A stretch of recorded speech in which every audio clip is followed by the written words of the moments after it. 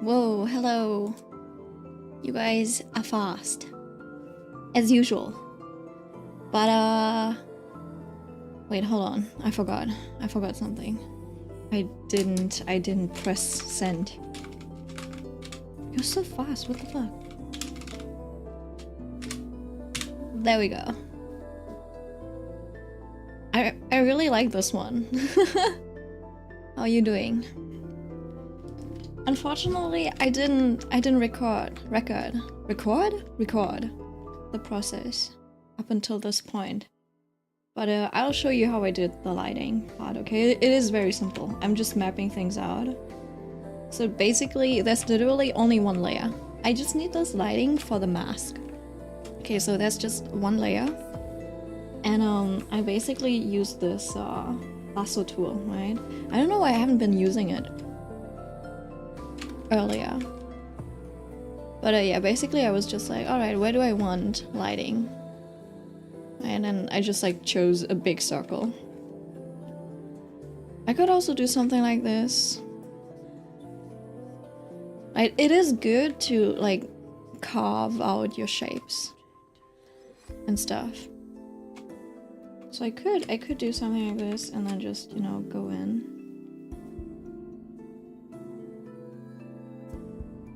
And then I just like take away shadows where I don't want them to be.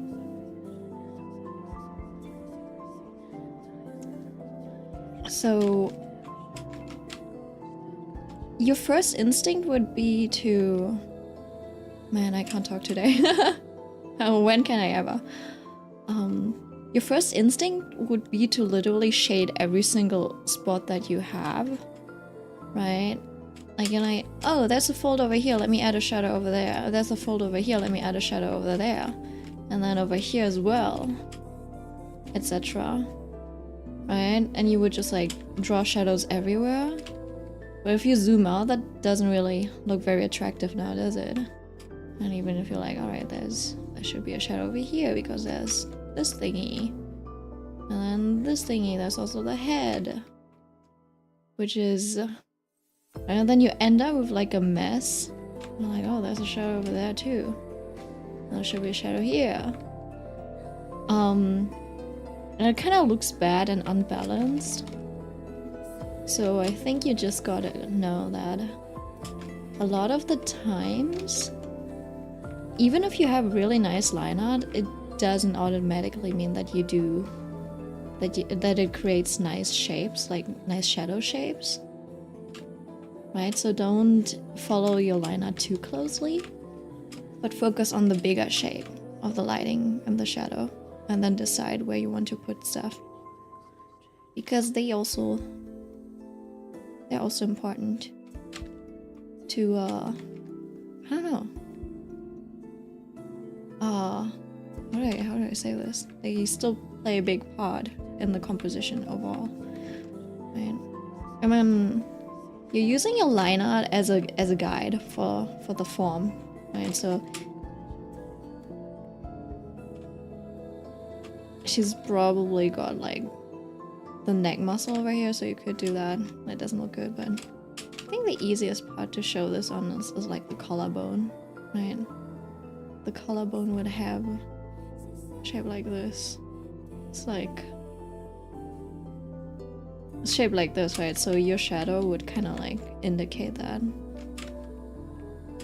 And then, so I think in this case you should probably focus more on the cast shadows that are cast. Like there's lighting coming from over here, and then it's gonna hit the body, and then you just like draw shadow shape according to the shape of the body, of the surface that the shadow falls on.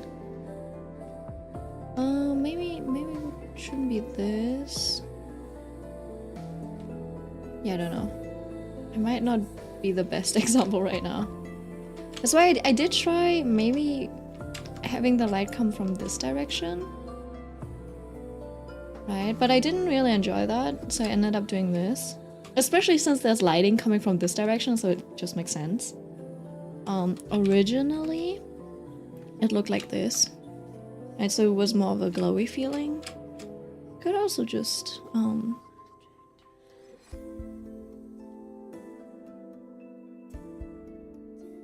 go for lighting over here. And it's just like really low, like the sunset and stuff. But then the focus would kind of be on the shapes of the hair in the back, right? And like there isn't really any focus point over here, and you're like, why am I just looking at a mass of hair? So like that's a little confusing, and that's not really, there's not a lot of purpose in it. Oh, hi Em. I'm trying to explain my art decisions right now. I like, imagine if I lit this up. It's just really nice. But you're like, why am I looking over here? Like, what's so interesting about this part? And then the interesting part, which is over here, is like, it kind of counterbalances it. So now you have 2 focus points, which is not bad. You can have 2 focus points. But it's like, alright, where am I supposed to go? Now let me show you why. Let me show you why it started off like this. Let me show you the inspiration for this. Fuck, I forgot the song. Ah, Tori no Uta. Tori no Uta. There should be, you know what, can I? This one. I was inspired by this artwork. It's got like a really nice vibe. It really feels like summer, doesn't it?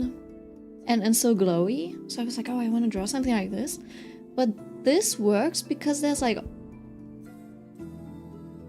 First of all, the dress almost feels like a cloud.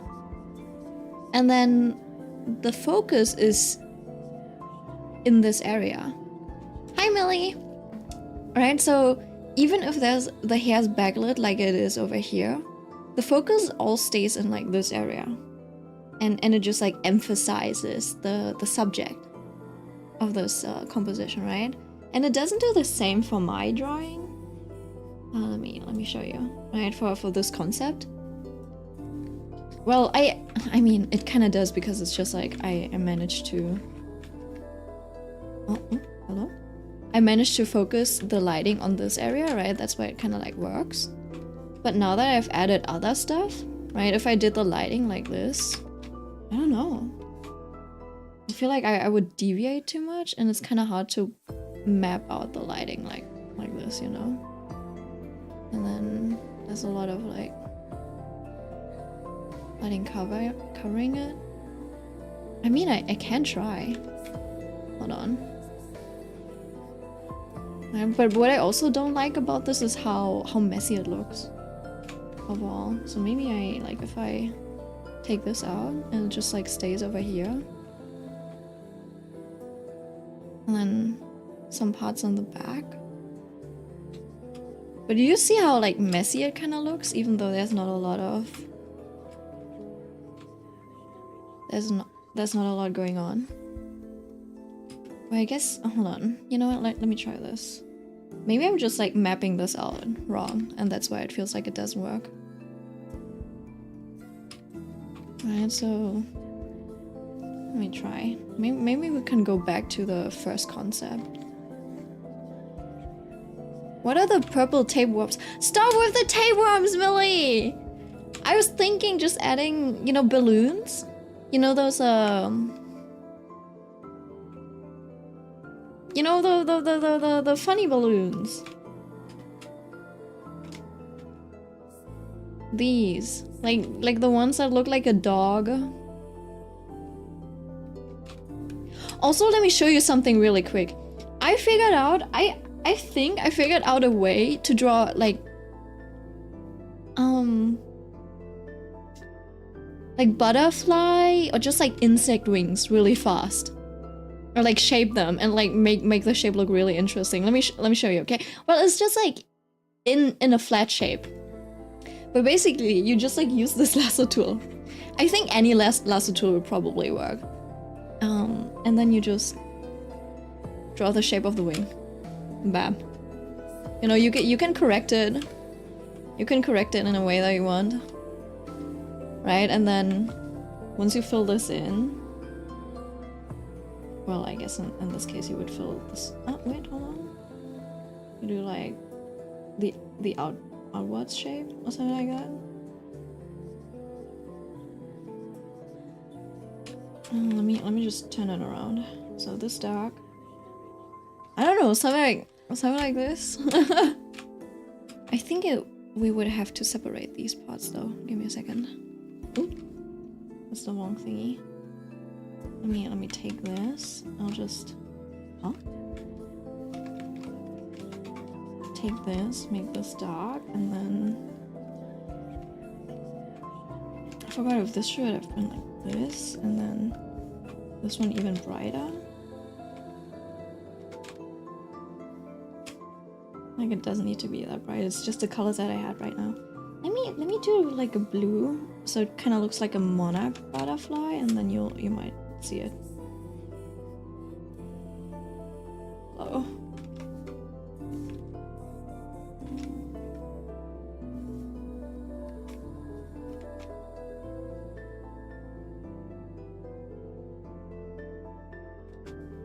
Right? Like, doesn't that look like a butterfly wing? Obviously you can, you know, you have to edit it a little afterwards, but it's just like really fast in getting these shapes. You know?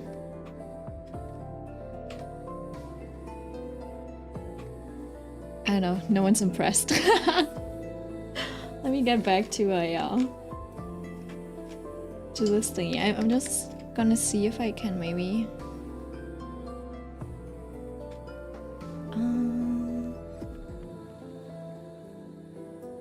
I was warming up my milk, sorry, Lamau.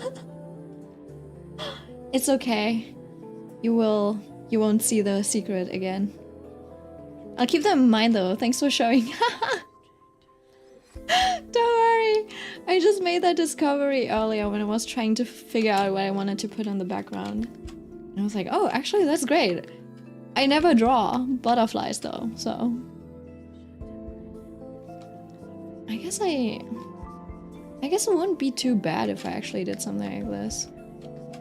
Right.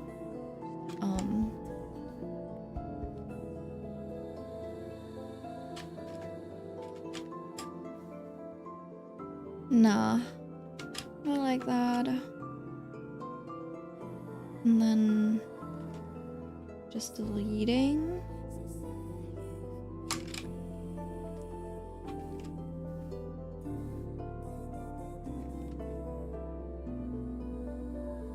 I think the lasso tool is kinda goated.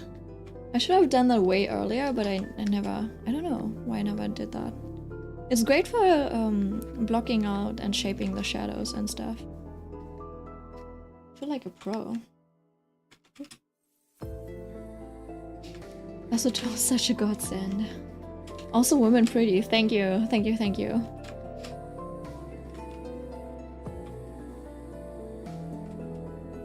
Hello?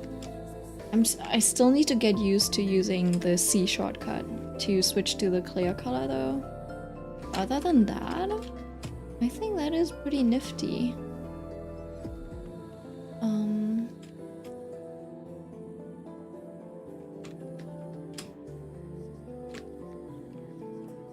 Yeah, but I got good and bad news for myself. And you heard already. So good news is I do not need to work like I don't need to crunch anymore. No more 40-hour weekdays. Bad news? I gotta start looking for new jobs. But yeah. Well, this is also not too bad, but it doesn't have as much impact. Oh my god. Hi Cody meh. No. I think overall it's okay. Right? I'm not too devastated. Like it's kind of been coming a little bit. Like it's been on the horizon, and I'm the type of person to prepare for the like worst case scenario, even though I like couldn't really do that for this one. and I'm glad, honestly.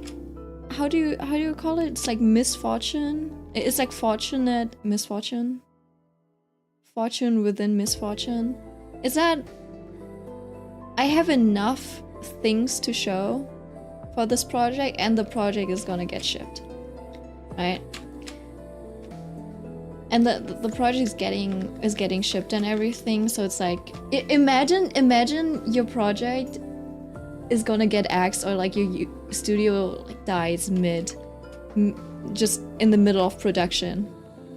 Because like when you're trying to look for a job, everyone's like, yeah, you need to have at least 3 to 5 years of experience, and you also need to have shipped like 5 titles. I'm like, great, love that.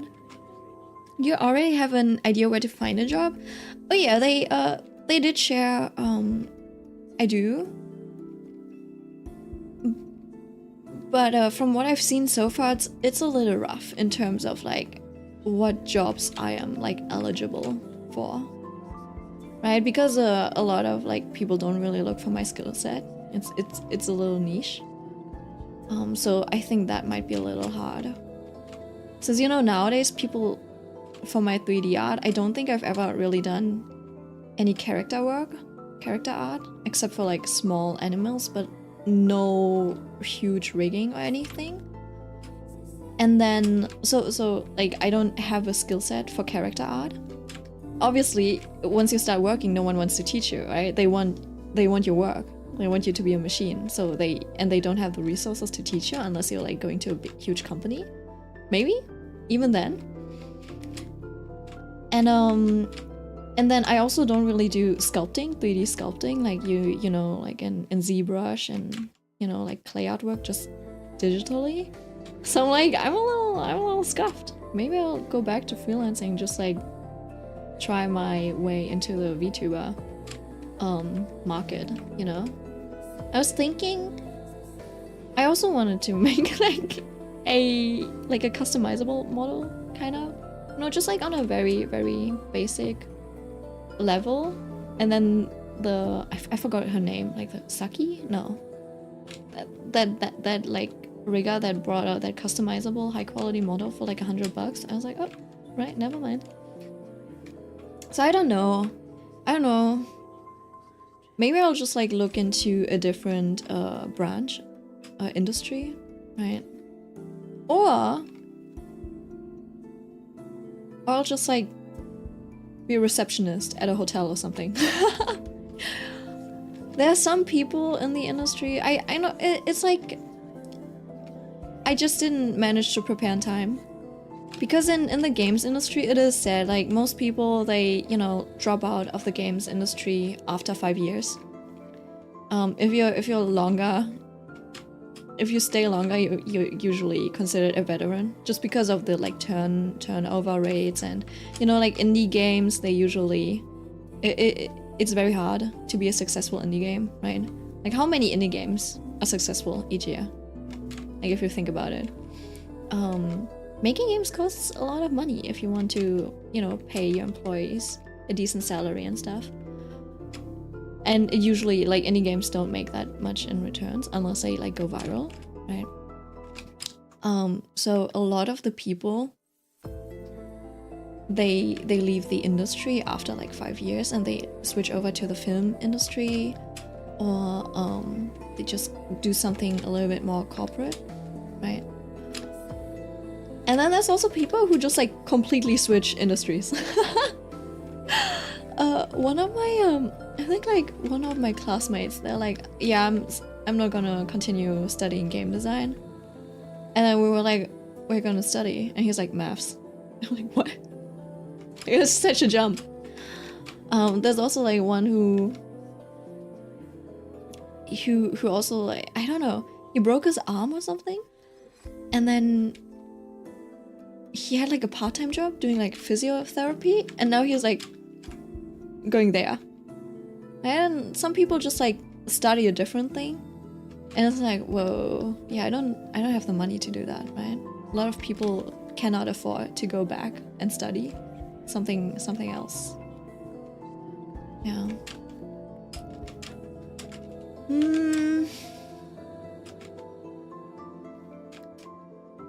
see, we can do an A/B test. You know, like this layer comps feature is like one of my favorite comps, not gonna lie. Like, it's so easy to make comparisons. I'm just like switching back and forth. This could have also been like a lighting study or something. But yeah, I think I still like this composition of this one more. Even though it's a little basic. Yeah, applying for entry-level jobs versus one of the job requirements saying you need at least 3 years experience in the field minimum. That is the entry-level job. And then, like, I'm also in this kind of weird state where I'm not actually a lead, right? So I don't have enough experience or like expertise to be considered a lead artist or anything like that, right? So I've basically been working entry-level positions for, I don't know, 5 years, right? And that's like a thing when you're when you're in indie, right? You gotta be very like independent. So you gotta think for yourself, have a lot of critical thinking. I think I'm bad at that. I might, you know what? I might be a good worker bee. Just tell me what to do, I'll just do it. I'm probably just a like worker bee, if that makes sense. Not good if you want to be, you know, independent, if you want to make lots of money and stuff. But yeah, that's how I was raised, I guess. I'll have my parents to blame. They're like, yeah, just listen well, listen to your teachers, listen to adults, listen to authorities. I'm like, alright. So I'm really good at listening, so I think I'm a good worker bee. But yeah, if you want to work, you gotta be like intelligent and shit, right?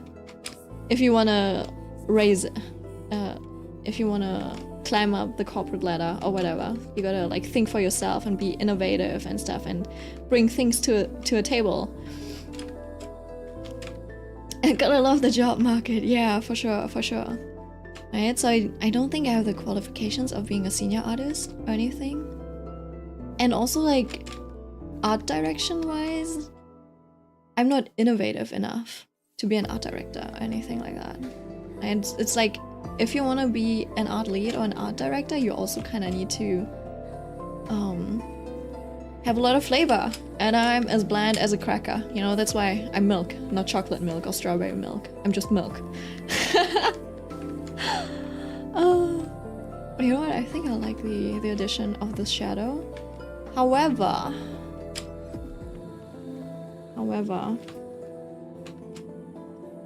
let me.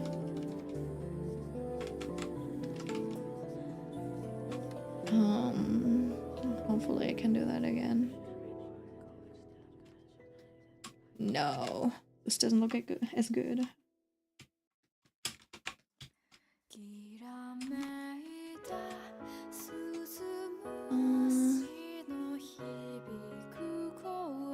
So yeah, I'll have to see. Maybe I can fake my way, you know?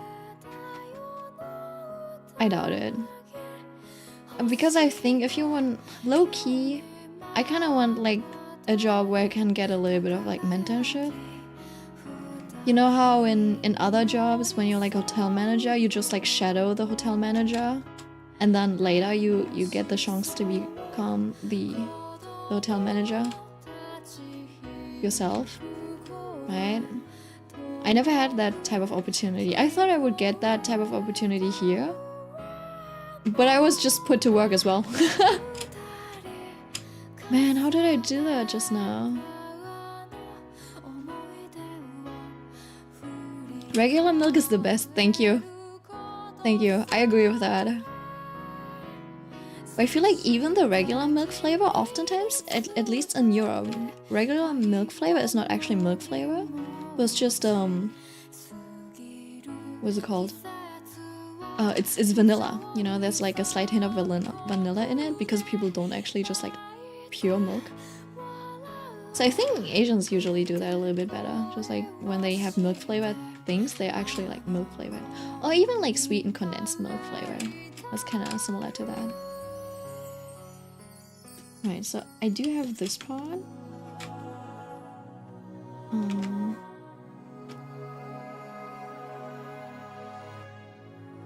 Let me do this.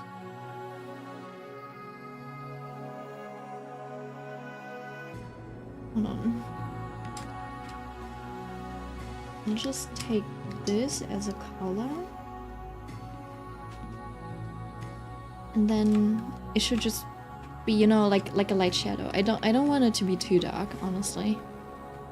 Like, I don't want it to distract. Or should I? What I could also do is give her like a glove or something.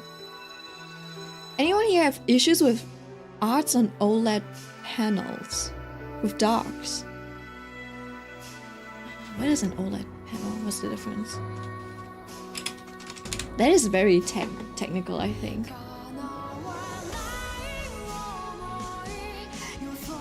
Like, who has an... Is it too bright or anything? Because I don't understand.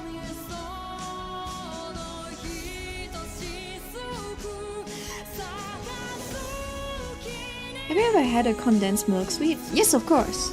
Of course. I love sweetened condensed milk. I'm Vietnamese! We put that shit in our coffee! The LED on a panel can completely turn off, so you can have complete blacks. That's great! Why would you have a problem with blacks then? Wouldn't you have a problem with like making your art too bright or something?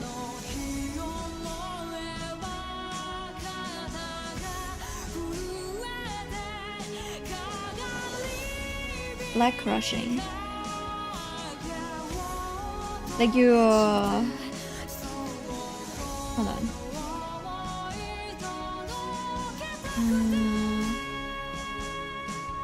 Like you're accidentally doing this, you know, where like... Where everything just like fades into black and we're like, wait, I didn't want that.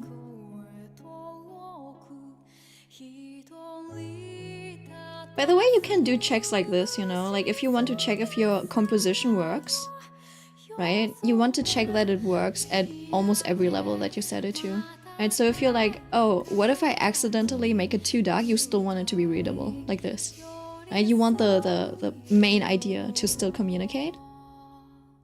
Right? So even if I crush the blacks up like this, it's still readable and you still understand what it's supposed to be. Right? And then if I go the other way, I just like make it really, really bright. You can like it, obviously it's still, it's a little weird. So this one's a little bit more difficult because you don't have as much of a range because it burns out faster, but you're still like, all right, I can do it up until here. People will still read the idea. Right? So if you have good composition, you can get away with a lot of things. The pixels turning off models dark colors. That's interesting. Honestly, I don't know about that. I do know that there's a difference between using the triangle and the square color. Because this one also models dark. This square also models colors a lot. Because if you think about it, right, we only have 3 variables when it comes to color. How bright they are, as like how we understand them linearly, okay? We only have three sliders, which is lightness, right? Hue and saturation. Right? So you literally only need these basically. So this is one slide. And then the saturation basically from here to here, or any other point for that matter, right, is how saturated something is. And then you have the wheel for the hue. So it would actually be better if you use the triangle, just logically, okay? And it also improves your colors, as in it doesn't make it as muddy, because now you have this whole range. And it's kind of difficult to explain why this one isn't as great, because you kind of just want to go this way, right? And you're like, oh, well, it still makes sense to do this, right? To go from left to right, so it's just a matter of like reading things. But it's like you don't actually need this whole area. So there's a lot more steps that you can choose from that you don't actually need. Does that make sense? That's why this one gives you better colors. And I wonder if that also improves your issue with the blacks. But if you're already using this and still have issues, then obviously it's not nice. Sorry, it's more like the OLED turns off a pixel at a certain level of darkness, even if there's still visible color. Oh, I see what you mean. So you end up with characters with black hair sometimes looking like they have a void in their hair. Interesting. I guess the only solution to that is checking on other screens for you.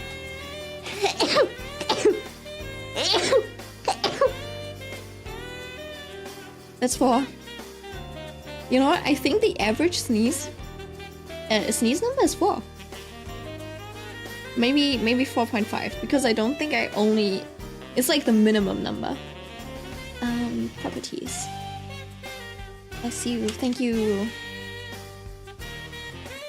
So yeah, I think you can. The only thing you can do is probably check on other screens. I still do that. Like my tablet screen is different from my actually like, color accurate screen, and I use that one to double check the colors. And I have like a screen that I've got from work, and that one also has different colors. I tried to match them as well as I could, but it is still pretty different overall. So yeah. You know what? Maybe I'll keep this. And then maybe I'll just like even expand it up until to this point.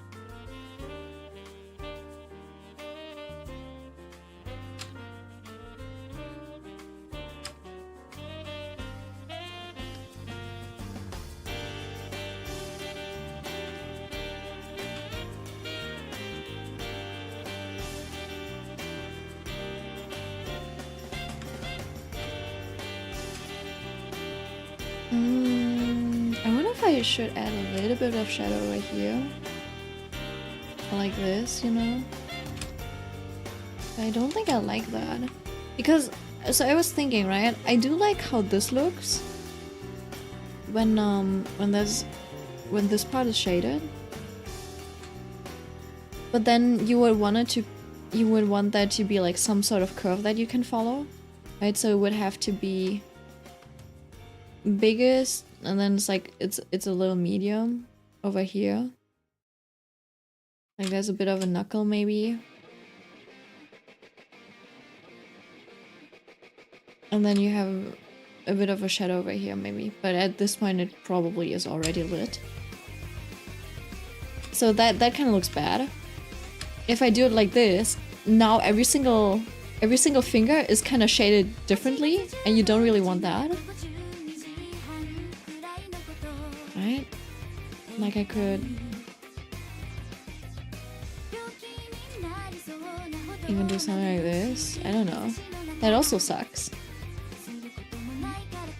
And then maybe I can just like fill that up and this up. Maybe that's okay. But then it also doesn't make a lot of sense. I guess a lot of it doesn't really make sense, but still.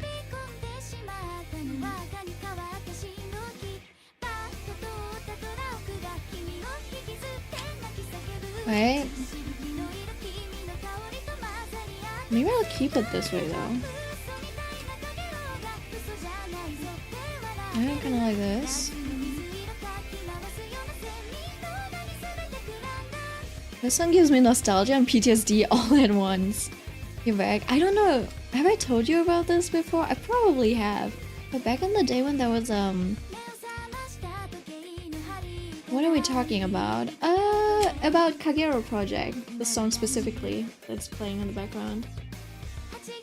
Back when I was in school and Flipnote Hatena was a thing, I was you know what, let me choose this and then I'll just like erase it.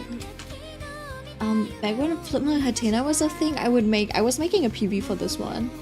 It was basically like a 1 minute PV, and I was on Flipnote Hatena. If you recorded a minute of sound, you could draw exactly 360 frames.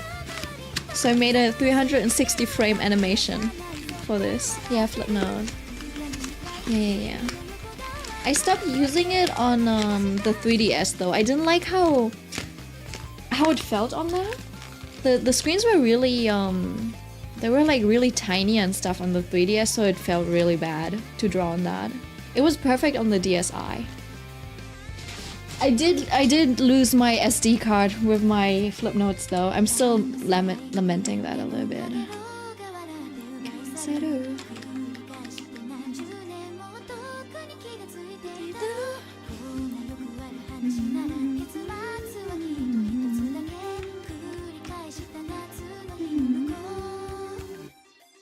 This one's still my favorite Kagero project song, I think. Alright, now that I have your attention and the shadows, I think I should... You know, I should apply the colors to this. So now I have to do the basic block out. And this is the base. Now how do I do this? I'll take this. I'll create a new folder, and then we'll just go in.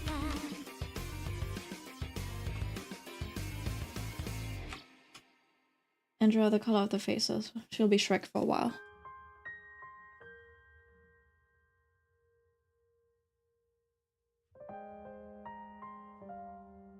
I swear there was like something that I wanted to talk about, but I forgot. Honestly, the news of the studio probably just like, you know, closing and work on has been occupying my mind a little bit. Like, what did I do? What did I do last week? I feel like there was something that I did. Oh, you know what? My clay stuff arrived. I just got a package and stuff, and my tools arrived for working with clay. So technically, I could start making, just playing around with charms and stuff. I just think I'll still be busy for a good while though, until I have the time to actually do something with it. But I can probably make like a clay ball, a little clay ball charm, which is really fun. I'm looking forward to working with it. The only thing that still hasn't arrived yet, I think, is some UV resin that I want to use to glaze. I was too lazy to look up what type of glaze I can use, so I'm just using UV resin. So yeah, I'll probably just be making a ball, like something ball shaped. It kind of sounds a little wrong when I think about it. Wait, what the fuck? What did I draw? Like this? A watermelon? I'm not a fan of watermelon. Tomato. Yeah. I think I want not a watermelon, a tomato, something like that. I might actually start making my own like fridge magnets. I like to stuck stuff onto my fridge or something. And then maybe I can buy like a magnetic board or something, and then I'll hang it up on my wall. What clay did you get? Damn, Millie, that's a loaded question. Wow. It might have been like the Fimo, something Fimo. I think it's just air dry clay. I have air dry clay, but I also ordered some PVA glue, so I can try out making like porcelain clay. Which personal question. Sure. So air dry clay for just like some basic things, and I'll also try making some porcelain clay, or what it's called. Because that one looks close to like polymer clay. I think I've used polymer clay for sculpting before, because we had to make a sculpture at my school. And we use Sculpey and stuff for that. And you have to bake that stuff, and apparently it's a little bit more pricey and like difficult to work with, right? It's a little bit more involved. So I'm like, maybe another time. Maybe I'll just like DIY my own clay for a bit. And just like see how I like that type of texture compared to, you know, like air dry clay and stuff. So I'll do that. It was just like $5 or something for this bottle of glue, which actually is a little expensive for a bottle of glue. Oh wait, I was just supposed to mask out the skin. This is not skin. Fima's nice, yeah, but I somehow can't handle it. Oh, it looks like you need a lot of like... I guess Fimo does look like you need a lot of tools to work with it. Looks clay art will begin. Yeah, I think it'll just be a hobby though. I don't think I'm like good with my hands or like have like great ideas to make clay stuff, right? And I don't really have any like mascots or things that I'm obsessed with. I think the only thing that I'm obsessed with is sailor suits, sailor colors. So I guess I'll make that my whole personality. Food charms are cute. Yeah, I know. But I feel like everyone's already doing those. So I feel like that's a thing that I'll just be making for myself. Right now I'm just like thinking about what kind of like things I can monetize, which is see, when you're like broke, that's all you can think about. You're like, alright, how can I have fun while still earning money so I don't end up on the streets? Does that make sense?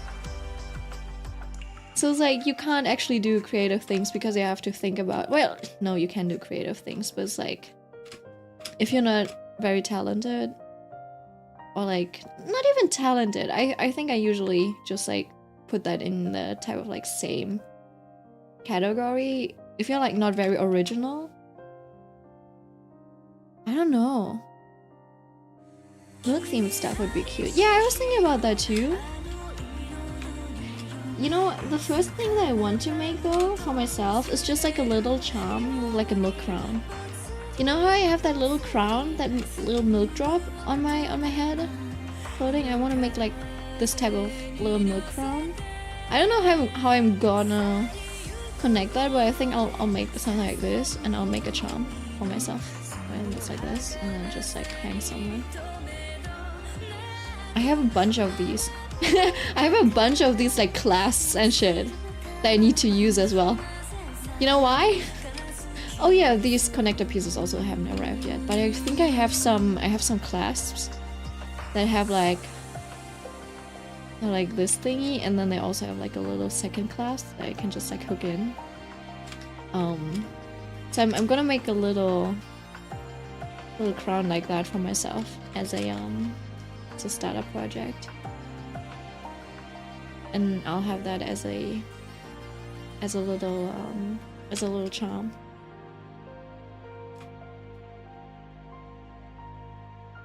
Your radish moon? Oh, that one, yeah. I feel like I've seen people. I've seen radish charms already though. Mandragora. But yeah, the suffering charms would be great. Just like the screaming ones. Yeah. I'll make one of those too, for sure. The thing with these though is that I'm like scared that they're too brittle, right? Like I can't make them scream like that.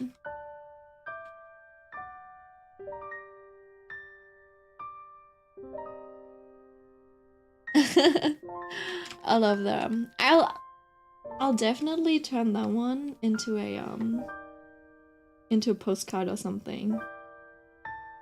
It was actually so funny. I was cooking on my 2 hours of sleep. Where is it? Oh, that's the print folder. I'm looking for just the suffering. Look at this. This is my masterpiece. This will be my legacy. I think I gotta fix up his head a little though. It's a little straight, so maybe a little bit more rounded like this. And just a little fix. Look at that. That would be an amazing postcard.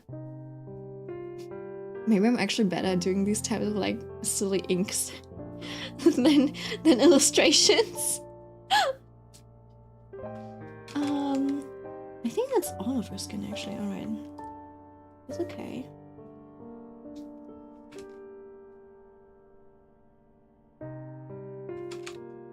Now we can do this. On the talented people I know are sleep deprived. You still haven't changed that view for me, Milk. I'm so sorry.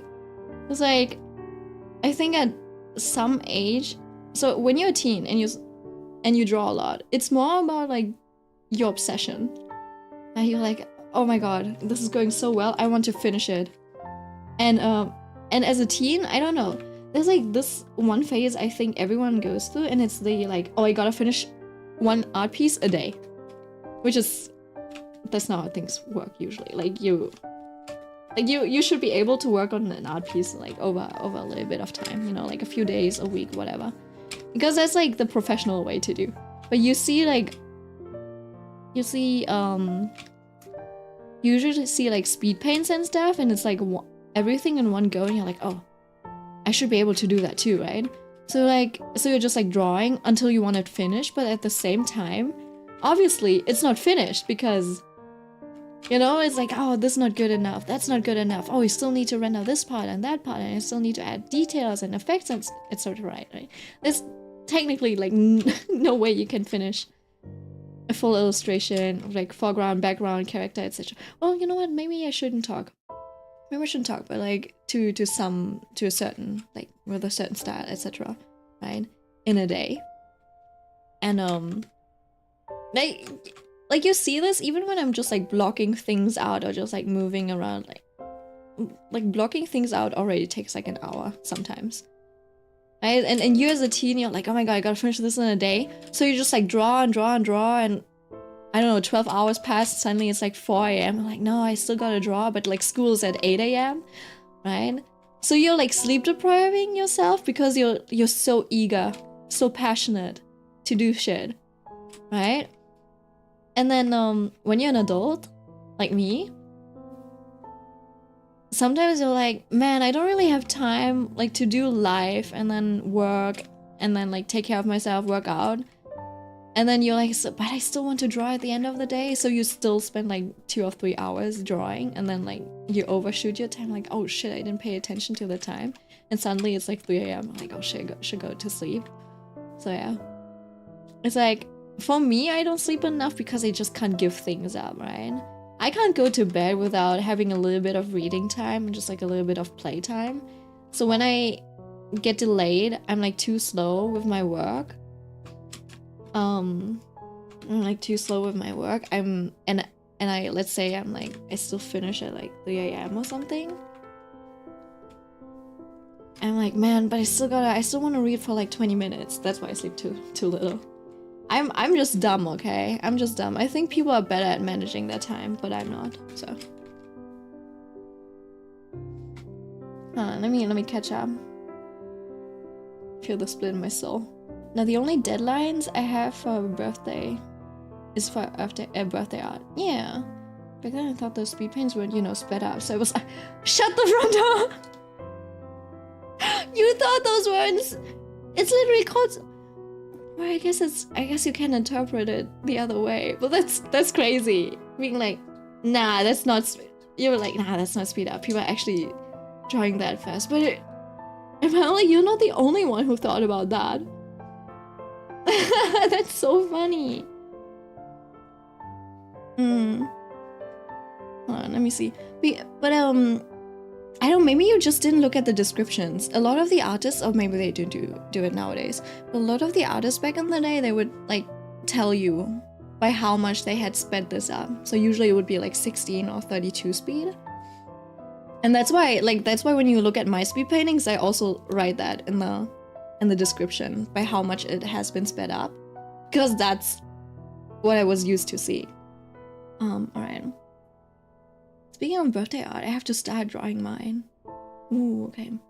I remember logging in once and finishing a piece in one day and felt like dying afterwards. That's so funny. I don't know what happened either. Yeah, you know what? Hold on, let me show you. I had that phase too. I think it was like in summer vacation. No, wait, that's the wrong one. Milk.debian on.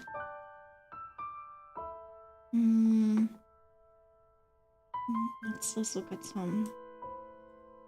I was like 16 or something, 15, 16. That was like there was like a week where I would post every single day on DeviantArt. And I was like, oh my god, I'm getting efficient at this. And obviously, if you look at it now, it's like, anatomy is so wonky. It was around this time. I think it might have been a bit earlier than this. Oh, this one. Yeah, okay.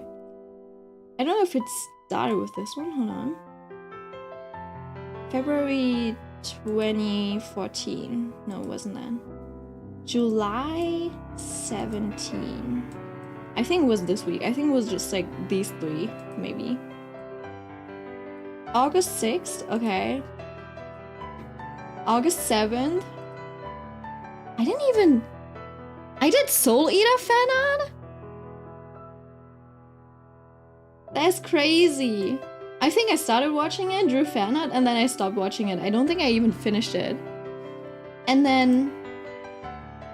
oh, okay, this is August 12th. But I think the other ones that I did in between, I might have stashed them because they were so bad. Or I might have not posted them. So August 12th. August 31st. This is like September, so this was like a month in between. Hold on, do I have the the Kaneki Ken might have also been in that week. No, never mind. August 15. No, yeah, that was in between then. July 13. What about this? April 14. Yeah, so the Kaneki Ken was also in that week. It was just like a week where I like pushed out a bunch of stuff. It wasn't like every day, but it was like 4 or something. Jesus Christ, I was a kid, okay, leave me alone. You have more than my entire life? Let's go.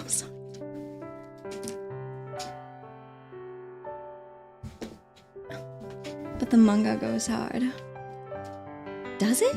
I do like the animation. You know what I liked about the Soul Eater animation? Or at least what I appreciated about it was that it's just like clean action, right? It didn't have any, you know, back in that day it was all about superpowers and stuff, right? So there would be so much like VFX and everything would be, you know, like, oh, fire power, ice power, you know, like type of Bleach or even Naruto with their jutsus, their different jutsus. And Soul Eater just had like, they had weapons and then just action. Obviously they had powers where they could, I don't know if they could fly or something, but it's like, you know that those Maka fights, she would just, you know, be swinging her axe around. It was just like really well choreographed. There was like no fancy shooting fire and stuff. And I think that's why it became so beloved. Yeah.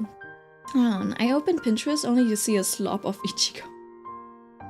AI slop of Ichigo. My day is ruined. What do you mean? Oh, come on. All these people are going, I started drawing when I was 5, when my dumbass started in their 20s. That's fine, that's fine.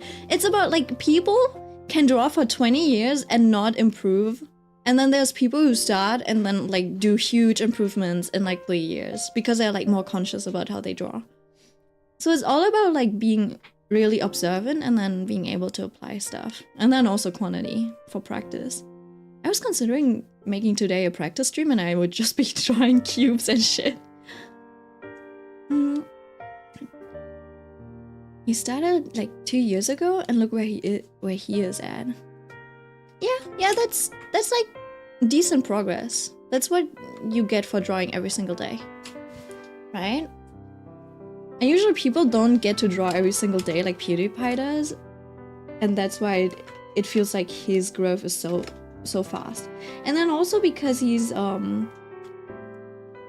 because he also has like the time and resources to be able to just like fully focus and stuff, and because he's like, you know, an adult and he can think about things. I mean, like, oh, like what's different about this and that, and like he can really analyze that.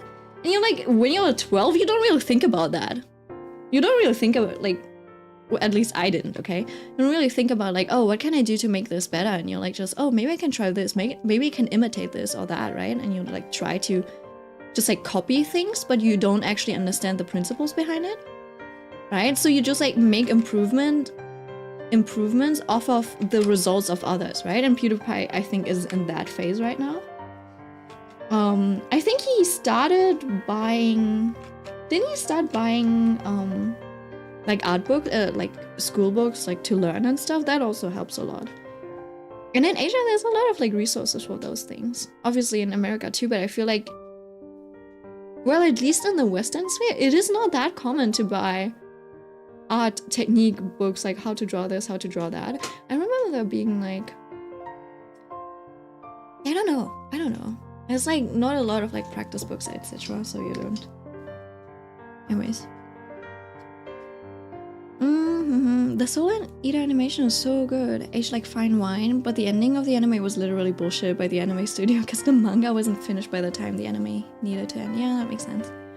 He has a background in graphic design ever since he was a teenager, so it applies a lot to his current. Yeah, that makes a lot of sense. What's going on? Why are you sniffing? Well, if you, I believe you, Disa. You got money, sniff. I mean, yeah, he does. Right, if you have money, you have time. If you have time, you can, you know, practice and like spend a lot of time studying and practicing. So it makes sense that he had a lot of growth within that year. I don't think you should feel bad about it. I think like most normal people would be able to, you know, improve like he did.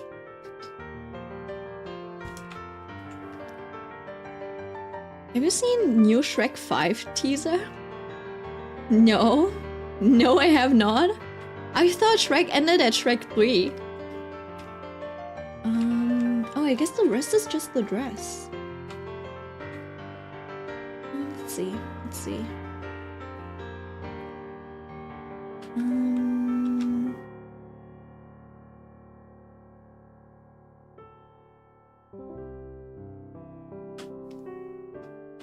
Okay, you know what hold on. Okay, so I have a theory, right? Usually, let me take this. Let me do the opposite. And when we want to shade something, right, we use a multiply. But I think that's not enough. I usually think just using a multiply on something is kind of like not enough. Because it obviously makes something darker. It adds a color or whatever, but I feel like in between light and shadow there should also be a difference in contrast. So I think on top of using like a multiply to just like change the color and the value, I think you probably also want to add like a levels correction layer or something like that. Let me do this.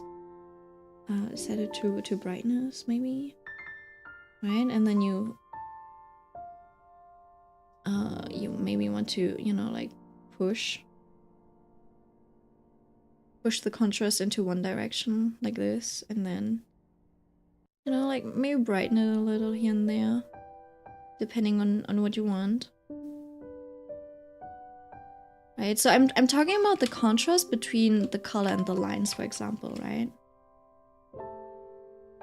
And you kind of want to adjust that type of stuff.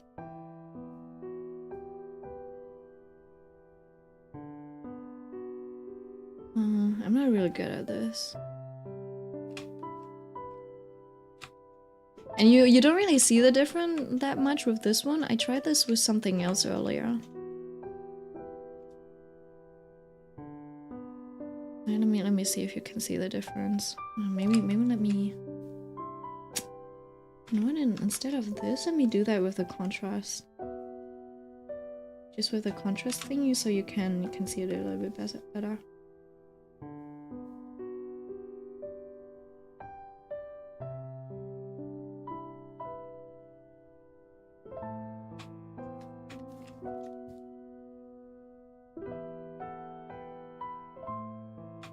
Right? Does that make sense? Right now, it's also just like getting less saturated or something like that.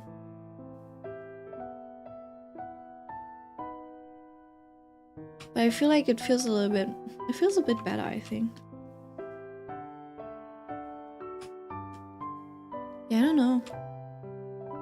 I feel obviously there's not enough contrast in the eyes right now, but I'm gonna paint over the eyes anyways, so. But yeah. So I have this, which I would technically use over this. And then I would probably also paste it over here, and then I could lower the contrast this way.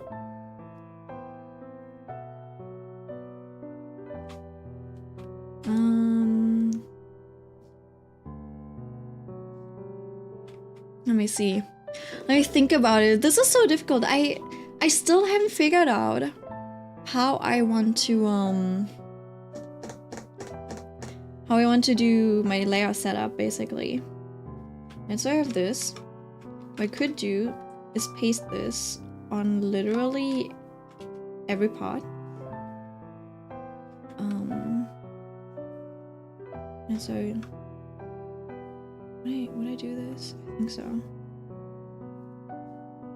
So I would do this. Choose this color. Switch it to that.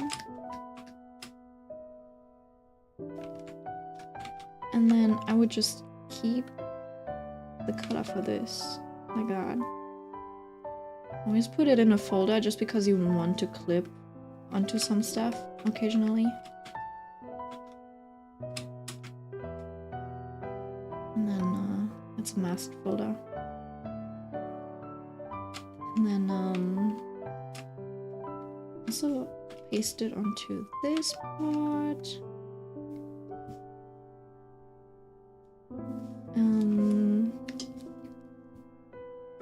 There's some here. Hold on.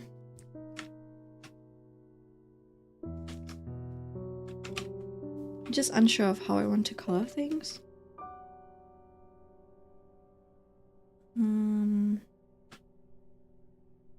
No.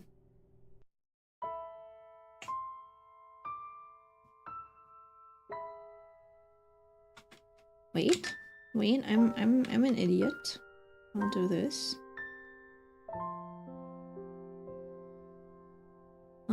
1 second. What is this? I think I need to delete. Give me a second. I need to figure out. I need to figure out the layering on this. Oh, right. I'm doing this. Putting that in a layer, in a folder, and then probably do this. And so I would do this, right? I'd have a paint over layer on this. So I don't know if this is good, but it would mean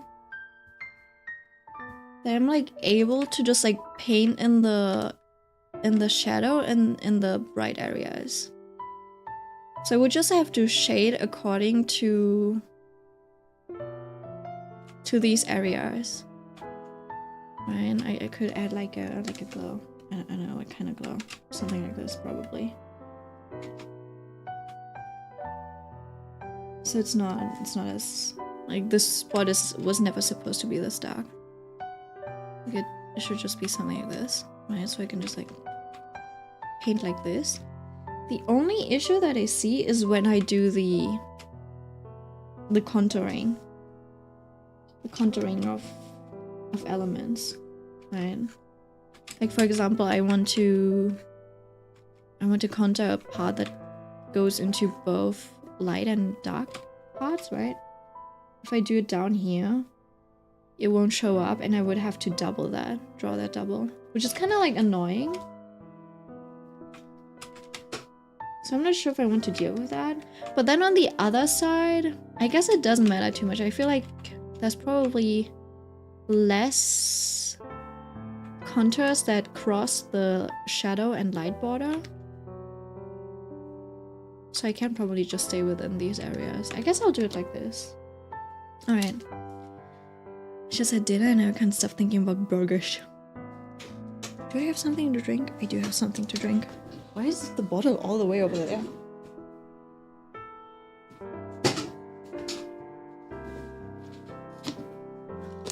Mm. I was a mistake. I do feel hungry, and now talking about the shadows. You like so like soft shadows? I don't know about that yet.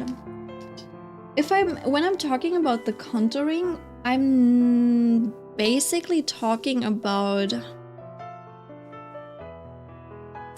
form shadows. Basically shadows that describe the form of an object without having any lights cast on it. Like not any spotlights or like sunlight or like light from a lamp cast on it. Nothing like that. So it's I'll explain it to you with like a ball, okay? You have ball. Does this look like a ball to you? No, it's just really flat, right? And now if I have so that's not natural shadows. It's kind of difficult to explain. You know, in the 3D world they call it diffuse shadows, or I think it was diffuse shadows, right? So they're usually like soft shadows, right? And so if I just describe the form this way, you know what?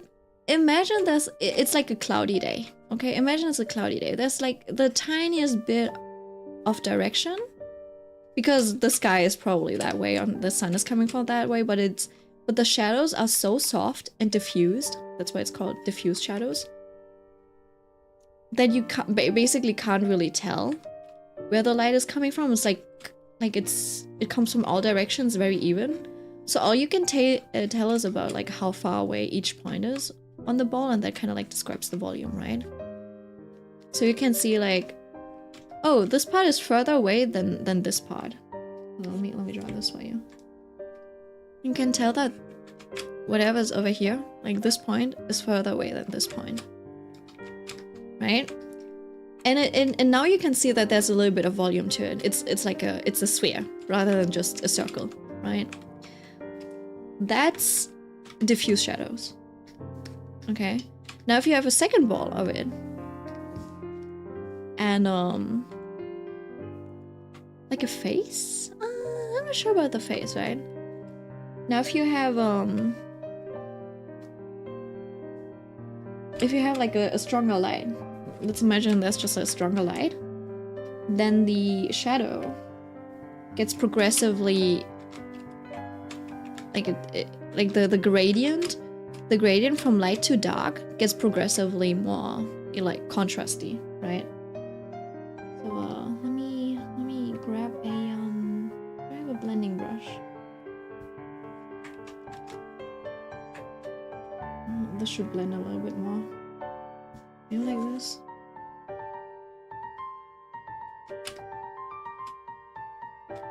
Alright, so if you have a stronger light, there'll be a bigger gradient from like dark to light, right? If something's shiny, this type of highlight, you know, we'll get a sharper edge. The more I blur this out, the more matte an object feels, right? You're like, oh, now it's like old and crusty. It's kind of matte. It's not shiny anymore. That's why when you do highlights, like the shinier it gets, it kind of goes like from big like this, to like super shiny, it's like this small. Wow, you have a DeviantArt? What? It's very old. I had DeviantArt since I was like 12 or something, right? So, and now you have a super shiny ball. And obviously, you know, on top of shininess, you also have like reflection, you know, from the bounce light if it's on the surface and stuff. And if there's like windows in the back, you probably see them in this like fish eye perspective, and etc. Right? So those highlights. And imagine there's like a stronger light coming from the sun, from that one direction. And now if you have a second ball that'll cast a shadow on it. I'll draw it from the wrong direction, so don't take this too seriously. Right? Imagine like this. As like a... Do you see this? Now something is casting a shadow on it. And that like starts, like in the end, it kind of like starts blending into it. It's like the strongest, obviously, where it's like the closest. So that also blends out. Right? So it's... Those are cast shadows. Those are the shadows that you get from being hit by light. Right? So in this case, you would have a stronger light somewhere over here. Right? Like light is hitting the surface.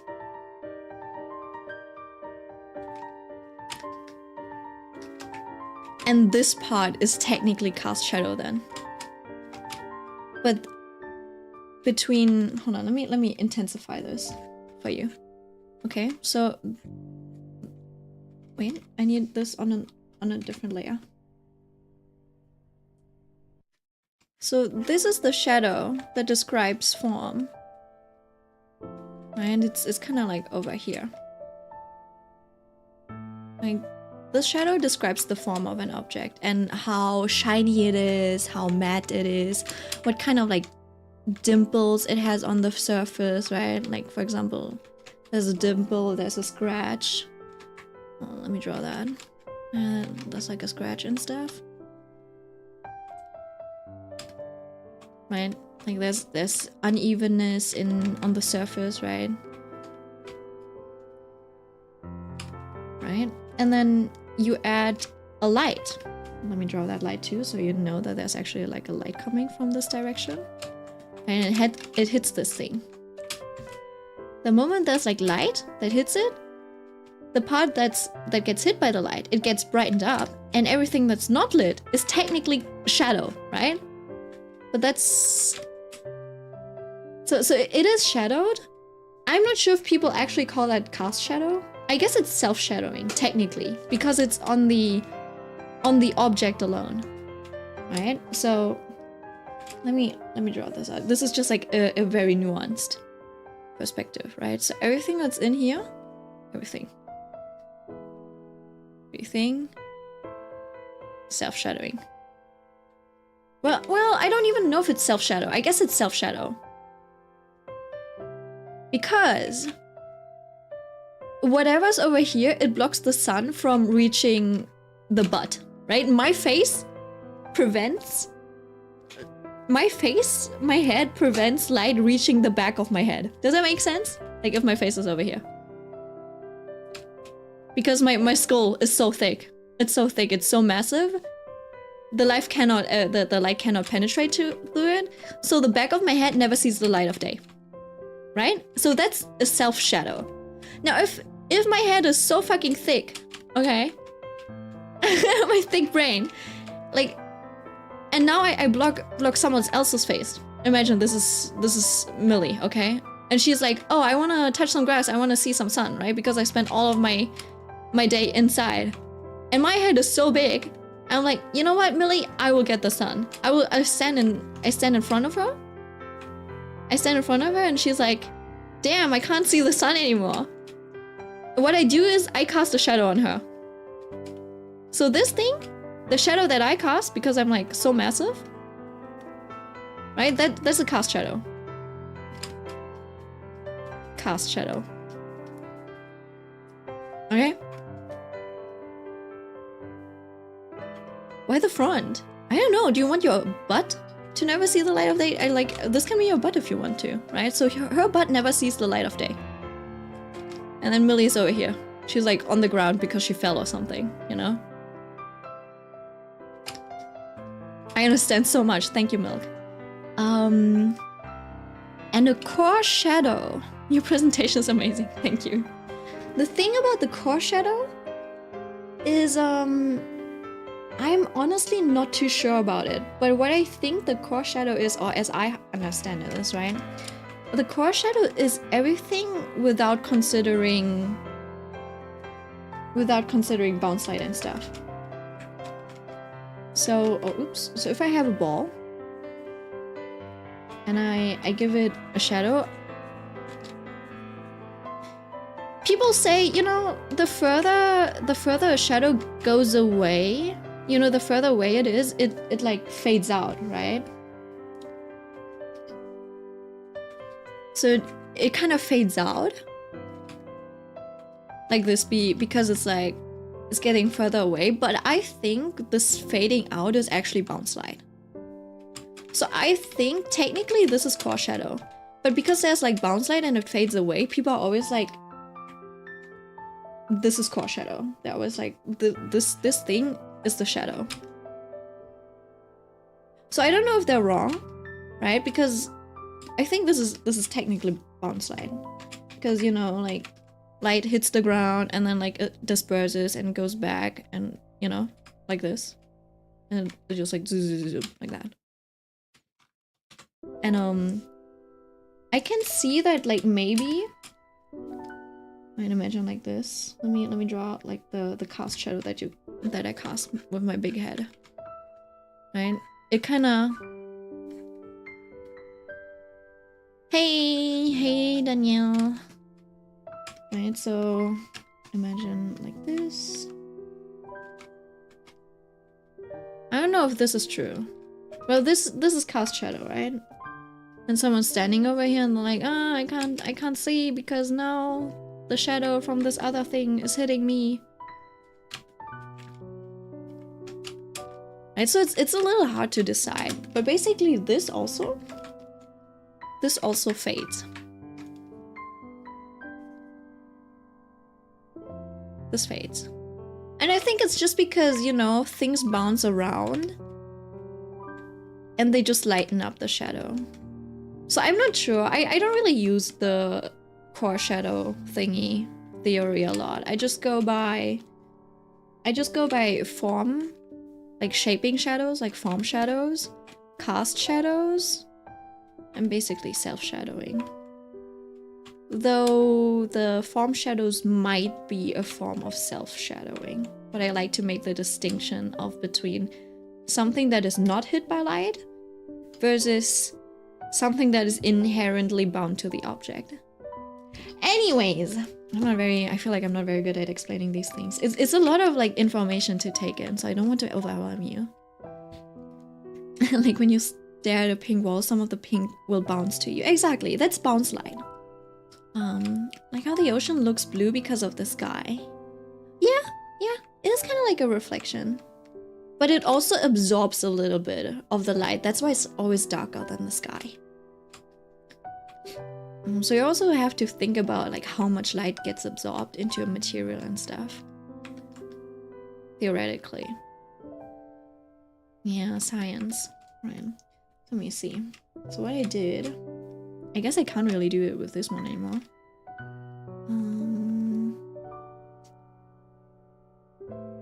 So let me just grab. So I'm doing a little bit of like the subsurface scattering, you know, the bounce light, because the light hitting your face, it's so bright that it'll bounce around, and so the shadows will get a little bit of more saturation and glow. Does that make sense? Right? Like her surroundings and stuff will brighten this up. And you can go a little bit more intense in some parts. So if I do this like really realistically, right, I would use the airbrush a lot and would look like this, right? But because we want to stylize stuff, and stylize is literally just about, you know, like making decisions on how you want your edges and other things. Instead of doing this, a lot of the times people just like, they just take a hard edge and they just like add this colored rim, and that basically like represents that subsurface scattering that you get from this effect. Do you understand? That's actually what it is. Femboy? Oh, it's Femboy Friday. Oh, interesting. Okay. I thought you were looking at this as like, that's a guy. I'm like, oh. I'm so proud. You know, like drawing girls is more of my strength than drawing guys. Right, so I wanna maybe...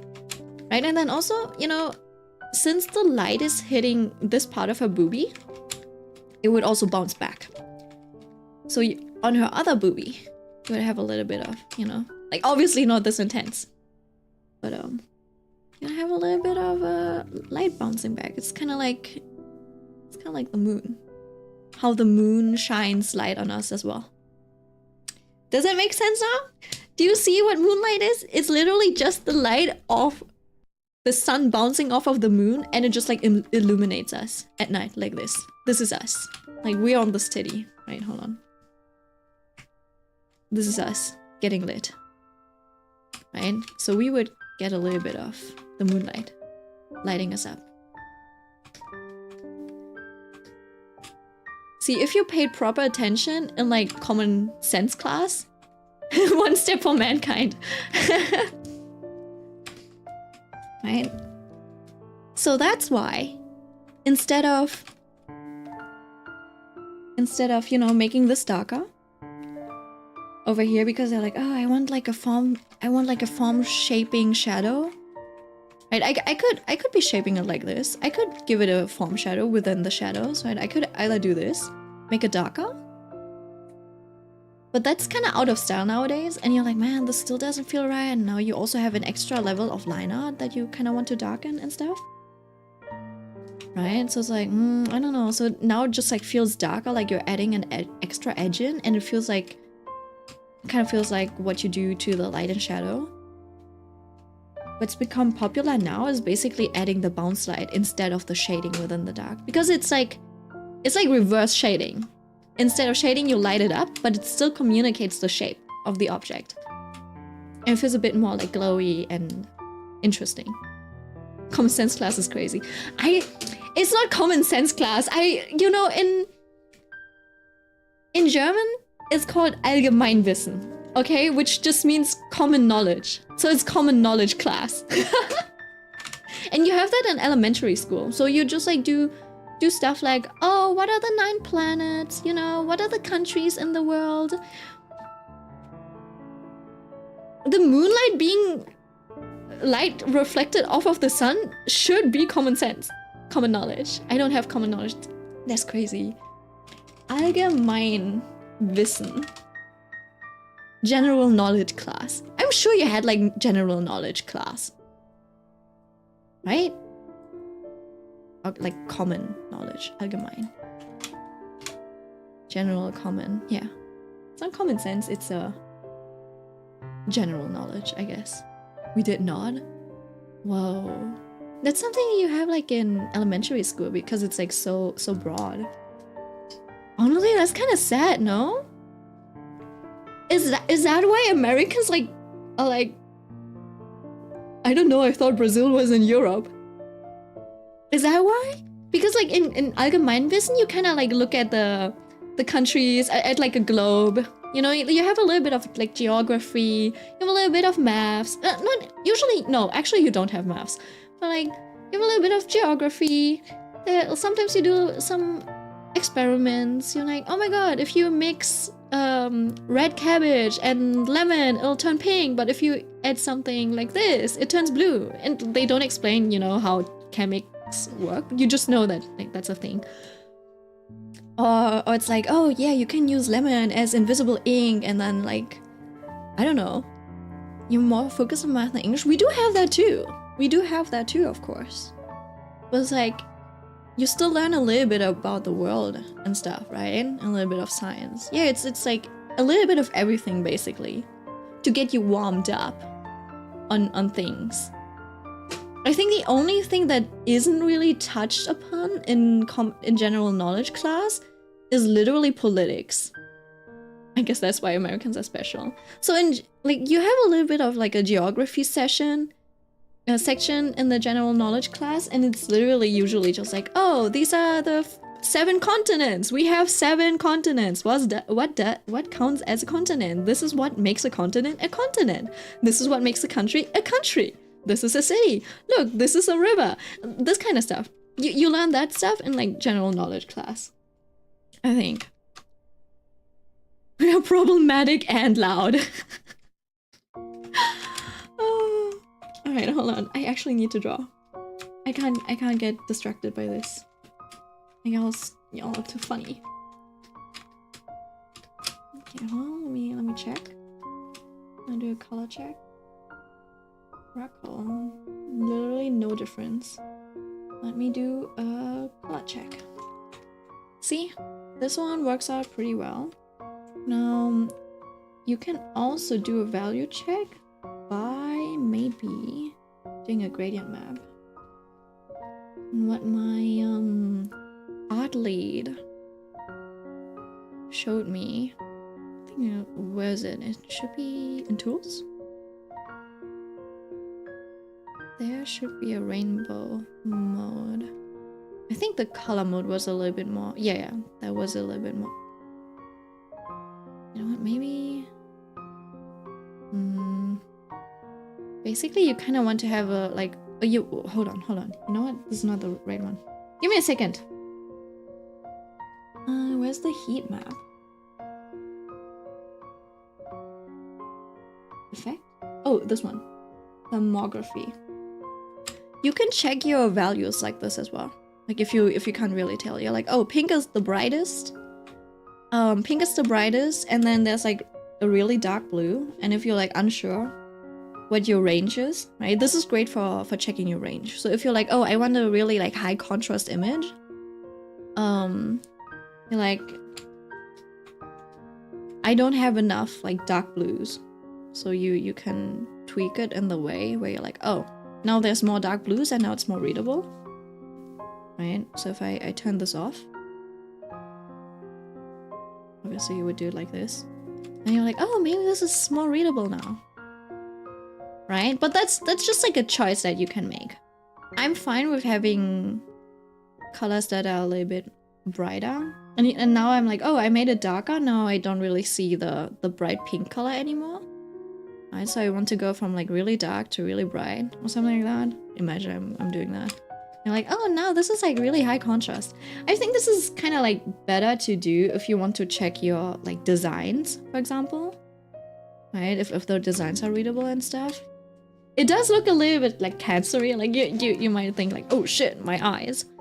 But yeah, that's a tip. In case you're like looking at this in black and white and you're like, man, honestly, I can't really tell if these are good values. Like what I started doing as well is taking the level correction. I don't think you were here when I was talking about that, Mai. Basically, I just crunch things to black or white. Right? And I make sure that it's still readable, even if it's like super dark like this, you know? Like I black out a lot of the values. I'm like, oh, is it still readable? Is the main focus still readable? Because that's usually where you want the contrast to be, like or like your groups. You want them to be shaped in a way that makes sense for your thingy, right? And even if I white it out a lot, even like to like really white, I'm like, oh, okay, I can still read that shit.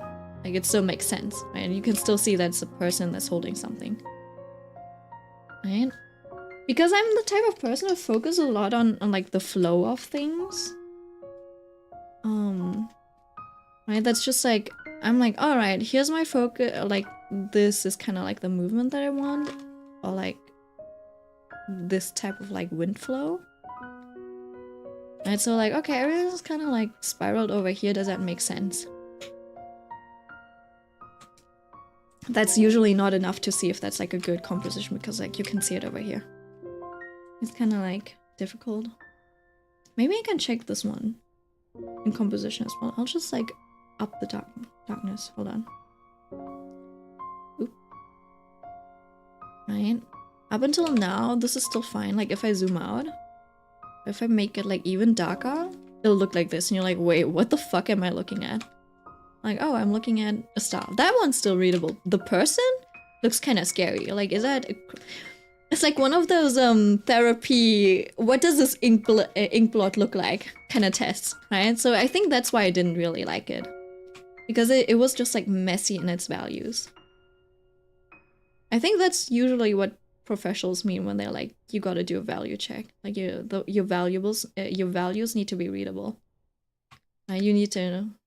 And they not only need to be readable, I think if you have an attractive value composition that is literally the best base that you can have. That's why I didn't go for this coloring, but I went for this instead, because this is like more readable. Anyways, home economics is an elective and barely anyone does it because there are more fun classes interesting, like art and learning new languages. Yeah, that makes sense. I love taking Japanese in high school. Having Japanese in high school is honestly kind of cool. I would start doing the value check too. Yeah, I should start doing it. I keep zoning out. Sorry, it's because I'm yapping, huh? Yeah, value check, I can do that too.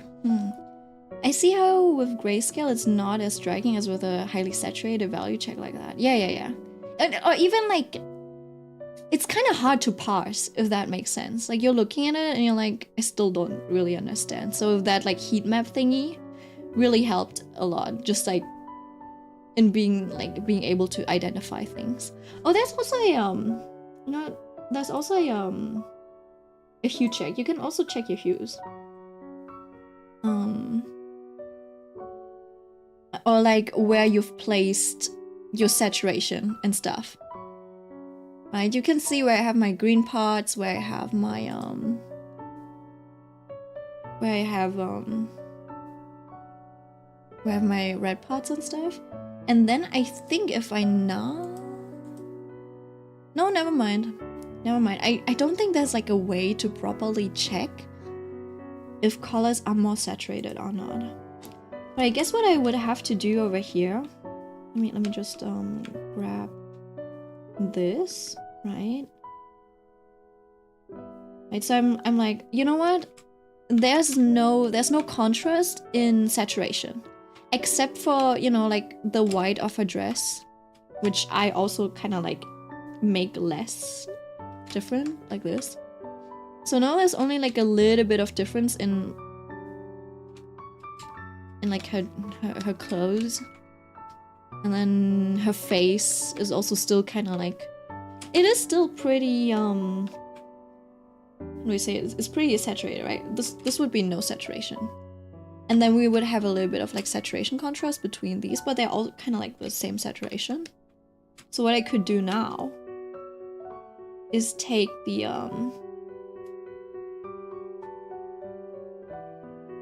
take my light area and be like, you know what, I'll make this less saturated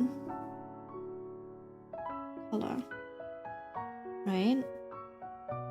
And now even if it's just colors like this, you can still read where the light is hitting, right? Which would look like this, which is I'm not a fan of that. I'm not actually a fan of this right now. It works better in like different scenarios. For example, like, okay, maybe there shouldn't be a contrast in saturation in the light and dark areas, but maybe you want it in between her as a person and the background, right? So maybe you want to make the background less saturated. Right, so I don't know, something like that. So the color pop out more, right? Because now I have a lot of like color that pop out, but they're like, I don't know. They don't really pop out against the blue sky. Right, obviously it does change the mood a lot, so you don't actually need to do it. It's just another tool that you can use and check. It'll be a bit more obvious when I actually like paint her eyes and stuff. Do I have the layer for the eyes? Yeah. So I'll do that in a bit. Let me show you. So what I like to do is, you know, I keep the skin and the like base color is desaturated now, so I can just like up the saturation on the actual like, shading and stuff. And because these are like smaller shadows. They are technically shadows as well, but they're like small and shit. Let me do that, right? And then I can just like build up the saturation, and that'll make things like feel vibrant and stuff. There's obviously a level of color contrast to this as well, right? Because I'm using a different color.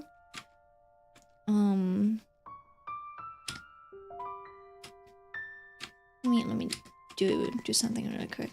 I'll just show you. Right? And then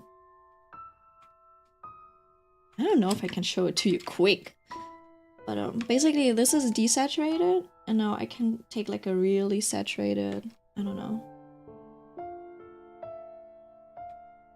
Let's see, maybe like really bright and saturated.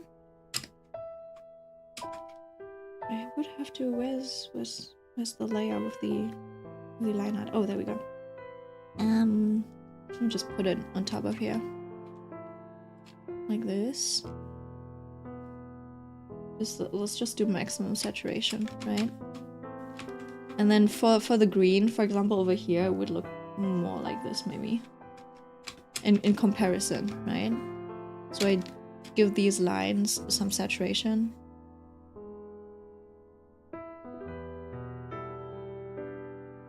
Right, and now there's a contrast in between saturation, just between these two colors, for example. So if I do the color check like this, you can kind of see how one is more gray than the other, and you can see the difference between these maybe. It's a little hard to parse, to be honest. It's a bit more obvious with other drawings. You know what? Let me pull up an example of artists.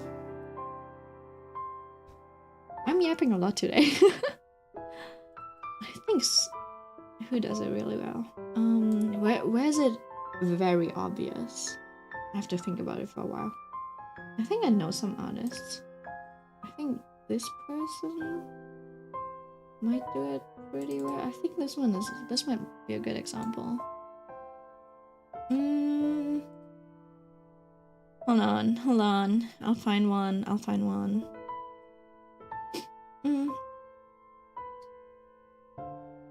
Maybe this Typhon drawing? Let me see.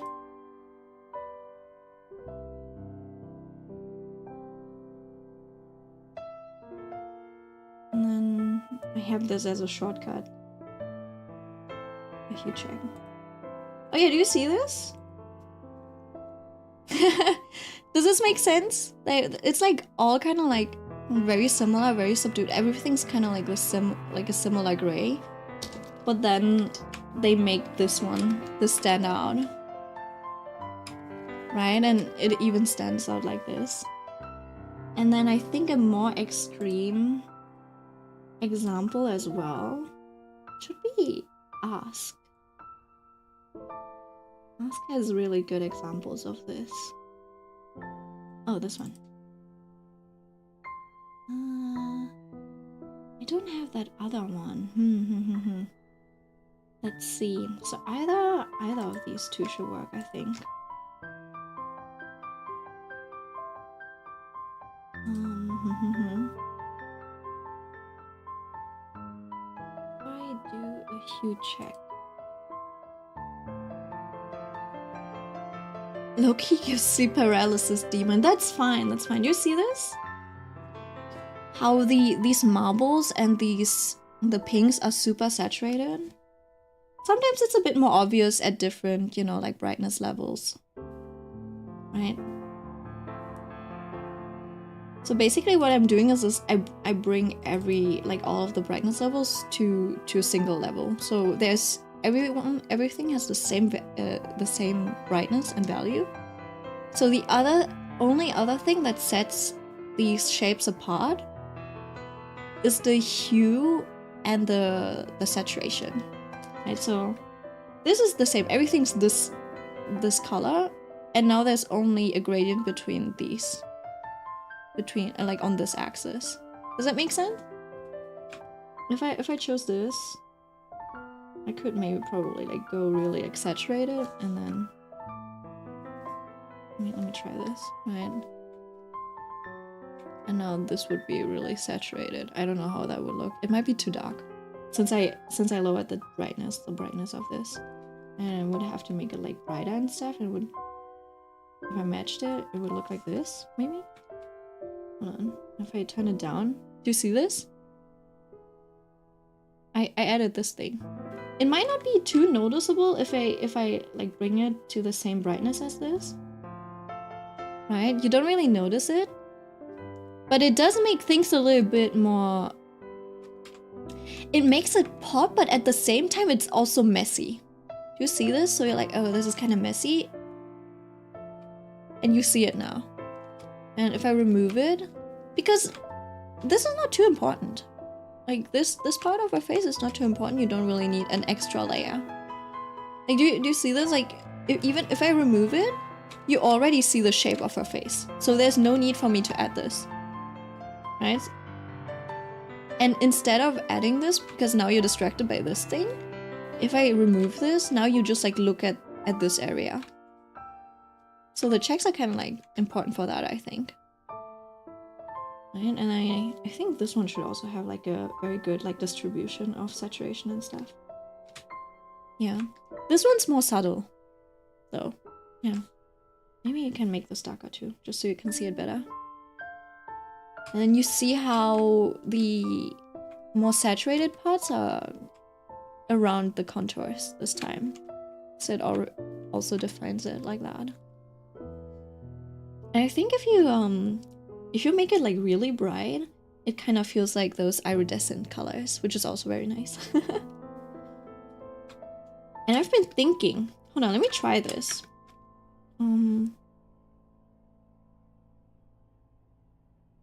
I was thinking that maybe if I take this and I do a new layer, when I think about it, it should be a fill layer. And I put it on brightness. Obviously not like exactly the thingy. This basically does the same thing and it lowers the contrast, and I kind of want to do that. And then now I can also control how bright I want this area to be. Right? And it kind of unifies the, obviously, like you can see it kind of unifies the values.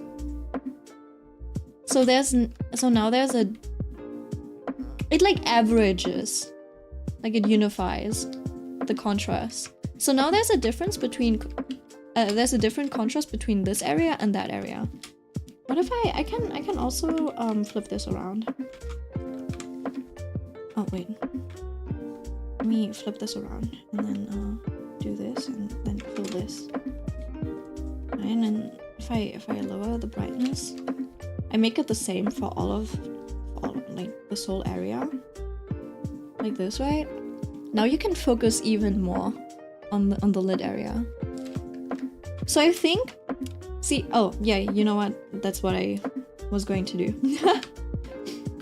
So instead of just adding a multiply on top of everything, you know, it just makes things darker, but it retains the same contrast because it makes everything darker at the same rate, except for when it like is completely black, right? So it's pretty, right? But there's it misses a bit of a vibe. So if you do this instead, like on top of that, you darken it obviously, but you also lower the contrast. Now you can still you still have like you put even more focus on the lid area. I think that's nice. It's so hard to explain, but I'm gonna try this. Alright, so I think what I'll do.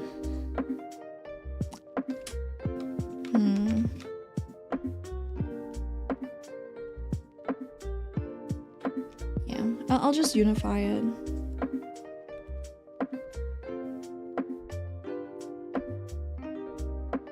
Does it make a difference if I don't have line?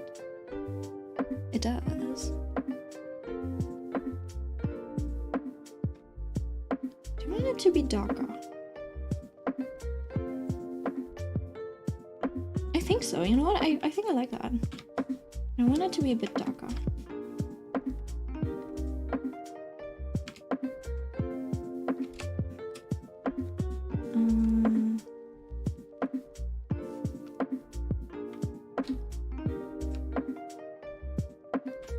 Let me paste that.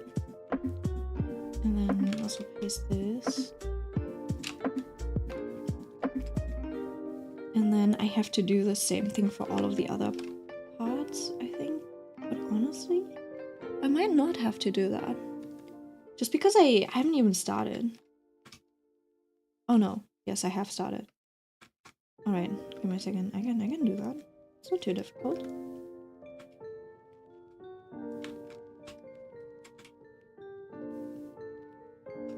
Let me do the check again. Do I want it darker? Do I not want it darker? So, see, I want it to be darker if I don't want there to be local color contrast. So I guess it because you know what, I'll add this, but I'll make this weaker. I'll do it like 30% instead of 45 or like 20%. Alright, that's a compromise. Oh wait, actually I guess it would have to be like this. You know what, that doesn't matter. I think that's fine.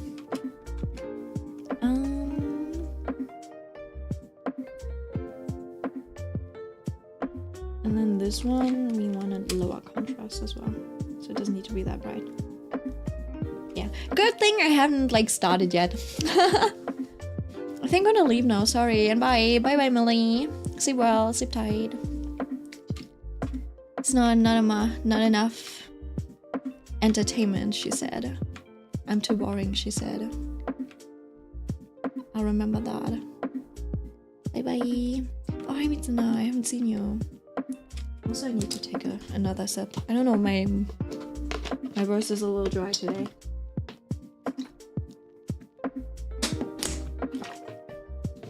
You've been dozing off too? Damn. When's your sleeping time recently? Oh shit. I'll keep the yellow. Actually, I have to check something real quick. Just if there's CYMK. Oh, that works. Okay. No.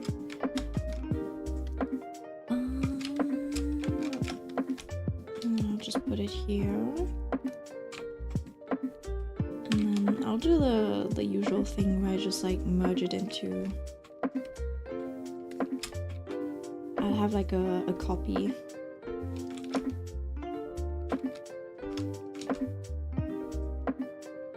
So like 60%, and then it'll have to be lower for other regions.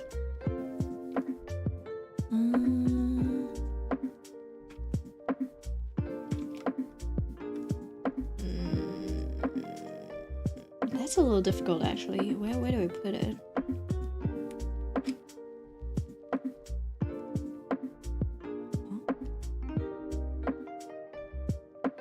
It's the face. Then why? Oh, okay, there we go. But technically I probably just need to make it like this color. And then I have a great. You know what? I don't need to make it that color. I think I can just put it on soft light maybe. It is really soft though. It is indeed soft light. I mean, it does make a difference, but it's also like, I don't know, it doesn't feel like it's enough of a difference.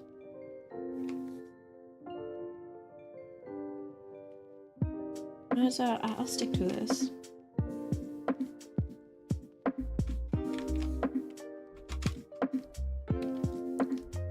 Just in case we want to see. And then I'm taking this.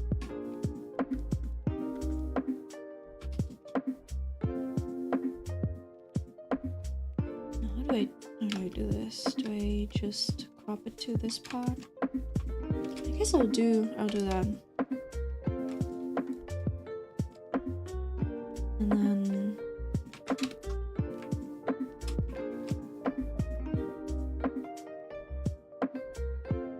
I'll keep it like that.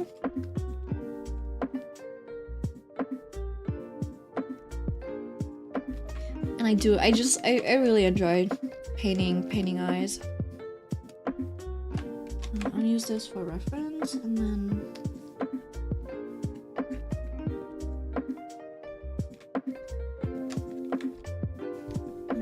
this one should probably be 50% just because I'm shading and I like to layer things.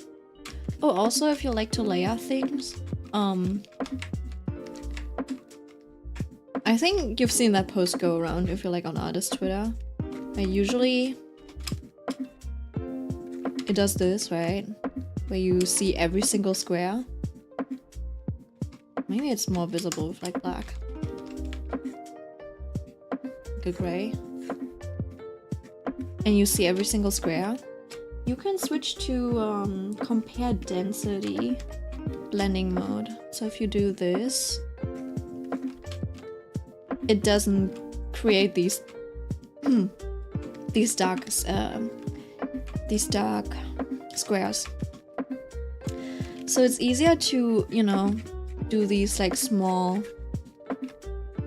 strokes and just like build up. It gives off a more watercolory vibe, I think. Like if you want to build up things that way. Like, oh, I don't like this, I want to add a little bit more. It's a little hard to show with this brush. Oh my god, wait, hold on.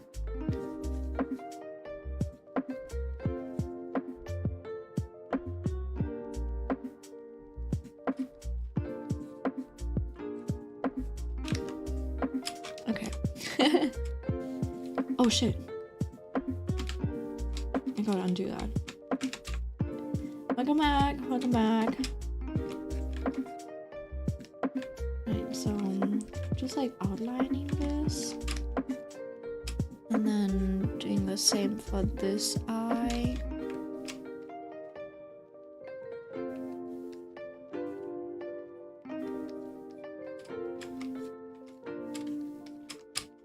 For this one, I think it's important to just do this as farm shadows. Just like communicate the shape of her face and her features. Just emphasize parts of her features. This is the most chill part, and also I think the most rewarding part about drawing. Because it feels like, ah, this is rendered.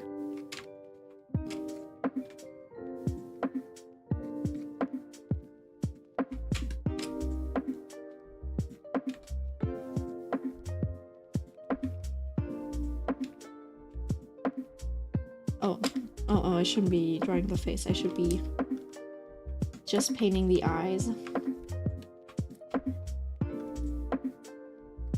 then turn that off.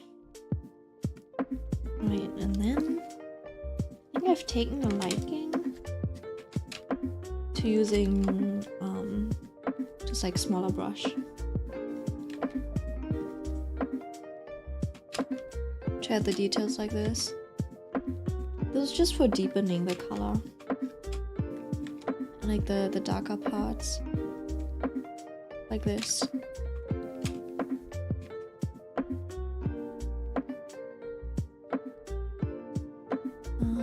Like start and ending of a stroke, maybe.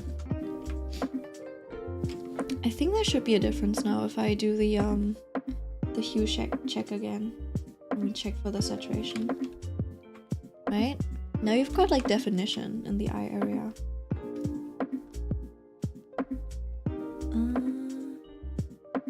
If I turn these off, it looked like this before. And then this is the after. And it's starting to look a bit more defined.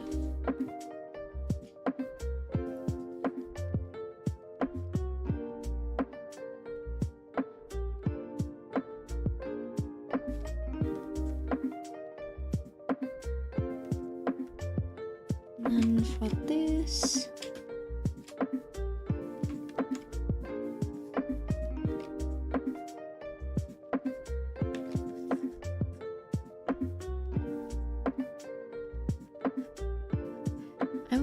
I'm gonna try to finish this. Like I'll try to be Cinderella.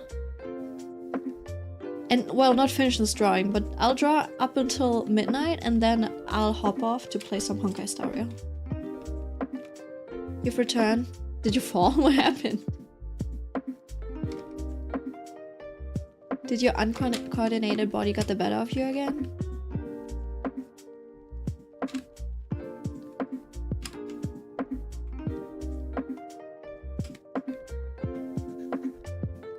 Oh, why is it like that?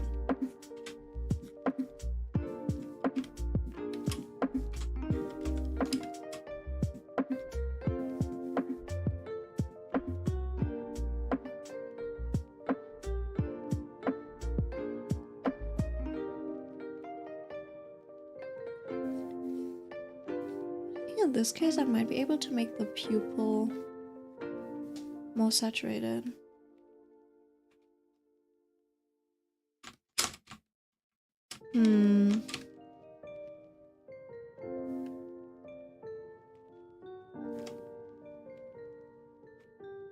What's going on? Oh, it's the compare density.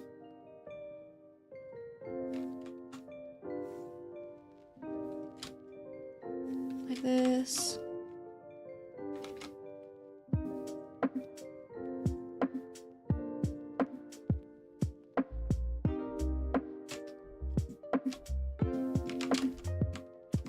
And I think I also want a bit of like colored glow.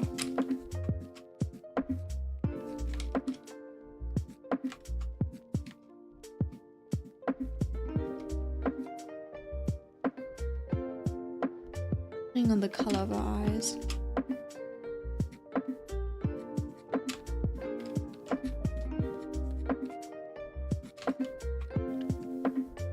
I think I like that. I think if I do the hue check again, right now you can see a difference, like a glow.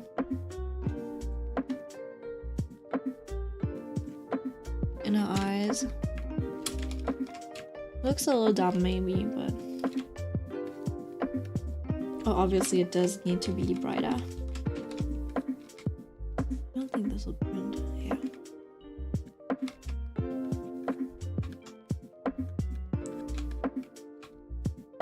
Now, let me grab this. And then choose the small.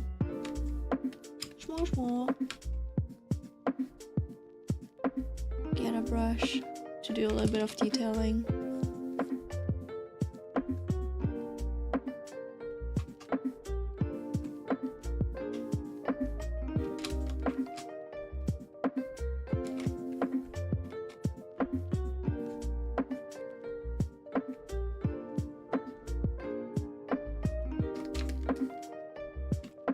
And then also I do want to soften this a little bit. You kind of want to see the difference. Like you kind of want to see a little bit of like 3D in the eyelashes and stuff. So just pretend I don't know where the waterline is. Like this. This area is really light though.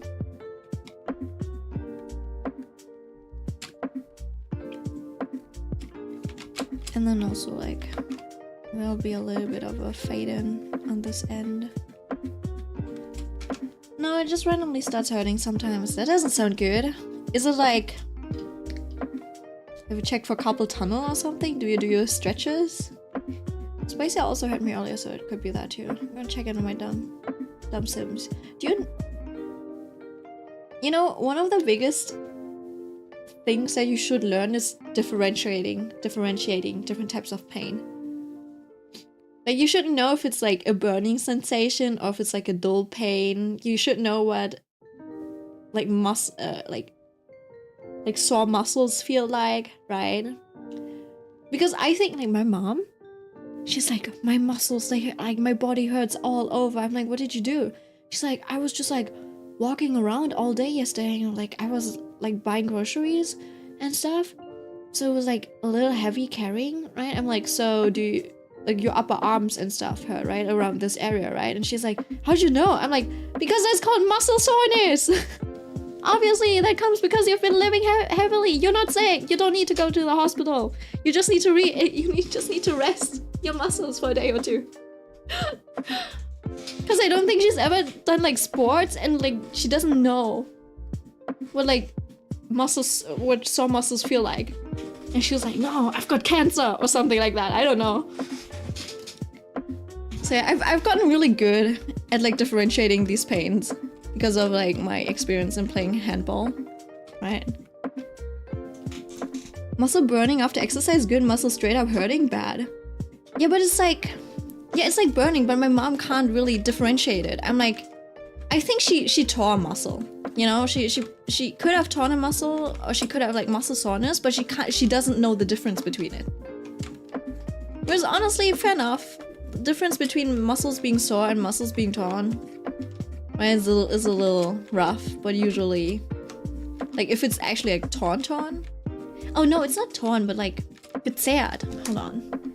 It's like when you've like overstretched your muscles, right? That also hurts, but it can last longer than a normal muscle soreness. Terrible. Oh yeah, when you've like strained your muscles too much, right? Because I had that. I overstretched a muscle when I was like doing kung fu when I was younger, because we were like doing splits and stuff, and I don't know. I think I went in with like too much force once, so I like tore a little bit. Like not a tore, but like I overstretched it a little bit. I was like, man, this is not normal muscle soreness. You know, it hasn't been going away for like 2 weeks now. Or like for a whole week, and that's usually it's gone within a day or two. So we went to the doctor and they're like, oh yeah, you're probably just like, you know, like tore muscle or something. I'm like, oh okay, that makes sense. Oh, you know what? I'll just blend it a little bit so it's a bit more dreamy, instead of using the darker color.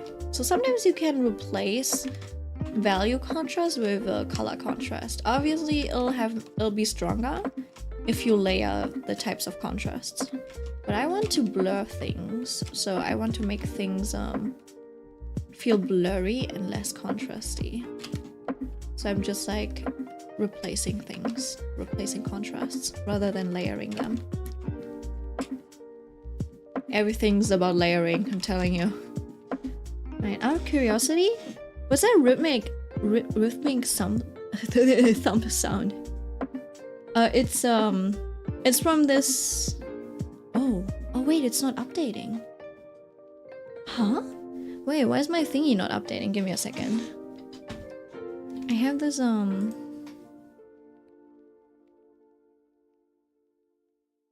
Oh, I never. Huh? Give me a second.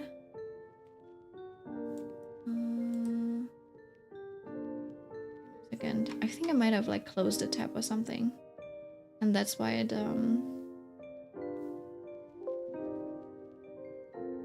Okay. Is it updating? It should be updating now. Yeah, this is the BGM. If you look at the bottom left, that's where the sounds come from. It's from this it's from this video, this music playlist, whatever. I felt like I was going crazy. I was in a rubber room with rats. I'm so sorry. Is the music too quiet? Like, should I do it like this?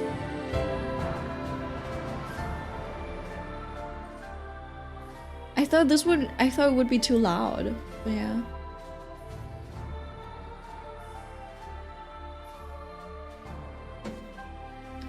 Sorry, Mai. Crazy? I was crazy. I was crazy once. They put me in a room with rats. That's not bad. Okay. Sounds good. Sounds good.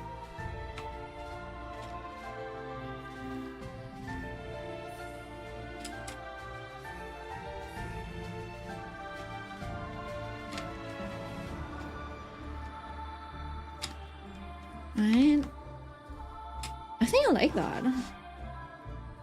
I don't know if we want more. Yeah, we can probably add more texture to this. I don't know if I need it necessarily, right? Like you would only want to really communicate the cone shape of the eyes. That wouldn't even be possible. I could do like crystal eyes or whatever.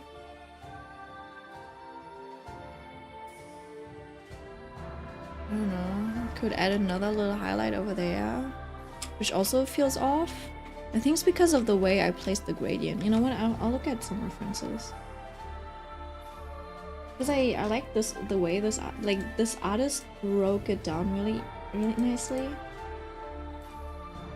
That's why I have so many eye tutorials. It's all from the same person.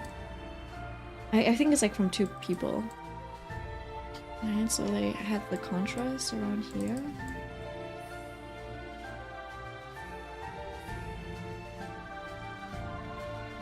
Maybe it's like it's easy to look at this like from straight, you know?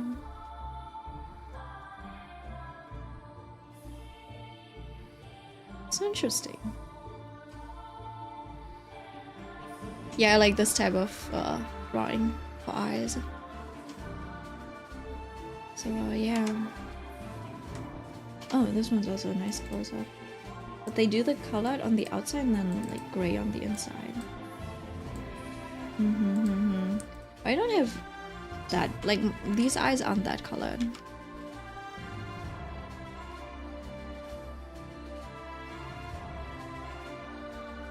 So I'll just add a bit of texture maybe. But they do have a lot more like contrast, right? Because they add like little specks of darkness. Of like in just like really small amounts. Even down here, for example. So it kind of feels like line art, if that makes sense. I don't know if I want that just yet. And then they were also, you know, making like a... Oh, this is really quiet. This is a quiet soundtrack in general. So they were making like colored rims like this. I don't know.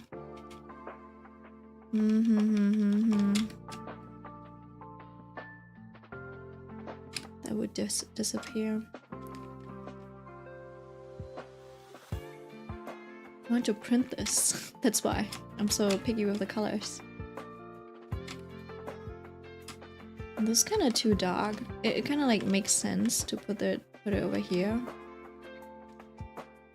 I use that to like add more contrast to the eyelid and stuff. Like this.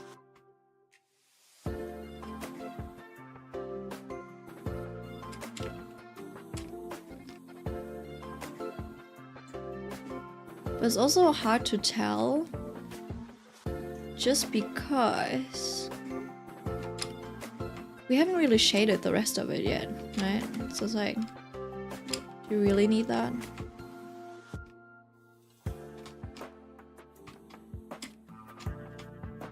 And then I could still take this.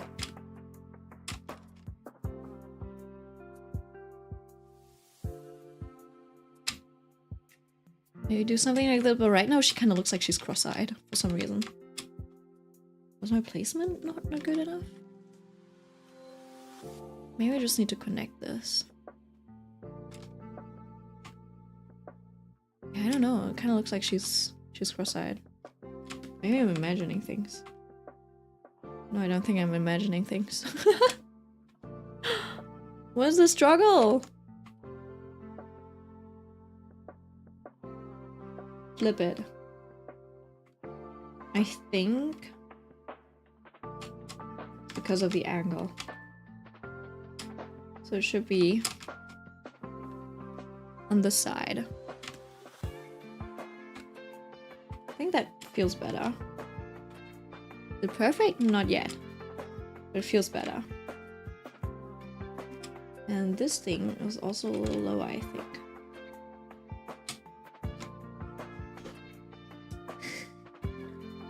What was the animal everyone wanted to be when you were kids? I never really wanted to be an animal.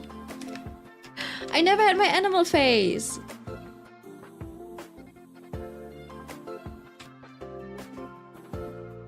I never got into my animal phase. Animal obsession phase. Which is tragic. Besties, I've opened Sims. I might rage. What happened? One Sim keeps eating out of the trash. Why?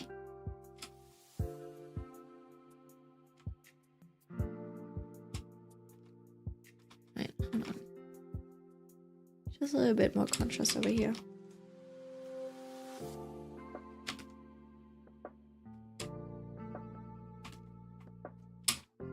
All right. I think for now we got the eyes. I can add I can add lashes, you know, like I don't think she needs them, honestly. Like it's pretty and all, but it's like I feel like she's cuter without the lashes.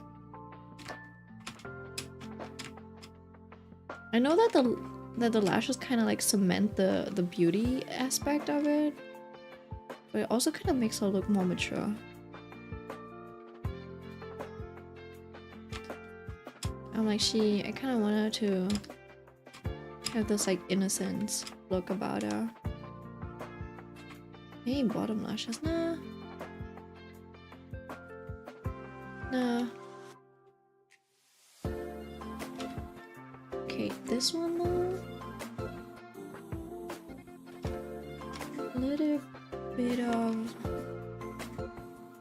maybe less saturated.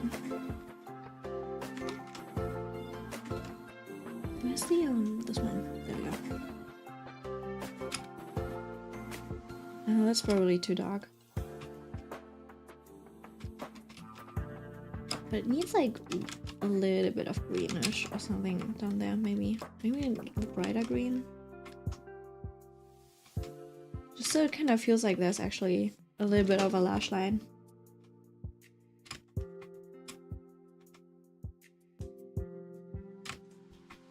Maybe not. Damn, am I done? I'll just take these.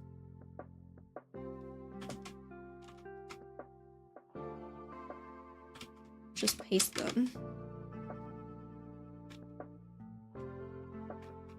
60%. And then maybe with this color. And I'll have to work on it sooner or later.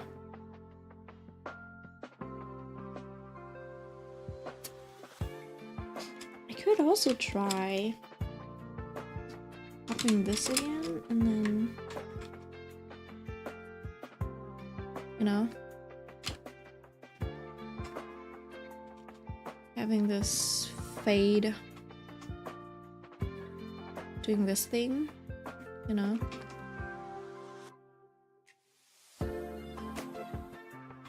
And just like blend that way. I think that also gives like a really cute effect. For making things I don't know, look like this. But for now I think I should stick to the way that I normally do things. I think for now I kinda want to reach consistency. Somewhat. In some ways.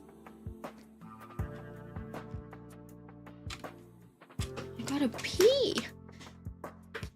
Now that I am an adult, I'ma just turn into a crow and fly away and laugh at everything. Yeah.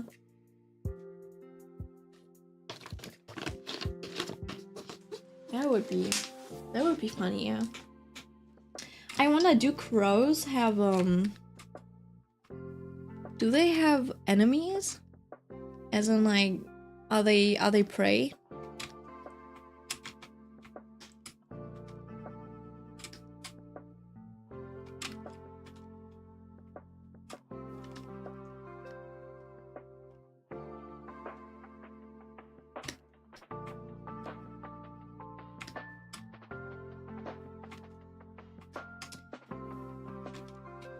You know what's missing? The eye whites. I forgot about the eye whites. Usually I just like use a gray color for it. It just needs to be more cool toned than the skin color to feel white. So it can be the same brightness as the skin color, but it needs to feel white. It doesn't need to be white, but needs to pass as white.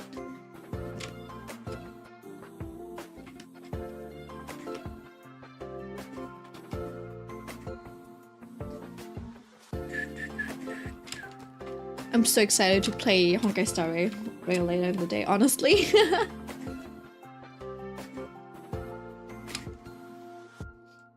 I really didn't expect to enjoy Fanart and My Day so much.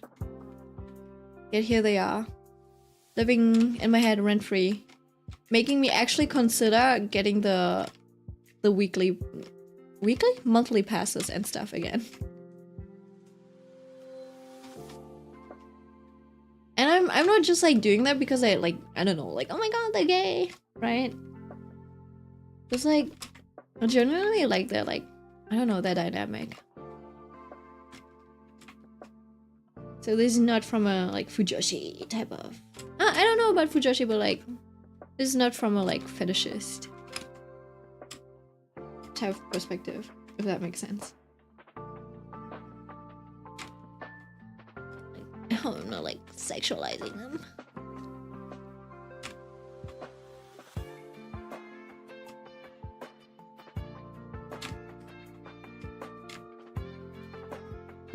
Might I mentioned? You know, I was considering drawing the maid My Day. Hold on.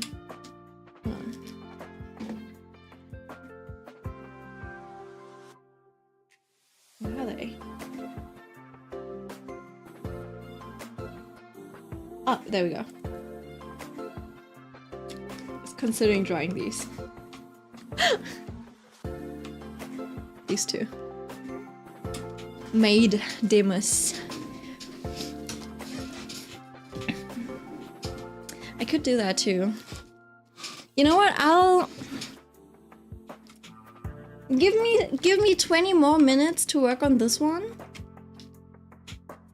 And then I'll switch over to drawing those chibis. We can have both.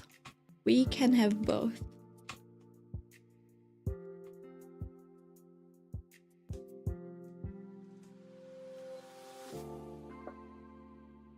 Yippee! Yay! Alright. I think this should be good for the eyes. I feel like usually when you finish up so quickly, you actually feel sad. You're like, man, I wanted to run out the eyes a little bit more, but they're like pretty much finished. You know, like I don't think I want to do anything else on them. Alright, skin. Time for the skin. This is the lid part. That's the shaded part. The shaded part is pretty much done. And there's the lid part.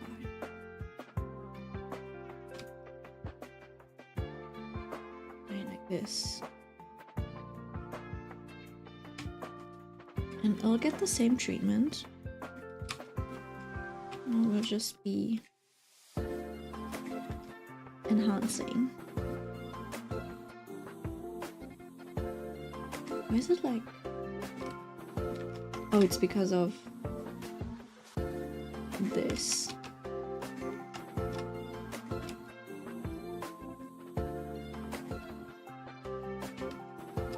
I already started doing this.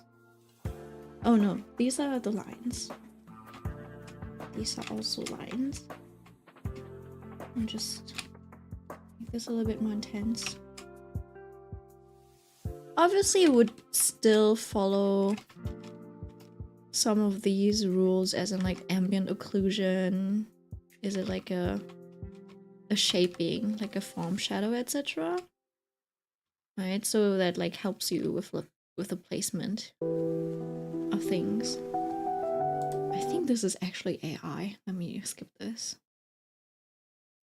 Like so many. You see this? I wouldn't even. Oh no, I can't move this. Hold on. Me. Oh, okay. Wait, hold on. Give me a second. Now I have to update this thing again.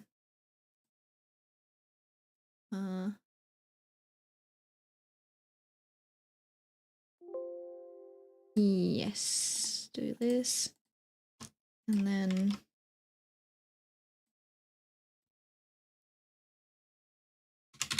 it's like this song.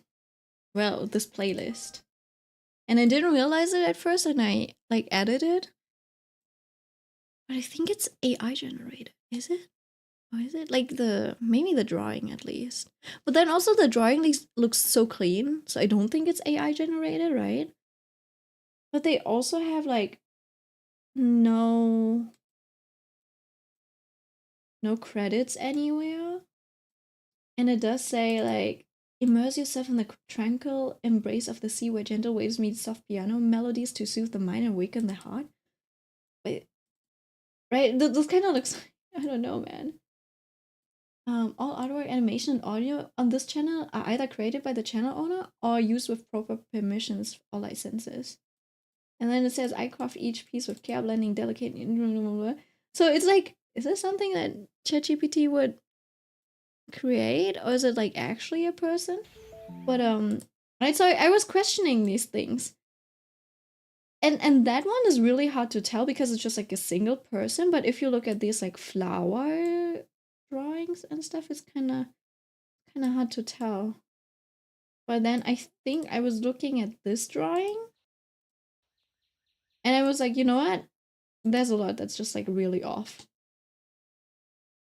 No, wait, it wasn't this one, I think. It might have been a different one. Maybe I'm just like hallucinating. Maybe I'm tweaking. Might have not been this one. But do you like you know what like set me off was like who has a forehead like this? Right? Like this is supposed to be her nose, okay. But then her forehead just disappears. And it's not even like it's not like there is supposed to be a shadow. Like there's no light hitting it, so it's not like does it make sense? And it's like yeah, I don't know. I think that was like another one where it was really like, oh yeah, this is AI for sure. But yeah, it's weird. It doesn't look AI, but yeah, that part is sus. And I think this painterly type of style also kind of like lends itself to the thing. Like you can't, you know how in anime AI art where everything needs to be like super crisp, you can tell things apart because of the way the lines and shapes merge into each other, but in this painterly style, it's kind of hard to tell. And I think I also took a look at these orchids, right? And you really need to know like your shapes. And in this one, you're like, you know what? All of these shapes are kind of plausible. Except for maybe like this blossom, but then you're like, well, I mean, an artist doesn't always need to be like perfect in their shape and rendering. And these like, you know, the structure of these things kind of makes sense in the end. Right? So about these flowers, there's nothing that's like really off. What is canvas drift? You know what? Maybe it's just like a side. Oh no, it's the name of the yeah, it's the name of the thingy. Piano. Right, but there's never any like license or like link to it, and it's just where are people getting these artworks? And I don't want to accuse anyone, but like this was just a little suspicious. Maybe it's just like an artist error. Who knows? I wonder if there's like one that actually like gives it away.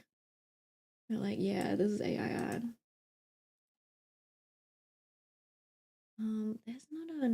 There isn't another one where it's like there are more people in it. Because usually, I don't know. It might be, it might not be, but I hate that like now you have to question everyone. You know what? Yeah, maybe it is AI art. Because where the heads don't connect. But neither does this one. Right? So maybe it's just like a simplification.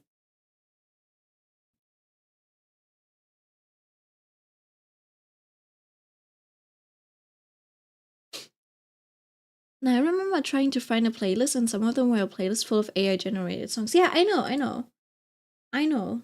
That happens a lot actually. These things, for example, beautiful piano, poems of the moon, Japanese fantasy piano playlist, is usually those types of like titles nowadays, and a lot of them use AI art as well. So I'm like, no one really tells you, or does it? Do they? No. And I also, was it this one?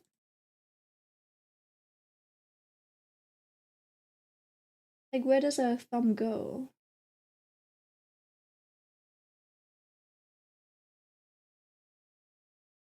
I don't know what. Oh, I guess it's. Oh, this is the. Okay, I know what this is. Right, so some things are a little awkward. I'm also interested, like, if this is actually AI generated. There's like too many things that make too much sense. Right, so maybe it's like cleaned up or something. I don't know. What about this person? Is this one suspicious? I don't know. Doesn't really look suspicious. Yeah, it doesn't. So maybe it's just like one out, and it's like consistent, like two. So I don't know, honestly. Yeah, and all of these also like make sense, you know? So I think I might be mistaken. If I'm like, if it's actually AI, I'm like, I'm cooked. Because I legitimately can't tell. Like, I don't think these are AI generated. Like, everything is like well placed.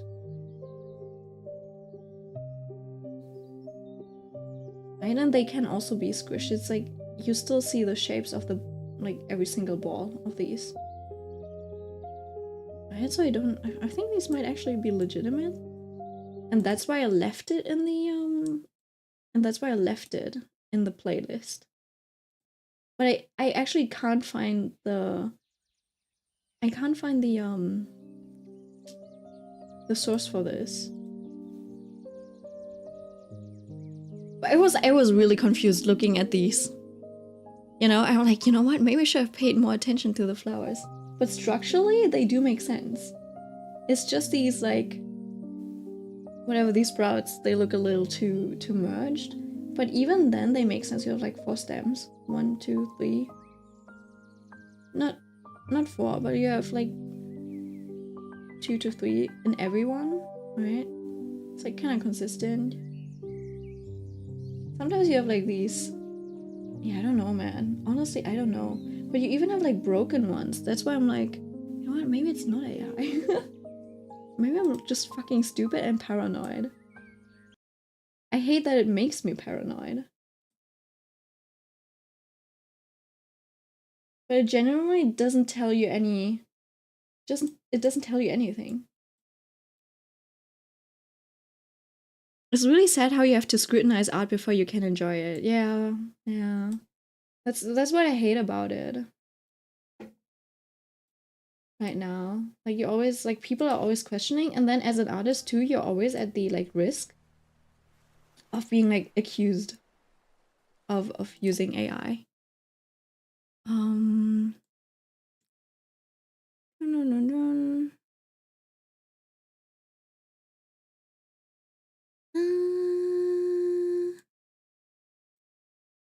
You know, we'll start with this one again.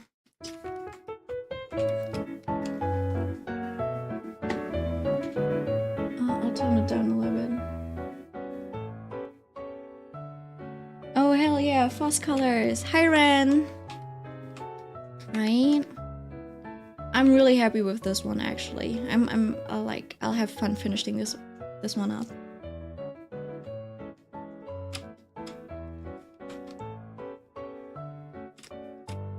How are you doing, Ren? How was your week?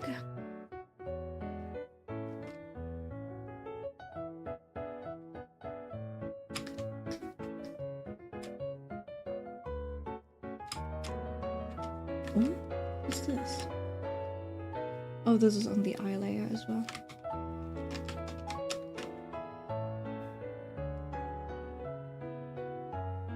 Huh?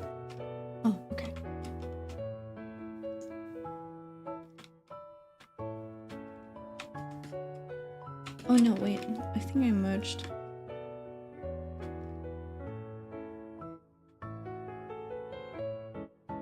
Okay, this can be merged and then this. I know I have the eyebrow over here. But you kind of want to have a bit lower contrast. Because why would you need the eyebrow so strongly for? You basically just fade it.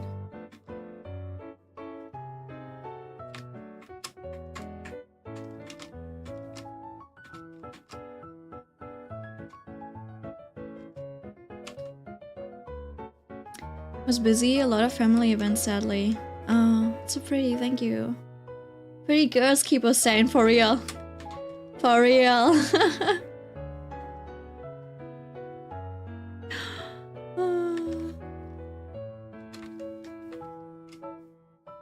You know what? No, I shouldn't say this.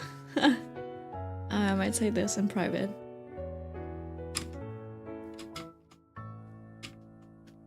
Alright,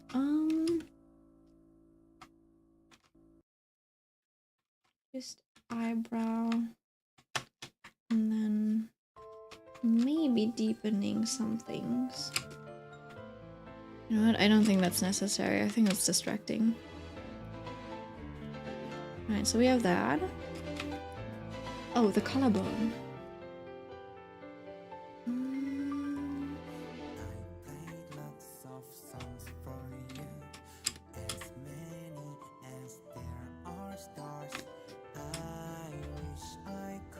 And then I think I might be able to turn this off.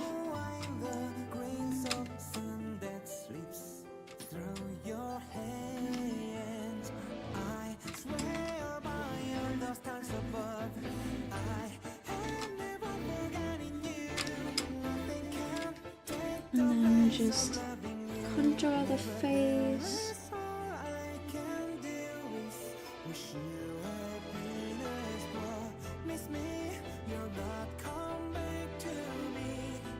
You just notice but you draw eyebrows so elegantly, like natural and soft. Oh, thank you. The trick is low contrast. Low contrast. Let me show you why. And that applies to makeup as well. So nowadays, it kind of depends, okay? So if your facial features are more like on the softer side, you don't have a high nose, you don't really have deep eye sockets and stuff, it's better to like lower the contrast of your eyebrows, right? Like imagine if I made her dark like this. Even if I don't make them too thick, she looks a little bit more like more intense. I don't want to say brutish, you know. I think these eyebrows are cute as well. She just looks a little bit more like boyish. Does that make sense? That's why you have like anime characters who are like really cute and they have like thick eyebrows, right? There's like a little bit of like a young energy to it. And it's really cute. It's very energetic, right? And if you want like a more elegant vibe, Mia vibes. Oh, I love Mia. I don't even know if I pronounce her name, but I love her so much, right? So if you want like an elegant look, you kind of want to lower the contrast that is like barely there, barely noticeable, right?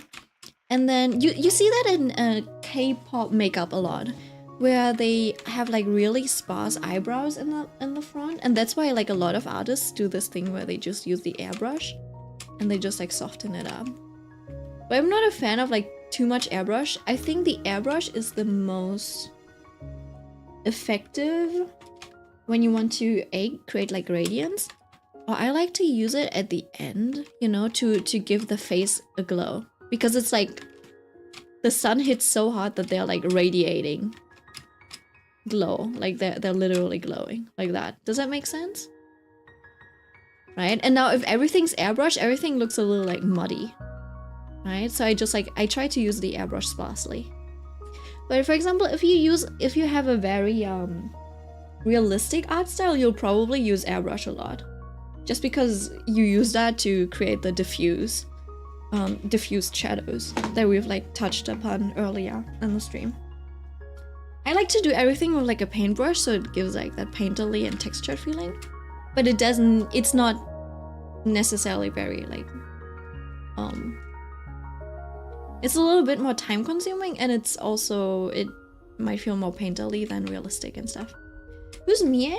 Mie is like the girl from, the main character from, what's it called? After School Lessons for Unripe Apples. That's a mouthful. After School Lessons for Unripe Apples. This is like a mess of, it is a ride of a romance story, okay? Like, look at them. Look at them. This is how they kiss. That's how she starts out. She's so cute. Look at her. Oh, thick eyebrow baby. She's shorty.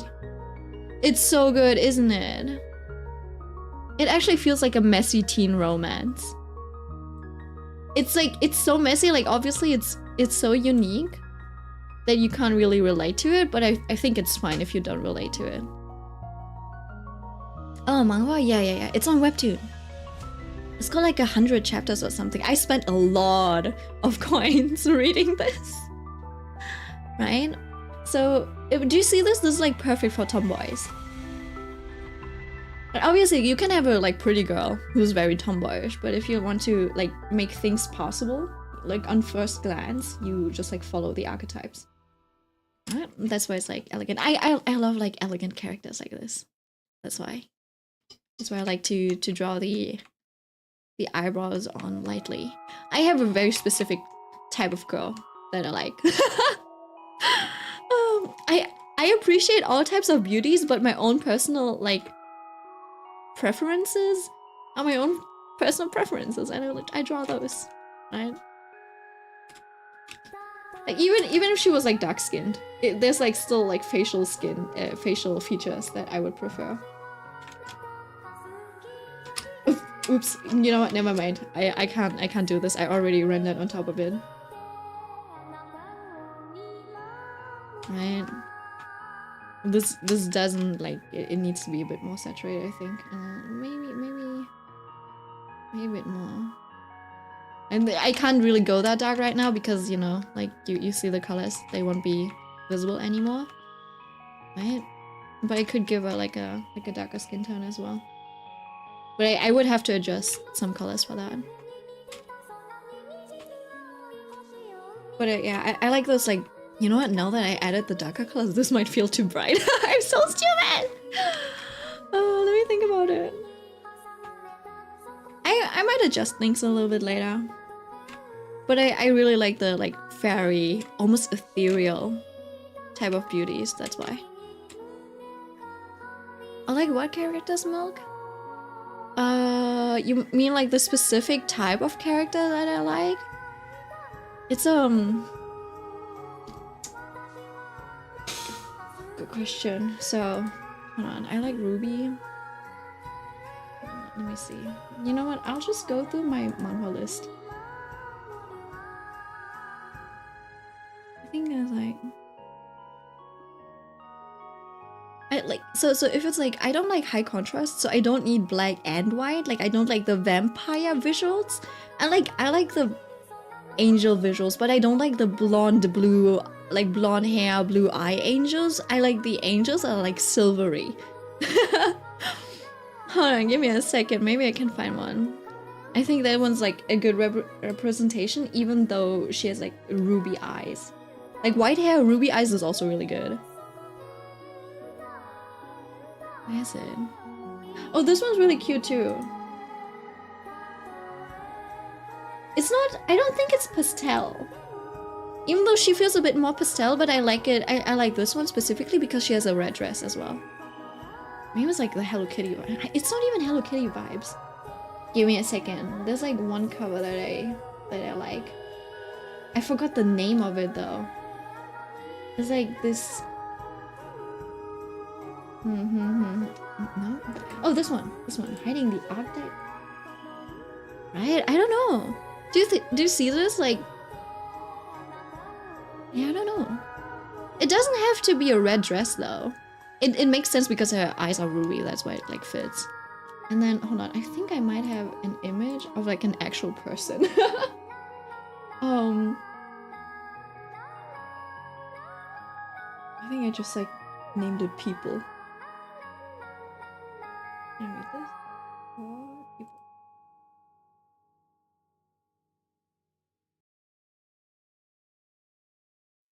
What do I have to say? First of all, Sakura, okay? Very soft. She looks like a fairy. And then these visuals. You know what? I like the milky visuals. Okay, my name is Milk. I like milk. Makes sense, does it? Obviously it's probably because it's like the exact opposite of what I am. It's not yet. Oh, this one. Do you see this person? She looks like this crazy. You know what? Maybe it's like the soft summer archetype. You can see your preferences in your personal too. No, not gonna lie. Yeah, see? See? All the art that I draw is like self-indulgent. Alright. Kale Hinichus is also quite elegant. Who's Kale Hinichus? Jeez. And it like it also gets reflected in like the type of well, the guys are a little different, not gonna lie. Oh, this one. Oh, he's cute too. I love redheads. I need to like read more of this. It's been a while since I haven't read this in a while.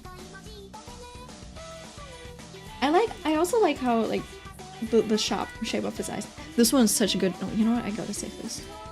No, it's AI. Fuck. I like this. I like the shape of the eyes when they draw it like that. Almost, you got me. See, when I see this, I want to know what they based this on, what the sources are, because someone actually draws eyes and faces like this, but you can't tell because it's like it's all mushed together. As for the guys, I became the wife of the male lead. This guy. This guy. This daddy. Man, it's so tiny. Oh, no, not teacup. This guy, I don't know. I don't know if you know. If you know, you know. Like, look at him! He's so fine.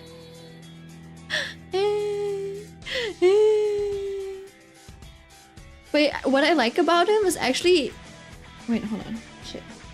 What I like about him is that he is like... You know what? For guys, I think they just need cape. They just need a big cape. Oh my god, he's so hot. Call me father. Okay, daddy. I'm kidding. Oh my god, he looks so good. Remind me of that dude. I forgot what dude. But he's actual daddy, okay? Well, not actual daddy, but like he adopts kids, I guess. Alright, hold on, I'm gonna finish a little bit of the skin.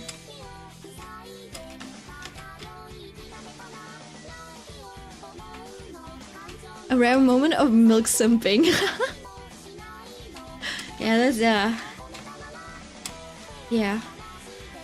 You know, my simping is kind of like, oh my god, he's so cool. Does that make sense? It's like, it's not on the level of like, oh my god, I want it in my pants. I'm like, oh my god, he's so cool, I can't take it. Why is he so cool? There's no reason to be this cool. I feel like it's more on the level of like fangirling. What about Redzef? Despite the blue eyes, he's really pretty. I don't like him. The art is really pretty, but I don't think he's like my type. I'm not into like the pretty boys. Does that make sense? I'm into pretty girls, but I'm not into pretty boys. I'm into handsome boys. Right? It is so funny because like some of my friends are the exact opposite. They're like, I hate handsome boys, I like the pretty boys. And they're like, I hate every bit of muscle on my body. I need them to be skinny. Not skinny, but like, I need them to like not have muscle. I'm like, what about, you know, like a six-pack? And they're like, nah, I hate six-pack. I'm like, that's crazy. Wait, hold on, I gotta type down.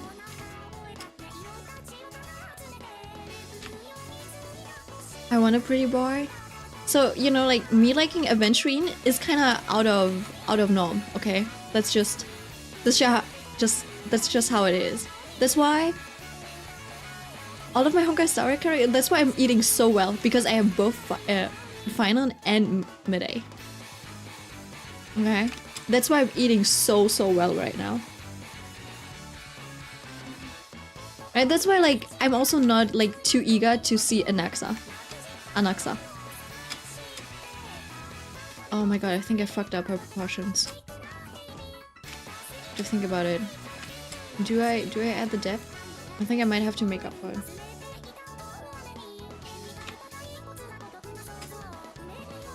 Oh well, maybe I can fix it later.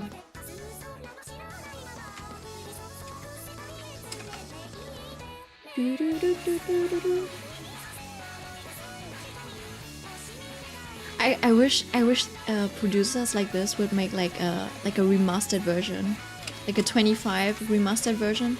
I want to see how it would have like evolved in these times. I think I might have to like fix it later or something. Dommy mummies too? Oh, you like those? I don't think I'm a fan of those. Yeah.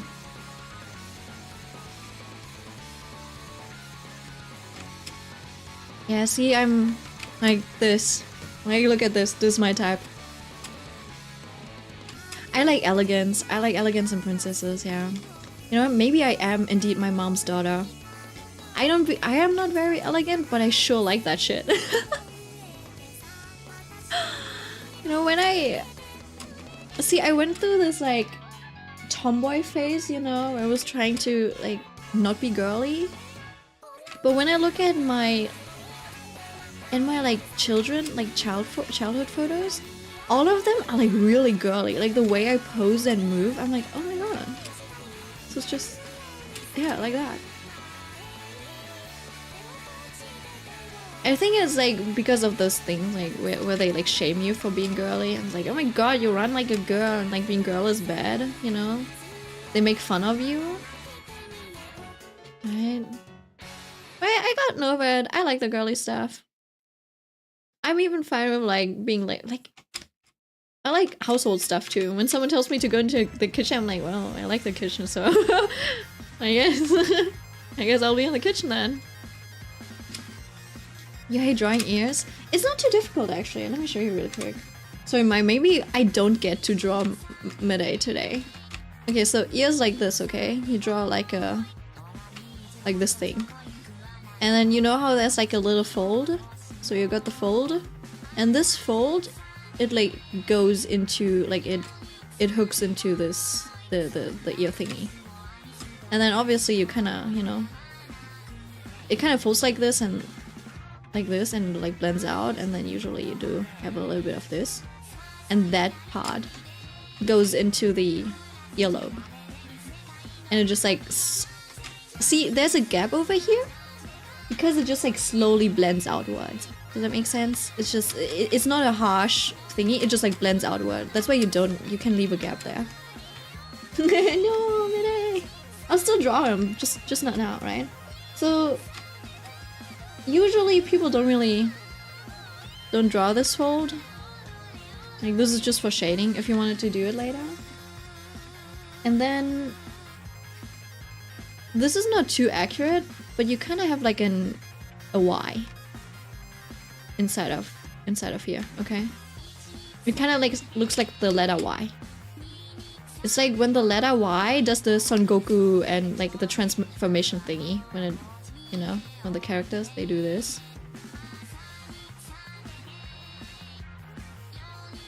You know, when they do this, that's kind of what it does. Right, so you just like tilt it a little bit. I like the way you do it. And then obviously there's like a few folds over here, but usually you don't even see that far, you know? Like if you're gonna draw one really like accurately, you might as well just like look up references for that then. But usually, like, since we draw anime and it's not like the folds on the ear are not that important, unless you have like an ear fetish and you want it to be really detailed, hilarious comparison, thank you, right? You draw it like this, and then the important shadows are obviously the ones that kind of like communicate this fold, right? And then there's like this dip,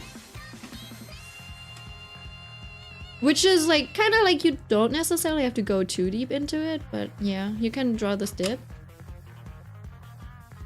And then the hole, the actual hole, right? So those are the important parts. And then obviously, like if you want, you can, you know, do this. But it's kind of like that. I don't know, there's probably like a bit of a fold or something over there. I think that's how I do it. I think there's like one more, like there might be like a gap over here and there's a 3. Might be something like that.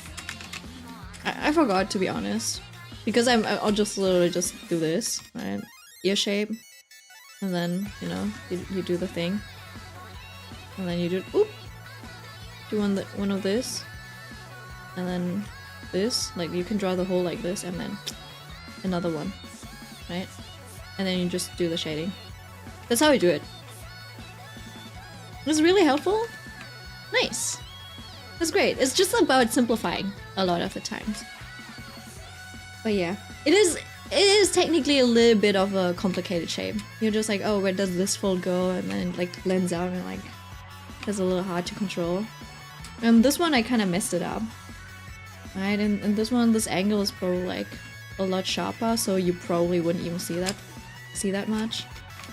But yeah, I'll probably manage once I have like detail again.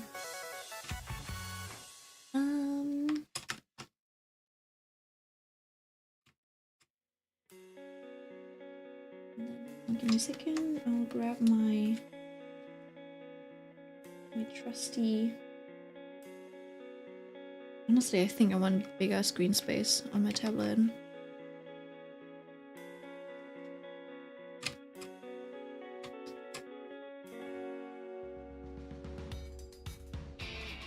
This is the neck muscle. I wonder if it's a good thing that the shadows connect or if it's a bad thing.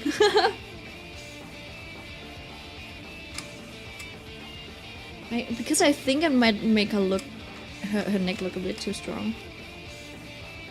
You should probably maybe something like this. And then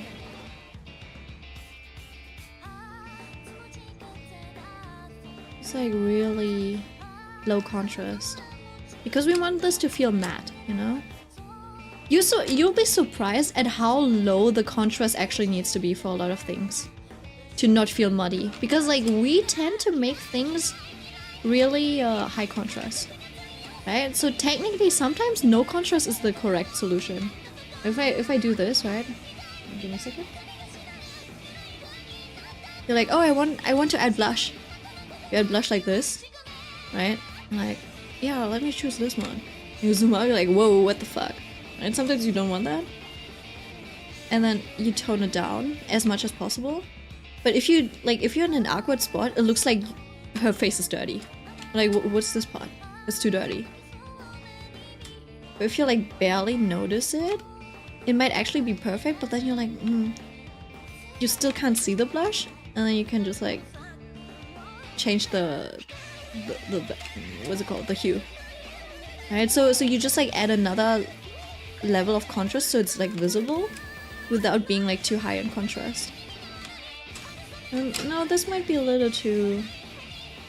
I don't think we want to make this brighter. Maybe saturation, you know? Right, so you can kind of see it, but if you turn on the grayscale... hello? The grayscale thingy? It's not there. It doesn't interfere with the... It doesn't interfere with the value reading of this. And because if I make this too dark, if I up the color and make it too dark, like you don't really see it over here, so this is still okay. But if I were to like actually add more black to it, like this maybe, you zoom out and you're like, oh, maybe that looks okay, but you see how it like messes up the values. If I make this brighter again, like you barely notice it.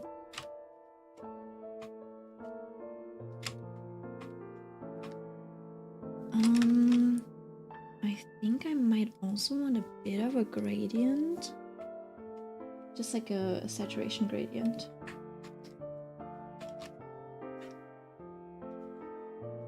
Just so that it feels like you have a bit of a...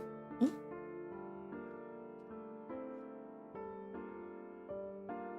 This looks stupid right now, but trust.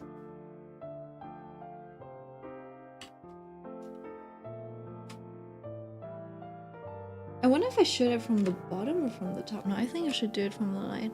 So I don't actually have to go, you know, like white for this. Right? Because this looks a little rough, but if I do it with saturation, it still creates the same effect without messing with the value structure. You see this? Like I'm well, you can't see it, but I'm turning this layer on and off. You don't see a difference. But you might see a difference if the stream quality isn't too bad. You see a difference in like this, right? Flat. Now it feels like there's a bit of a gradient, so it feels like the shine is like fading out. And that could also support this one, the contrast in these parts a little bit more. See the difference? I don't think I need that much though. I know I'm having Vega PTSD, this song. I think it's just like a really beautiful like composition. Sorry about that, Mai. You know what, the skin is probably okay if it's on this level.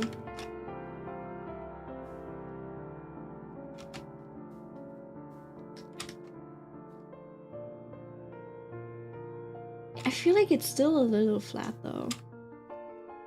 I guess I'll just have to add detail later on. Like, you know, there could probably be a bit of like this.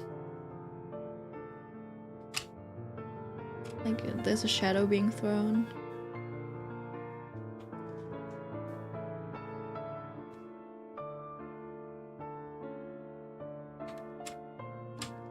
Right? It's probably like off in the sense of shape.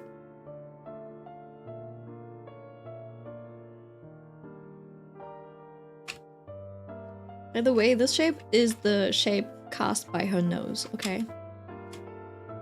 And this is the best example to show you of how a shadow like fades out, right? So the light hits here, it's really strong lighting, and then because her nose has height, right? And like the further away it is from the tip of her nose, basically, the more it blends, the more it like diffuses. So what do people do? Okay, they like to take a blender, they make it an appropriate size, and then they blend out this part.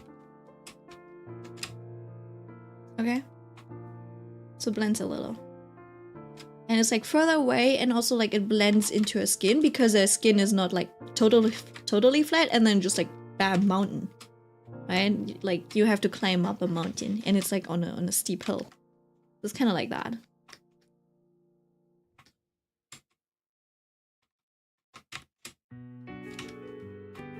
And then the darker parts. That's so many layers. Oh my god.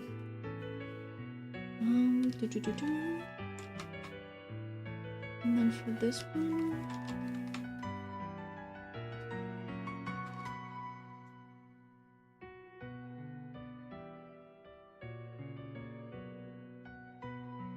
so it's still dark enough that you see it's like, oh, that's a hole. It's like no light reaches there. But because of the subsurface scattering, it's a bit lighter and more saturated. And there's just the bounce side. I think that could probably be a bit of like a green bounce side as well inside of here, just because she's like surrounded by a lot of... She's like surrounded by a lot of like green hair and stuff. And so it kind of makes sense to add a bit of like green in here. Needs to be like more saturated and stuff. But it should like, it kind of neutralizes out with the orange tones of her skin, so I think this is fine. could use this and then also, you know, like turn this a little green, but I think it's fine. Alright, you know what? I think I'll keep it at this for now. And we'll draw a little bit. Draw our little man.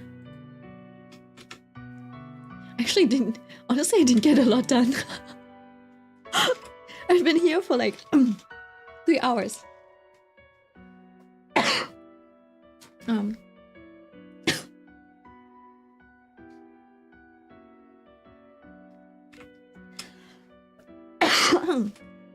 Sorry about that. This broke Trailblazer. Maybe I'll draw around Anaxa. These two are the main dish. Yes, you've done a lot. I agree, it's so beautiful. Thank you, thank you. I'm actually I'm looking forward to finishing this.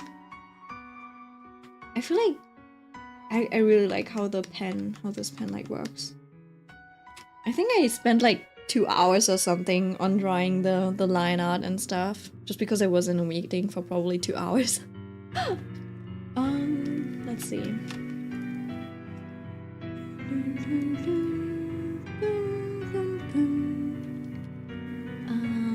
I'll switch over to the same brush that I've used for all of the other stickers. So, wait, is it the correct DPI or is it so more like more granular? Oh, I think this makes sense.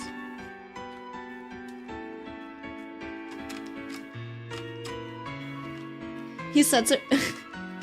No, I think I'm happy with the expression as well. Like, you know, so I think he needs to look more frustrated, you know, than angry. Like, this is angry,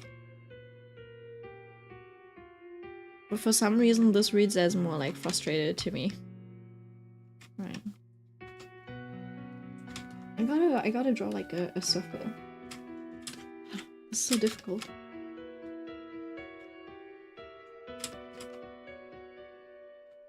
Yeah, it's like he's holding back. Exactly.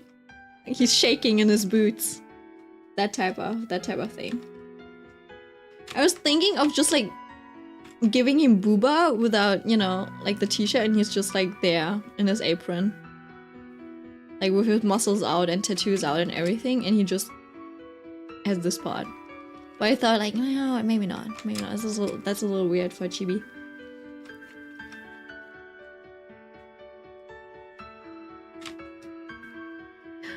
Yeah. But then, you know, there's like these guys and they're like big fat muscle, and then, you know, like, I don't know, this like style to draw. And they're like six-pack and everything. Right? And then they have like the tiniest apron on.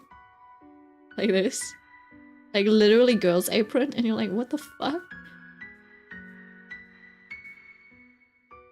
Like JoJo? Really? I don't think I've watched JoJo. Right? The badass, exactly. Right? So I was like, no, that's too close to that. So I'm like, no, I can't like mid-A wear that. Because like, he's big, he's athletic, he's very well built. Like, he's super well built, but he's not Bada, right? I don't want to make him Bada. I think his build is perfect. Fina's build is perfect too. So yeah. Fina might almost feel a little too tall. But it makes sense. If he's a little bit more lanky, that's also fine. It's so interesting how mid-A feels more like muscular than Fina, even though they're like the same body type build and stuff. I think I can also, you know, like just mirror this.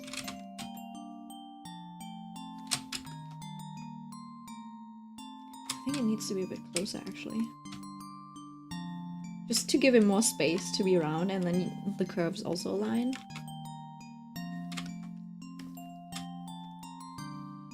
I can draw the expression later maybe. I do use the liquify tool usually to adjust the curve of things. All right.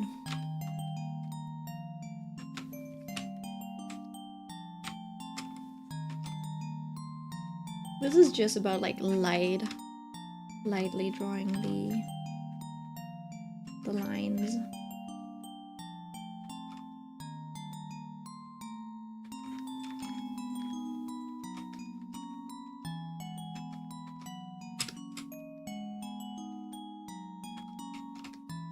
Maid Damus.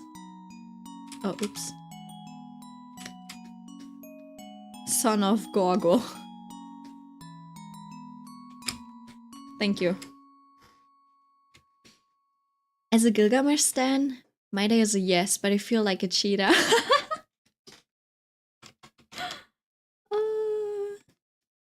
Yeah, I think it's fine being a cheetah on Gilgamesh. He's like too arrogant. Literally, it's like that's the one thing. Whenever he dies, that's the thing that brings him down. And I feel like it would also be like so annoying sometimes. Like, can you shut up? Like you'll go to him and you're like, man, just got fired today or whatever, you know. It really sucks, and he'll just be like, that's because you're not as good as me, you know. Like if I were to do your job, I would do it perfectly, you know. And you're like, shut the fuck up, Gilgamesh. Let me grieve a little bit. I like that workplace.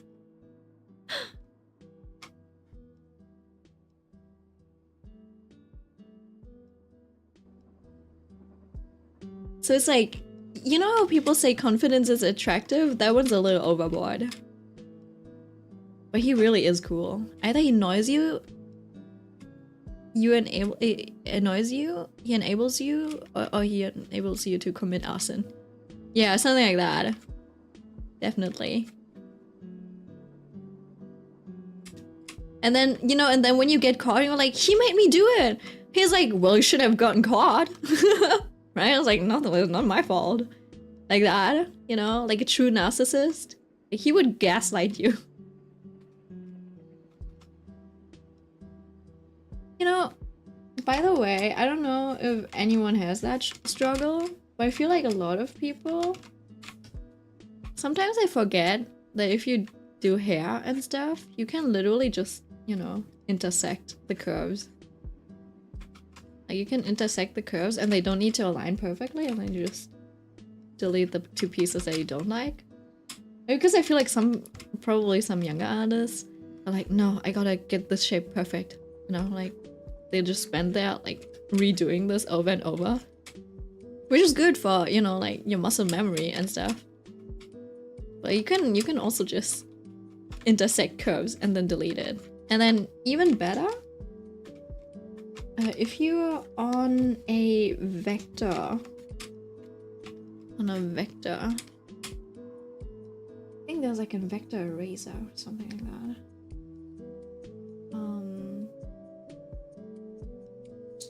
Yeah, you can do it like that. You can literally just erase up until a crossing point, basically. I don't know if you knew about that. It's like really obvious with like G pens and stuff. It was like revolutionary, I feel like, back in the like manga scene. It was like almost 10 years ago. It was like not talked about enough. So you just like take this. Like I don't even erase up until the line. I just like delete it. Straight up. I'm like, oh, I don't want this. I delete it. And then obviously, you can also like go up. Oh, you can also like scale up, and it stays crispy. It stays crispy, and you're like, now I scaled it up. It's too thick. You can go to this part. It's correct line, and then you're like, all right, make it thinner for me, please. It's too thick. And you just like thin it out, right? Yeah. You can tweak things a little.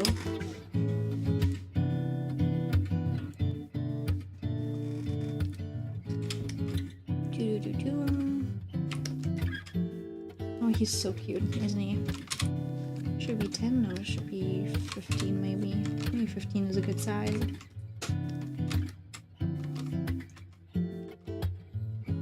I don't know. I'm a fool. That's why I don't use the raster layers.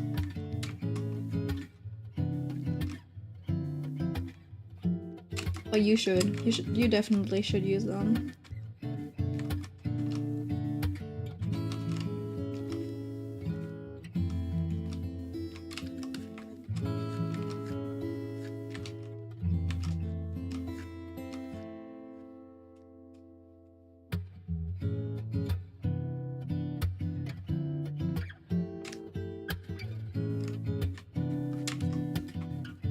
You know what? I'll give it a little bit of this. I just read it, the mouse of Gorgo. Also, he's so mother. Like I don't know, but Midday is so motherly. Like literally when you switch to his POV, he's like in the bathtub, he's like, kids running around? That doesn't seem safe. I'm like, bro. I didn't even think about it. It's a bathhouse. Obviously there would be kids here. And he's worried about them slipping and falling. He does give mother. And you know, like on one hand he does give mother. On the other hand, he's also so masculine and manly. In like the good ways. You know, it's not like forced masculinity. I think that's what makes him so attractive. And he's not overly, like, he's not overdoing it either. He's not like, I'm the manliest man on earth and I'm going berserk, rah! Like that, you know? Born to love motherhood, forced to be an immortal king, for real man. And then also, he's like a mama's baby, you know? Your mother's kid. What was it called in English? Like a mommy's son or something like that? Mommy's boy.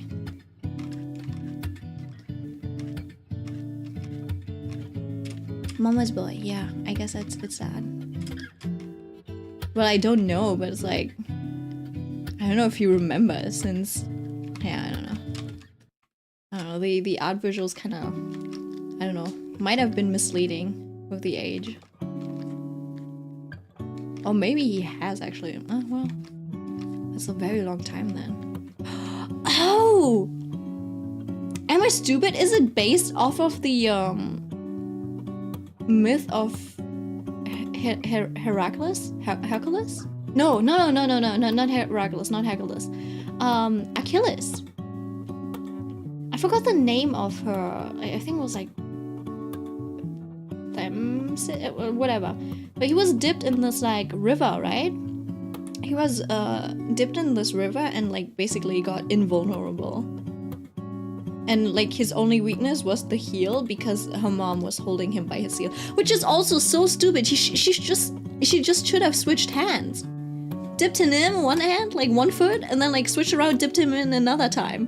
Then he would have been truly immortal, like not immortal, but invincible, invulnerable.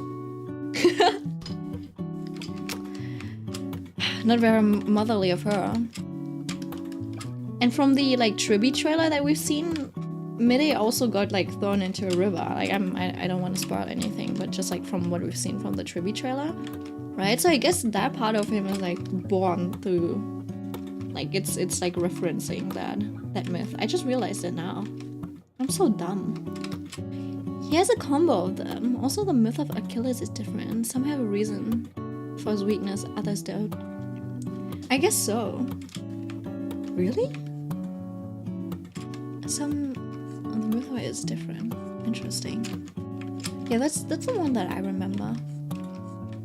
Back when I was like in 5th grade, I would like go to the library and just like borrow these books on like Greek mythology, and I would just like read it like it's stories. I wasn't even interested in like the, I don't know, I was just interested in the tea, the stories. I was invested in those.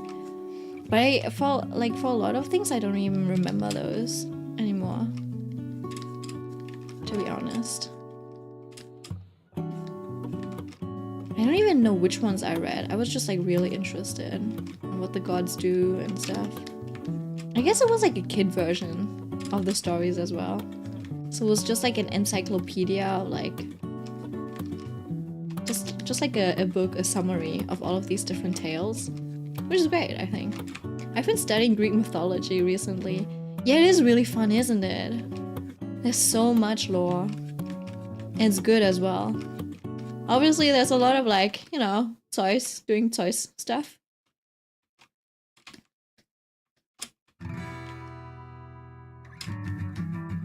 Zeus, I guess.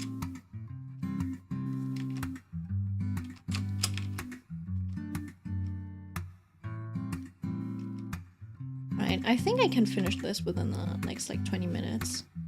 I think my hands are like fully warmed up now. Zeus is gross. He's so fucking gross and disgusting.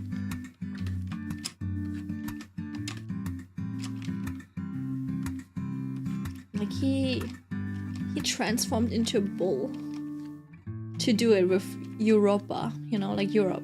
That's her name, Europa or something like that. Right? And you're like, man, this girl got assaulted by a bull. Like, where wouldn't the kinky? It's just vile. And the man also, like, he committed a bunch of war crimes, and I don't know how he got away with it, to be honest. And everyone's judging him, but no one's strong enough to just, like, kick his ass. I watched a video about Aphrodite. How she came to be in terms of where the fuck does a myth originate from. And it's so interesting. Like, myths and gods are concept change the language in a way. Yeah, they do. You know what? Aphrodite was also like born from semen or something. Like the sea foam and then also semen or something like that. I don't know, man. Like, God, that must be painful. I don't know whose semen it was. But it was someone's semen and she was just born. Like, yeah, it makes sense. It's sad. It's like birth myth. I guess that's like the talk about the bees and the birds and the bees. I don't... What is the birds and the bees talk? I'm like, why is it birds? Why is it bees? Like, what do the birds do? Like, how does it teach you how kids are born? Like, how does it relate to a man and a woman? I don't understand. You know, the stork kind of thingy? I'm like, fine, we don't want to tell them the mechanics yet. You know, the game mechanics. We don't want to tell them yet. We just want to know, like, yeah, kids just, like, appear on the doorsteps. Fine. What's with the birds and the bees? Like I would get it if it was like, oh, the birds talk, right? Yeah, moms are like birds. They like lay an egg, you know, they hatch you. They like keep you in your belly and it looks like an egg, like a bird's egg. And then you just like hatch from that egg. I'm like, okay, fine. But then it's like, where do the birds come in? Where do the birds come in? The bees, not the birds, the bees. It's like, yeah, and then you hatch from mama's belly, like you hatch from an egg. Also, by the way, your dad has a stinger. And I was like, huh? Are they going to be like, oh, yeah, your mom has a round belly, and your dad stings it, and that's how, like, you get born. Let me put on the Animal Crossing music.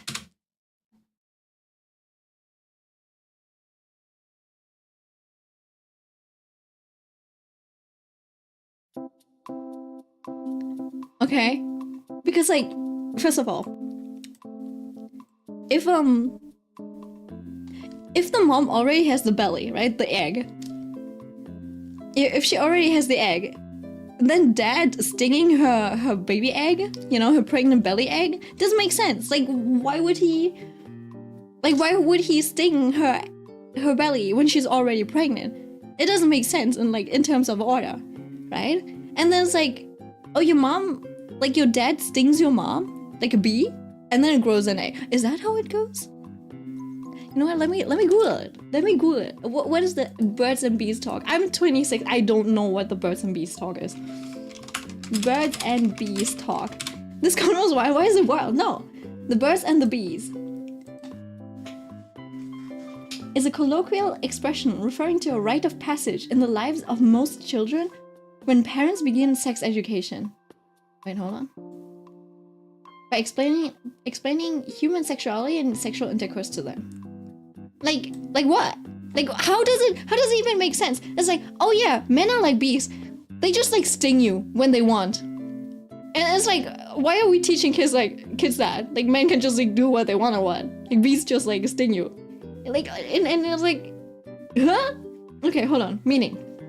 According to tradition, the birds and the bees is a metaphorical story sometimes told to children in an attempt to explain the mechanics and results of sexual. That means it's not like there's a chance of failure. Okay, sexual intercourse through reference to easily observed natural events. For instance, bees carry and deposit pollen into flowers. But where do the eggs come in then? A visible and easy to explain parallel to fertilization. Female birds laying eggs is a similar. That's what it is? It doesn't actually explain the sex part?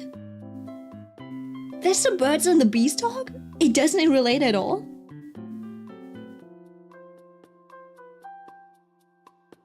I mean, I guess the story also doesn't explain it.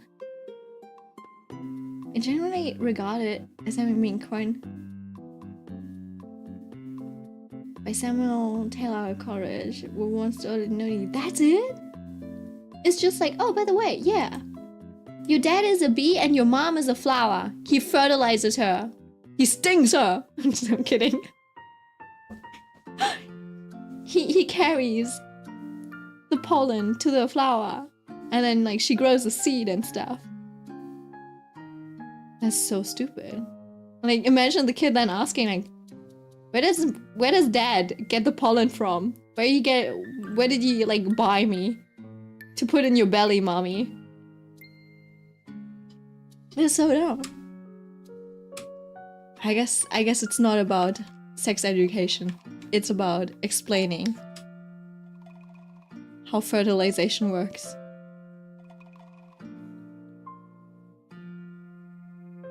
But they don't explain that there has to be a tango between men and women for it to be possible. You know how birds pop out of eggs? Your mom did that with you. Right? It's like, I mean, it kind of makes sense, okay? Like, mom's belly is an egg, and you hatch from the egg, right? Then stuff doesn't happen like, oh, I thought I came out of mom's mouth. Like, my brother thought that he came out of mom's mouth. Like, she vomited him out or some shit. I'm like, dude, what the fuck? Like, have you ever, like, do you think a whole-ass grown kid fits down your throat? What makes you think that mom can just, like, shit you out like that? Like, oh, like that. It's just gonna asphyxiate before she even can get you out, right? How old was he? He was probably way too young. We were probably just asking, like, hey, by the way, where do you think you came from? And then we asked my dad, and my dad was like, oh, I thought I came out of the, like, armpit. I'm like, what the fuck? That's even worse, Dad! Are you trolling? I don't think he was trolling. Maybe he was trolling. I don't know. My dad might be a troll. But I don't understand. He's like, I think I came out of the armpit when I was younger. I'm like, how'd you even come to that conclusion? Like, you do the farting sound like a pfft, pfft sound and you think that's how you came out? What the fuck? Like, there isn't even a hole. You know, there's just, like, nothing. Like, even if you touch your armpit, the only thing that you hit is literally, like, your ribcage. Like, how? There's just, like, bones. Like, you think you just, like, grow, like, armpit hair or something? Like, you grow in a tree? It's so weird. Like, what's she gonna do? Like, she's just, like, walking around with that arm to the side. Like grandma, right? She's just, like, walking around like this. With, like, a whole-ass child just, like, growing. And the kid's just, like, And grandma's also, like, walking and cooking with one arm while also, like, holding out her arm like this the whole time. You know what, maybe I wonder...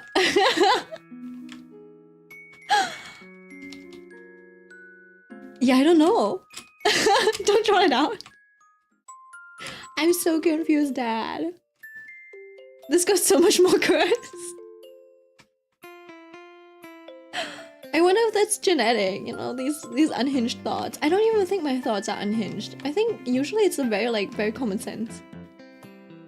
It's just like I go into the wrong direction occasionally. I wonder if that's like the part that I inherited from my dad. It was just fun at first, then your dad came into the convo. Isn't it, right? What did you guys think? Where did you guys think you came from?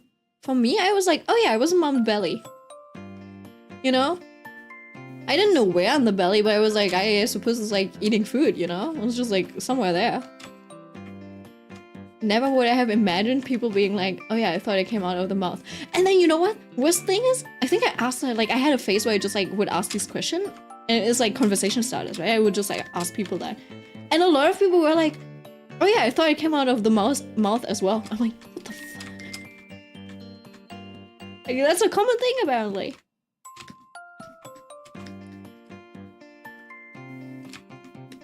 Oh, that's almost perfect. I feel like his hair might be a little too big. I might just like tone it down a little.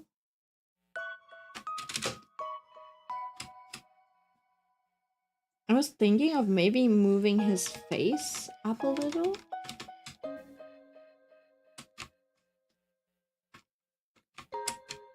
It was like, you know what, maybe it still works. Maybe that still works. Let me put that on. Oh, maybe not merge it. And then we draw the small little apron.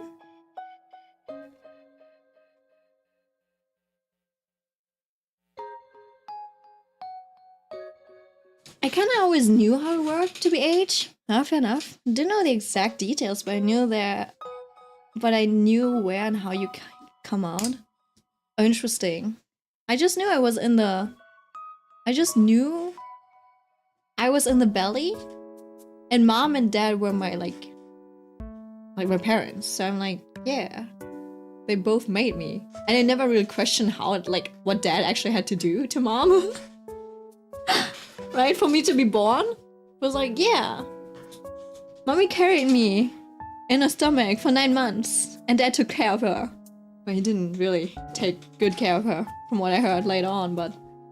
Yeah, I was like, it's a team thingy. Teamwork thingy.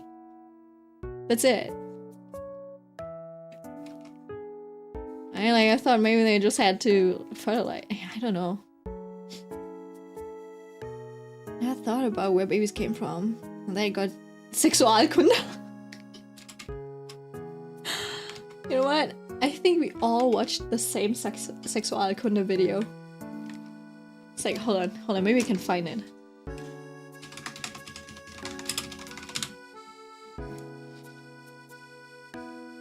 I think it's literally the same video for every single one. Wait, hold on, let me check if it's actually this one. I don't think it is. It might have been a more modern one now. Yeah, this looks more modern. This doesn't look like... It's 3D. I had this like No, this is not it. Oh, it might have been... Wait, is it? Is it this one? No, it's not. Oh! Is it this one? It was like a really... No, this is like 3D. It's not this one. They updated it. Basically, I watched something like this in 2D. It looked really bad. It was like one of those like 90s movies. This one's like actually like 3D animated. It's not this. Weird.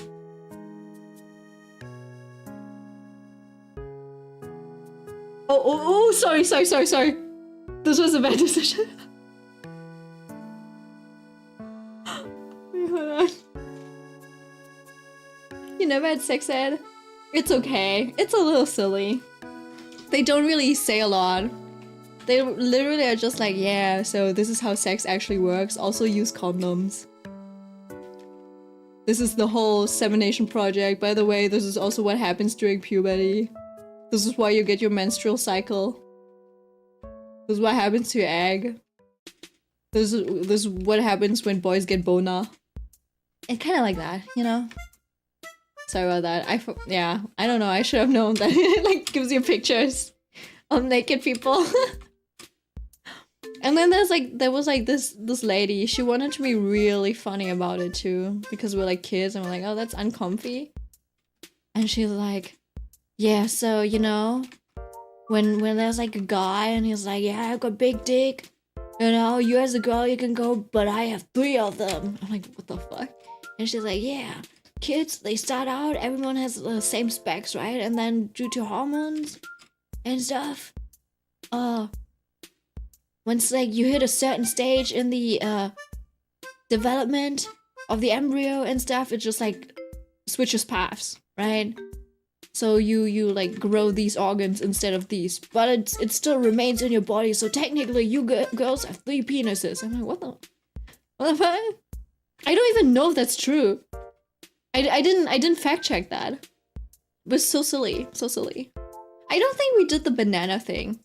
I think she did explain how to put on a condom though, but I was also like, you know what, the boys can figure it out on their own, I think. Like, you don't need to give them a tutorial on how to put on a condom. It's probably on the like Verpackungsbeilage. You know, it's probably included in the packaging. But then I also overestimated the boys, so probably it might have been good that someone showed them, because like 90% of them probably would have not read it. Alright. One of my core memories is asking how to wash blood out of clothes effectively after getting your first period, and my teacher just kept saying, you don't get blood on your clothes if you use pads. Women, I will bleed into my clothes during my first period. You know what? You are thinking way ahead. I didn't even think about it. Right? You're like way ahead of your... Like, that's what's considered critical thinking. I had none of that. I was just listening. I'm like, alright, I'll take that, alright. You know? I was just eating confirmation, like, information, not questioning anything. No one taught me that. Yeah, that bit me in the ass really quick. In school. Verpackungsbeilage. How did it go? Something like, bei Fragen und Nebenwirkungen fragen Sie bitte Ihren Arzt oder Apotheker. And they changed that shit. Now it's like, fragen Sie fragen Sie Ihre Ärztin und Ihre Apothekerin or something like that. It's so stupid. They now have to do the male version and the female version. So they're like inclusive and stuff. I'm like, man, these are just grammar. These are just like grammar, what's it called?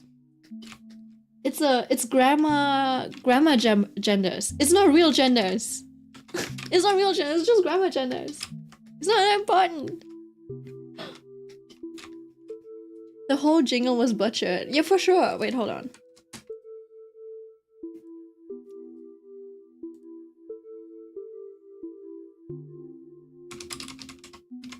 Ah, zu Risiken und Nebenwirkungen fragen Sie bitte Ihren Arzt oder Apotheker. See? There's a new one!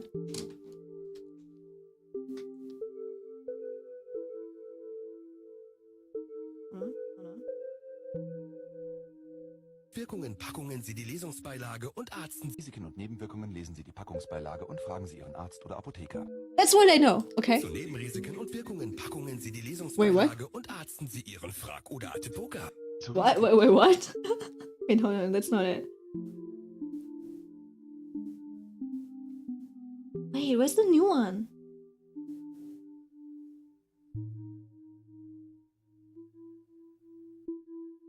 Wait, hold on. Oh, this is from a year ago, so it has to be this. I know, this is the most reviewed part. Es lindert nicht nur Erkältung. Zu Risiken und Nebenwirkungen lesen Sie die Packungsbeilage und fragen Sie Ihre Ärztin, Ihren Arzt oder in Ihrer Apotheke. See? Komplex. Zu Risiken und Nebenwirkungen fragen Sie bitte Ihren Arzt oder Apotheker. Like, no! They made it so long. Zu Risiken und Nebenwirkungen lesen Sie bitte, zu Risiken und Nebenwirkungen lesen Sie die Packungsbeilage und fragen Sie Ihre Ärztin, Ihren Arzt oder Ihre Apotheker. That's such a mouthful. It's like, you know how the Japanese one is like, この番組はご覧のスポンサーの提供で送りします It's such a difficult word to say, right? 送りします It's like if they change that. 番組はご覧のスポンサーの提供で送りします Yeah. Right? They changed that. In my head, it'll always be zu Risiken und Nebenwirkungen fragen Sie bitte Ihren Arzt oder Apotheker. Okay? Just how Pluto will always be a planet. For me. Like, Pluto's the ninth planet. I don't care about anything else.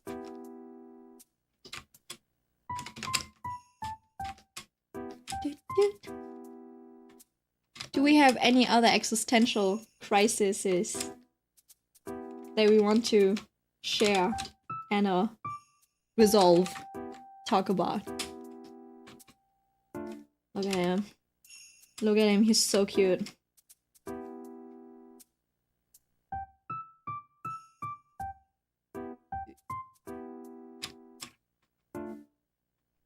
Yeah. Imagine growing up as a child nowadays and being told we only have 8 planets in our solar system. 8 is such a stupid number too. I don't know, man. It's like you can put 9, like you could put it into 3s, you know? 9 planets. But 8 planets just looks wrong.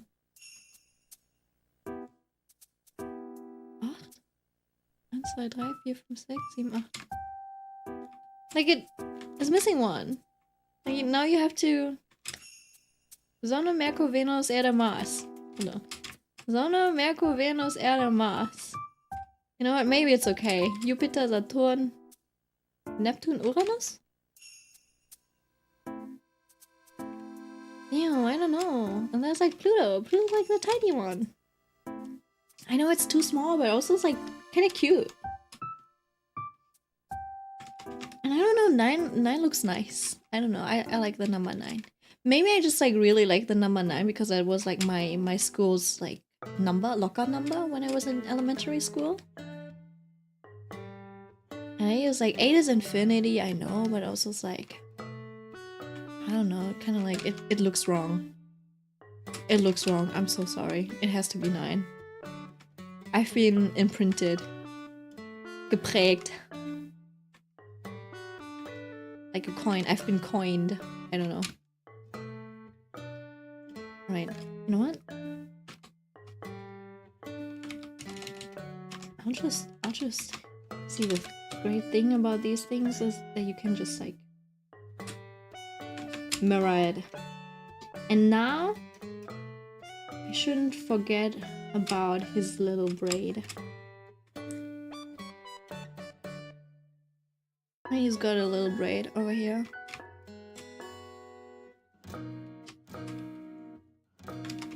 My god, he looks so precious.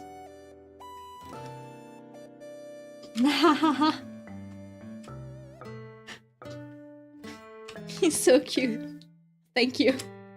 I agree. Is that even? I think it's the right angle, isn't it? Alright, hold on. Those are the lines. Wait a second.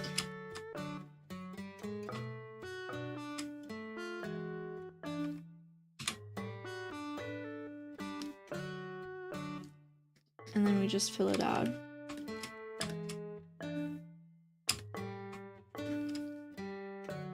See, I do have the template for Sunday. I don't want it to look too gray.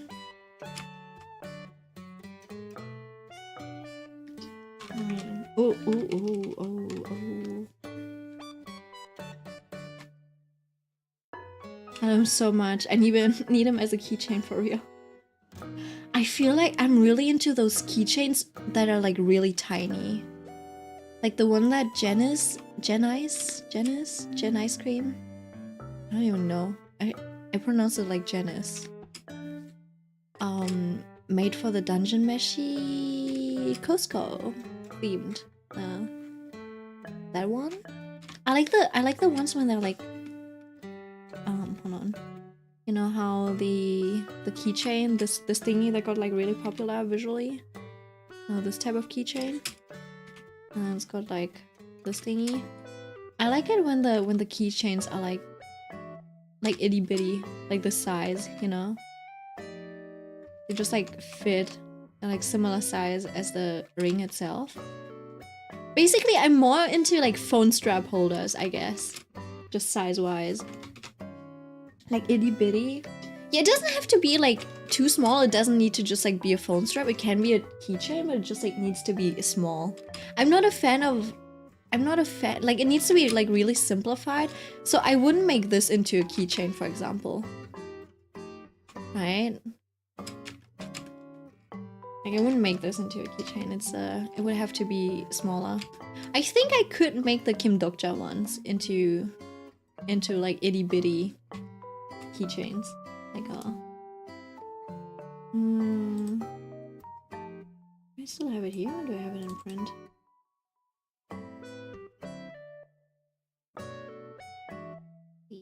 You know?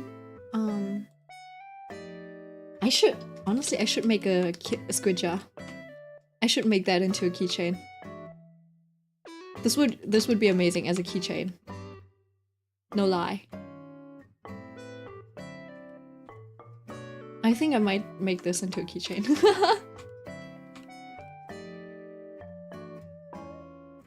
But that also means I should make a Yu Junhyuk one.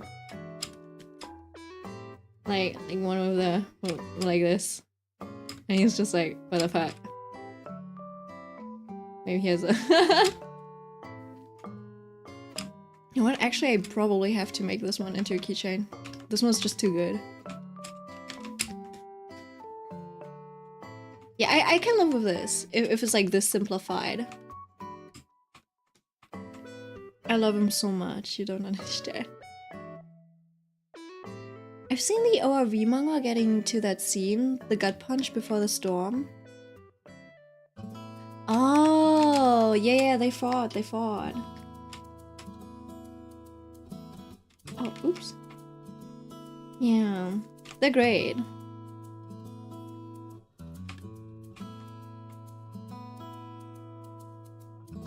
I live for him. Me too. I'm literally like Kim Dokja right now. I'm like, you know what? If anything, I'll have to like if I plan on. No, I can't say that. I'm not planning on dying or anything, but I'm like, if it gets really bad in my life ever, right? I'll probably look at it and be like, ORV will probably get me through this. I need to see the ending. I need to see the ending of the story of this webtoon. I can probably read the ending of the like novel, but I'm like, well, I gotta see it as like completed as a webtoon.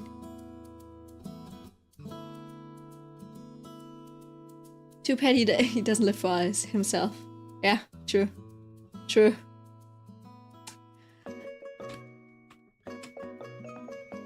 The stupid maniac, throwing his life away. Dun, dun, dun, dun.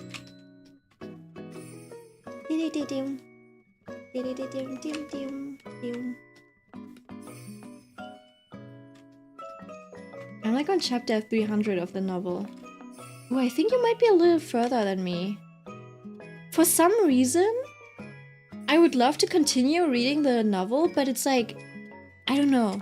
It's something that I really want to spend my time on, you know? Like, if I want to read the novel, I want to do it... Like, sometimes I read a chapter at the end of a day, but I feel like I want to binge read it, right? So I want to have like a week where I don't have any worries. And I haven't had those in like half a year, I think. Where I'm like, man, I really want just like a weekend where I have nothing on the list on my plate. Or I can just like spend the time reading. And that's when I'll do it.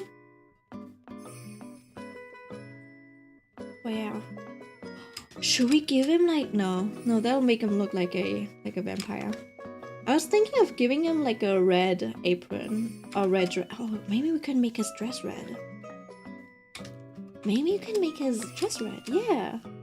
Oh fuck, I'm stupid.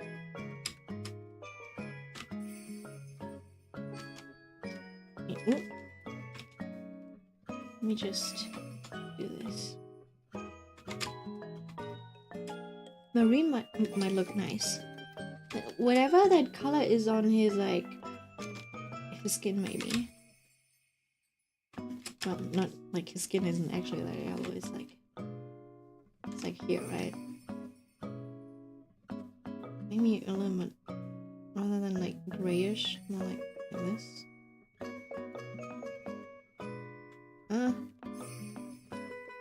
It's a tough life. Something like that. Oh, you have to match it to like his hair. And then his hair is kind of just like golden. Do I have some golden? This is like a cool toned one, so I need to warm it up a little. It's like blonde.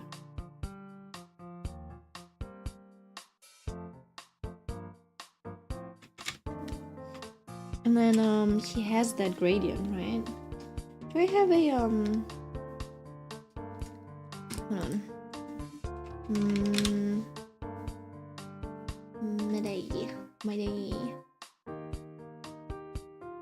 Alright. Let's see. Where can I find a oh, there we go. This one should do it.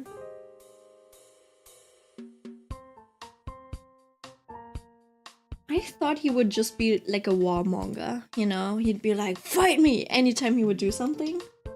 Like, I thought he was just like out for blood, like a bloodthirsty hound or something. That's what he looks like. I judged the book by its cover, and I regret it. I'm so sorry.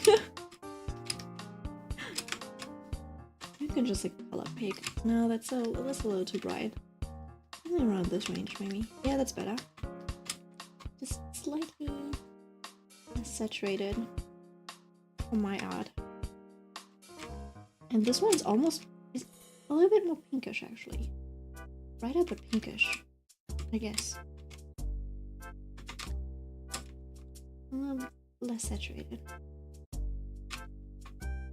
And then he's got like this peachy color on his hair, which is very cute. Right, like this. It does get pretty deep, though. But it's only on the tips of his hair, so it's like, I gotta paint and color it in like this.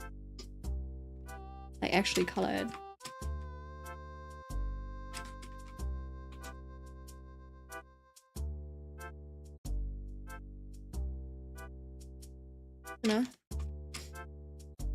No? Isn't... No! Aris? Aris? Aris! Sorry, the German came out a little bit. He's not German. Not German. Yeah, he's not German. He's Greek. He's not female. Aris is a male. Always has been a male.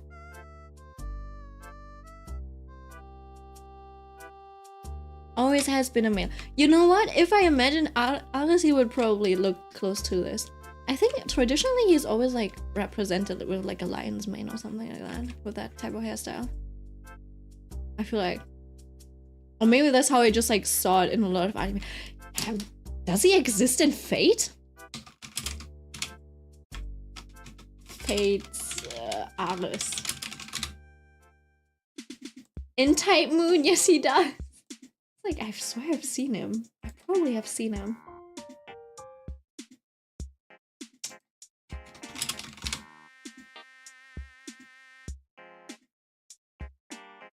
No, wait, was it? Hold on. Might have been Heracles or Hercules, no? What? That's like Achilles? There's like someone. Oh, it is Achilles. And then there was, who was this other guy? The archer guy. That was like a Greek one too, no? The horse guy. Oh man, I don't know. I don't know.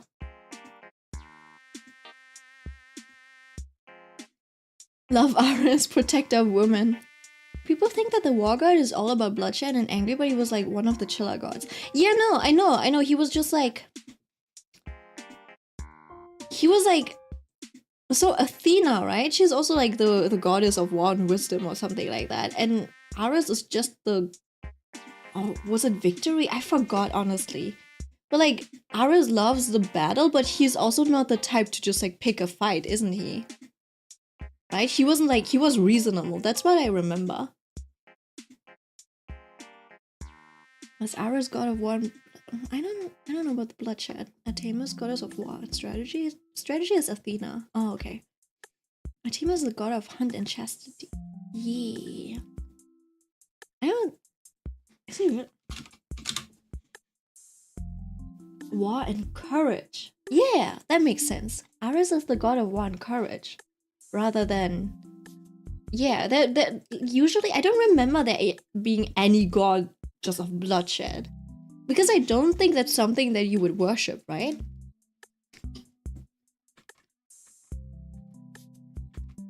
It's like Ares just enjoys the battle. And the like the glory around it. That's what I remember at least. So I never really got the feeling that he was like war of bloodshed. But what I meant, like when I was looking at Midday, I was like, oh man, he kind of looks, you know, when they're like making war themed and fighting themed, etc. People usually make someone like who's so eager to jump into battle. It's like almost annoying. I was worried like Midday would turn into that. And I'm glad that he isn't. You know, he can have a white apron. He can still be white.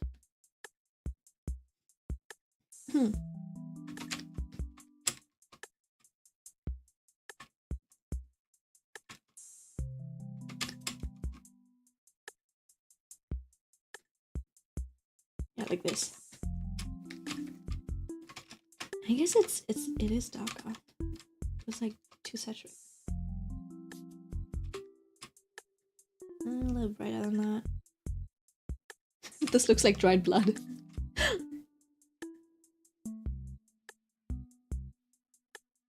I was thinking of giving it the color like he has on his body, but it's too bright. I guess it's too bright. I feel like the brighter... So this feels a bit more like a traditional maid, but I feel like the lighter red might be a bit cuter. Just because he himself has like a bit of a brighter color. The thing is, how do I paint that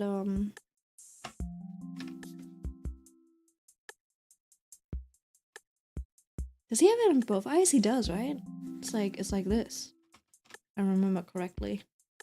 And then he just got like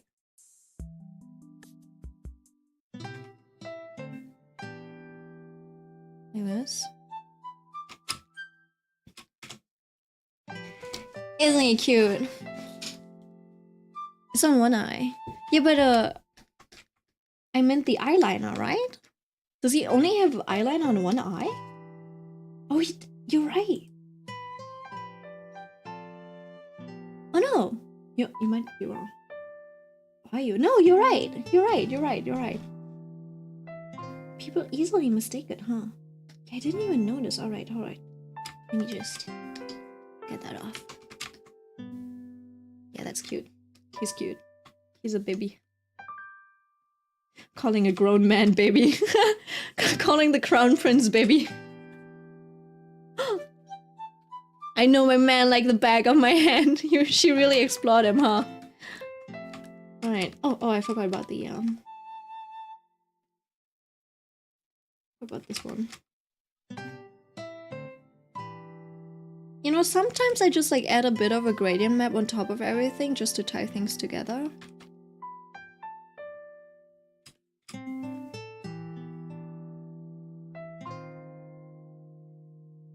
We'll see. Explored all that body. All of it. Right, so how did I think think I just gave it one color, so I'll do the same for him. Do I want it in blue? You know what? I think I'll make it blue, just so I can keep the theme of like the blue ink. Cause I kind of want to make my stuff themed, like navy blue. I have like a whole palette. It's called Milk Palette, and it's not fully white. And then usually like these colors. Like this is the second color, and then these are like accent colors. If I want some attention. Alright, so I'll just like stick to it. So I'll make my line art like blue. On principle. And then also we'll add a little bit of like ambient occlusion. Because I think these things will be pretty small. Hold on, let me show you the print size. Well, on my screen at least. It's like this small, right? So you kind of want thicker lines. Just like slightly. Oh, that's why I did it on a 20. I was working with the wrong thickness.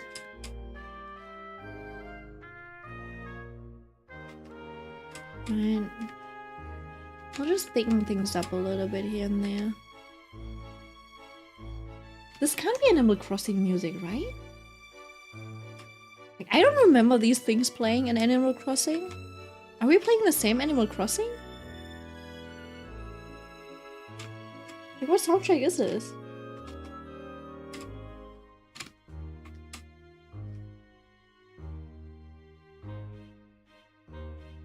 The last few were, but this one's not? I think so, right? This doesn't seem like a Animal Crossing soundtrack. But I don't mind it, it's so cute.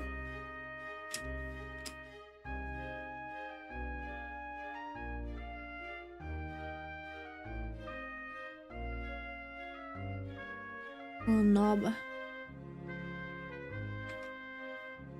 It's precious. Mice precious.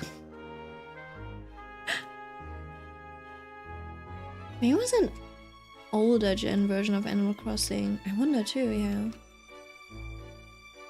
Oh, maybe it's like City Folk. Because that one's like really... We did have that? It might have been the city sound of like City Folk. That one was like almost a flop, honestly. It might have flopped. The one for the Wii. What's wrong, Mitsuna? Why are you standing there?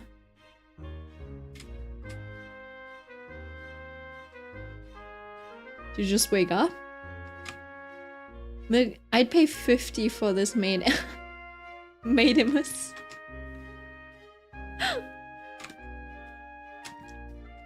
That's very sweet. It's fine. I'll send you a sticker of him. You already commissioned me twice.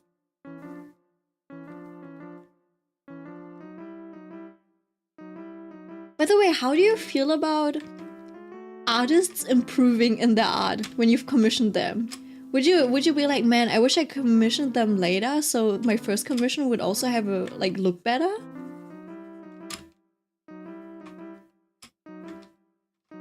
Because sometimes as an artist I'm like, man, I wish I drew better back then.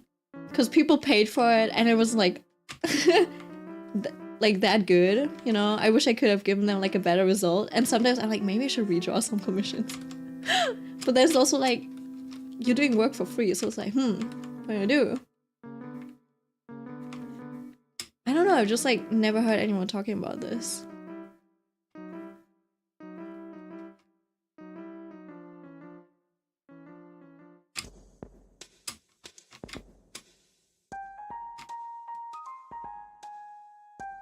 I gave him cleavage.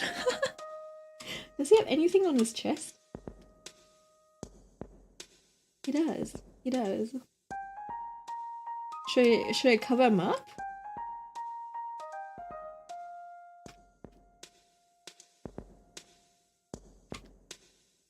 I'll cover him up. I think it's a little too close, like you don't know what's going on. And you're like, what? Guess I'll just cover up.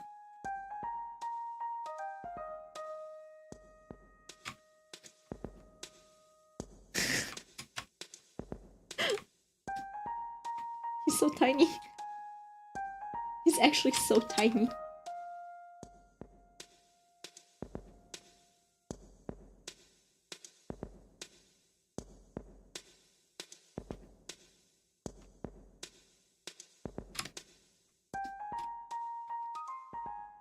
I guess a maid dress could possibly have some...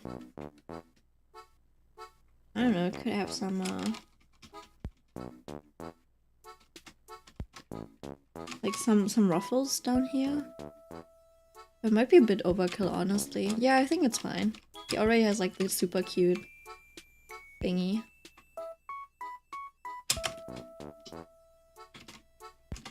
Fine.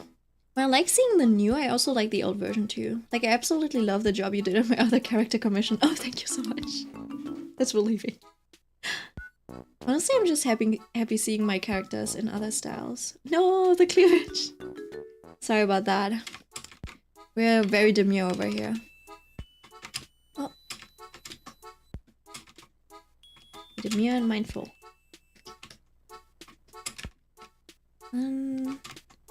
Did I? I did. I think this song, this BGM is one of my favorite. This one really brings back memories.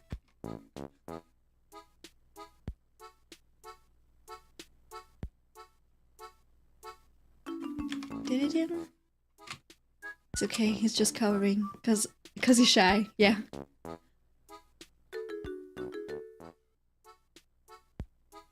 You know what? I think I just made a connection. But you'll see. You'll see in a few days. My. Why, have you played Fire Emblem Three Houses? No, have you played any? I think you played Fire Emblem Three Houses maybe. But have you played any Fire Emblems other than that maybe? I don't know.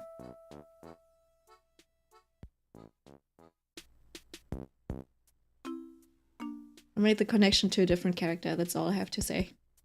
That I know. Oh, you played Three Houses. You play any of the earlier games?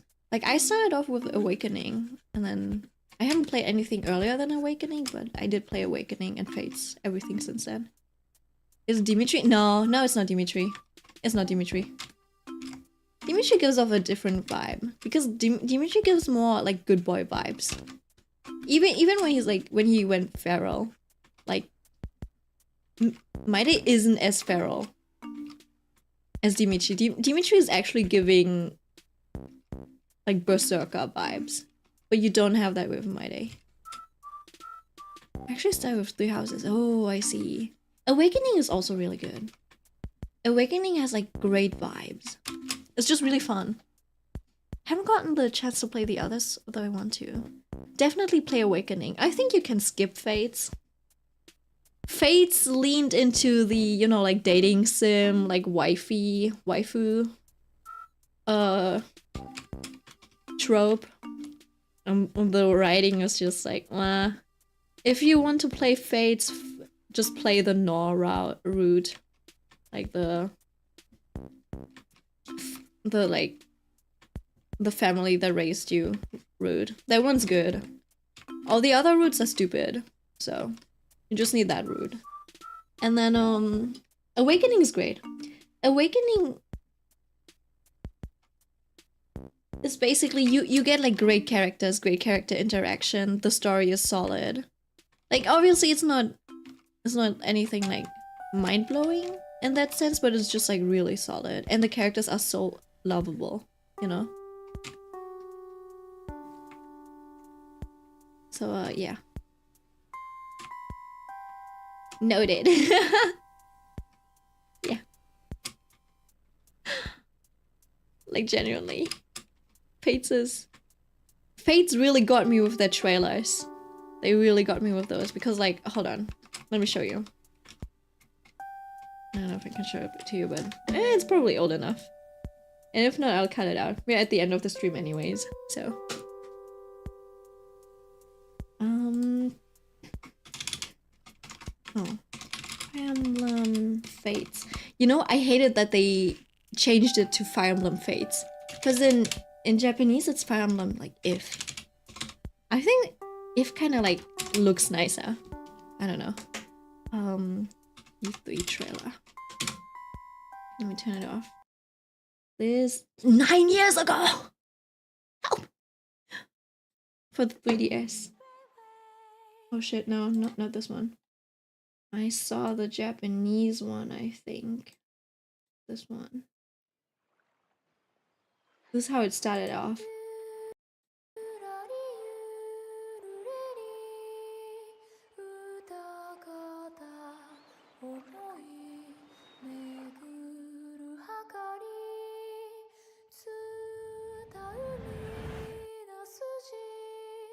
Me too. Me too.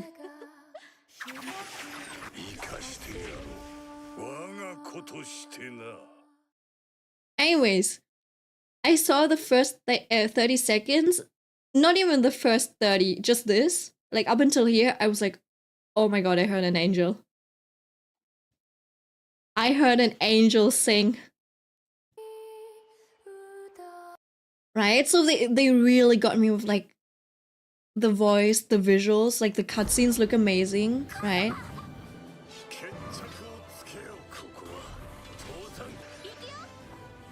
Because look at this. These are the 3D models, right? They're so budget, but like the 3D, like the cutscenes, they're amazing. And then the voice actors, they all had like really big names as well. They're like Ryoma was like Nakamura Yuichi, like one of the big ones. Then you had Miyano Mamoru for Leo, I think, and like others, right? Just like really big names. And then I ordered I did the pre-order, the limited version pre-order with the art book and everything, and it came. It was region locked. Wait, actually, no, never mind. I think I got the Japanese voices. The region locked thing was for the Shadows of Valencia, I think. Oh, anyway, no, it might have been Fates. I was so excited, and then I think that was like only English. Yeah, it was Fates. And then like I got the like limited pre-order, and they didn't have the Japanese dub. They only had English dub. I'm like, no! I was like, no! That's tragic.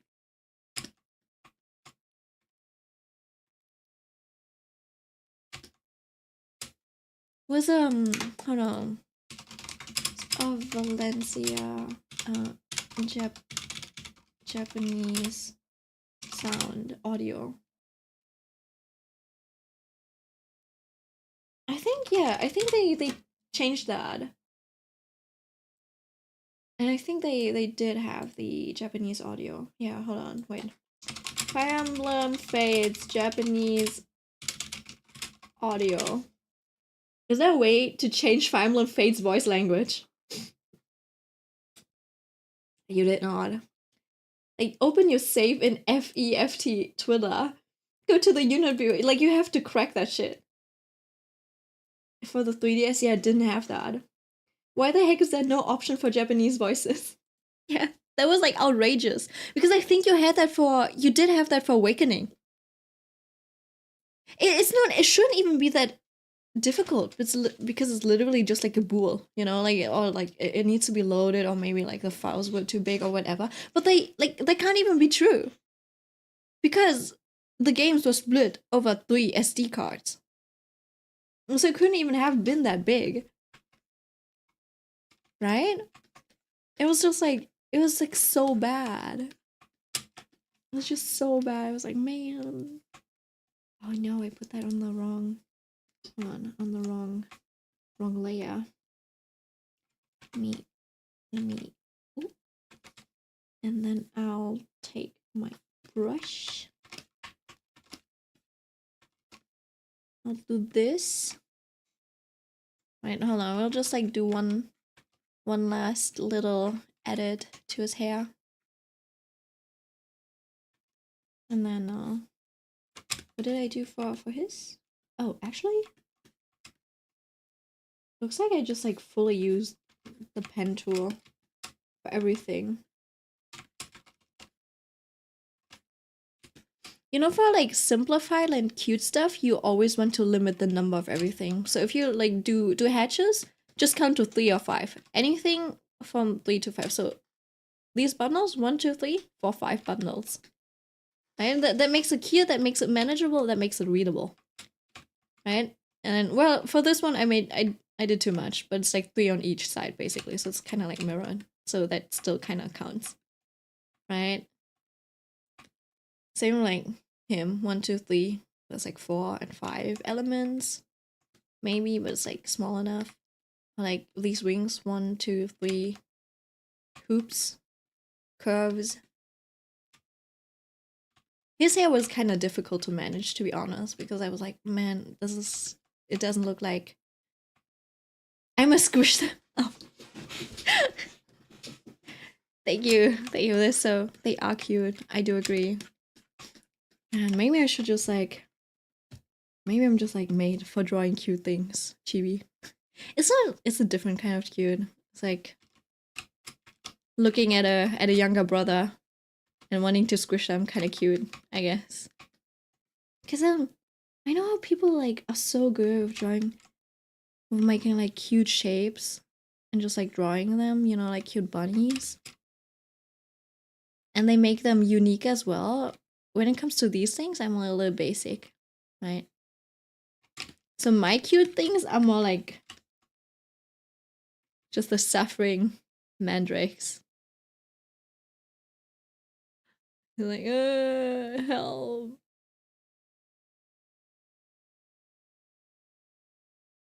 I guess I'm good at simplifying those things. But making this like really cute bunnies and stuff and making like having a unique style in that sense, I don't think that's me. The Mandrakes and Kim Dokcha, yeah.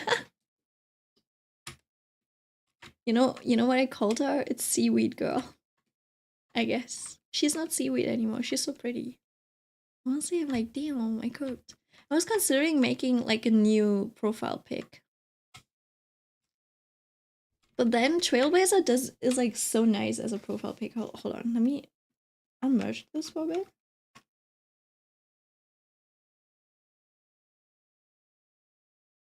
Hold on. It's a big file, okay. And let me continue. I'm still gonna. Oh no. Give me a second. Ooh. It didn't crash. That's great.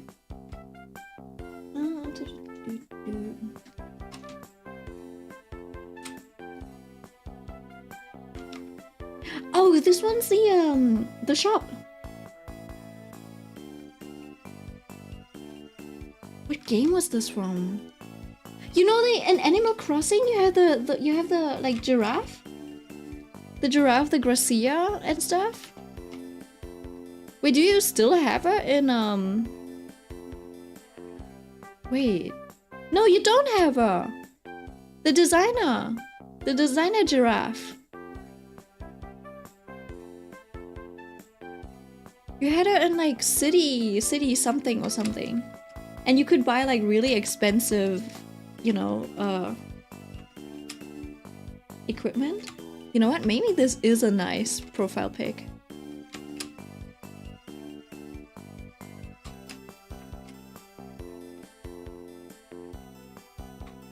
This might be actually a nice profile pic. I might consider it. I don't look like this though, so it's like it doesn't feel like me, right? I don't know. This doesn't feel like milk. That's why I'm still on the Trailblazer one. Maybe I can use this on a private account or something. I don't know.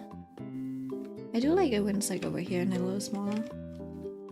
Like this. Like this. This is perfect. I got the one from City. Yeah. Oh, hi, Dr. Solaf.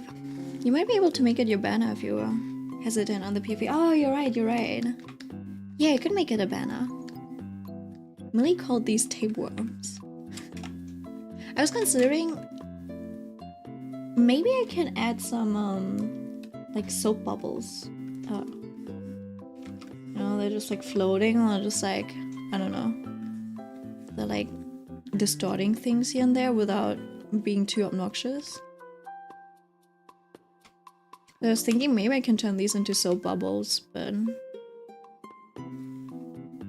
could also layer them. It could be like a string within a soap bubble or something like that. It could just like represent some magic power. I don't know. There's like, this area is still a little, it's a little empty maybe. Like I probably want some more items in the back so it looks like it has depth.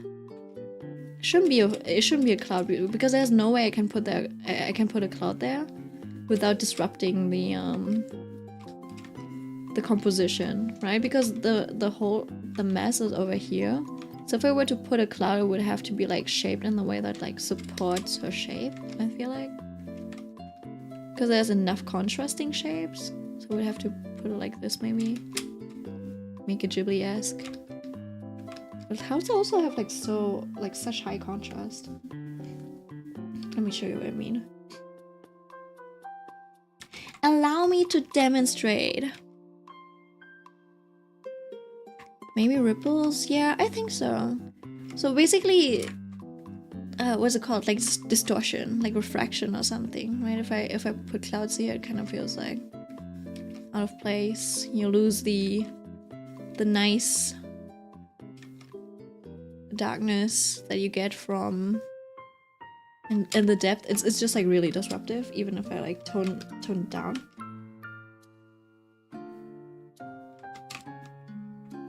And even if I tone it down, it's kind of like, what am I looking at? It is a little better though. So this feels like ripples, right? Like it's a puddle or something. But yeah, I'm a little unsure.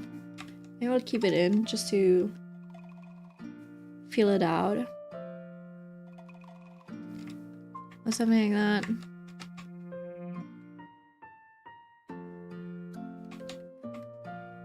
But yeah, I was thinking of you know those big hoops? And then people do like soap bubbles. It's like shiny and stuff. And it's like a little iridescent. This is too much rendering time. I'm about to hop off because I gotta see my boys final in my day. So yeah, this was fun. Thank you for hanging around. It's okay, don't think too much. Animal Crossing relaxing music helps you calm down and study and work. That's the title of it. So yeah, I'll see you around. Also, I still have yours, I'll work on it, maybe on movie night or something. Now that I don't have to work as much anymore, I'm like somewhat prepared, so I'll see you around. Yeah. Good night. Sleep tight. Have a nice day. Have a nice weekend. Mwah!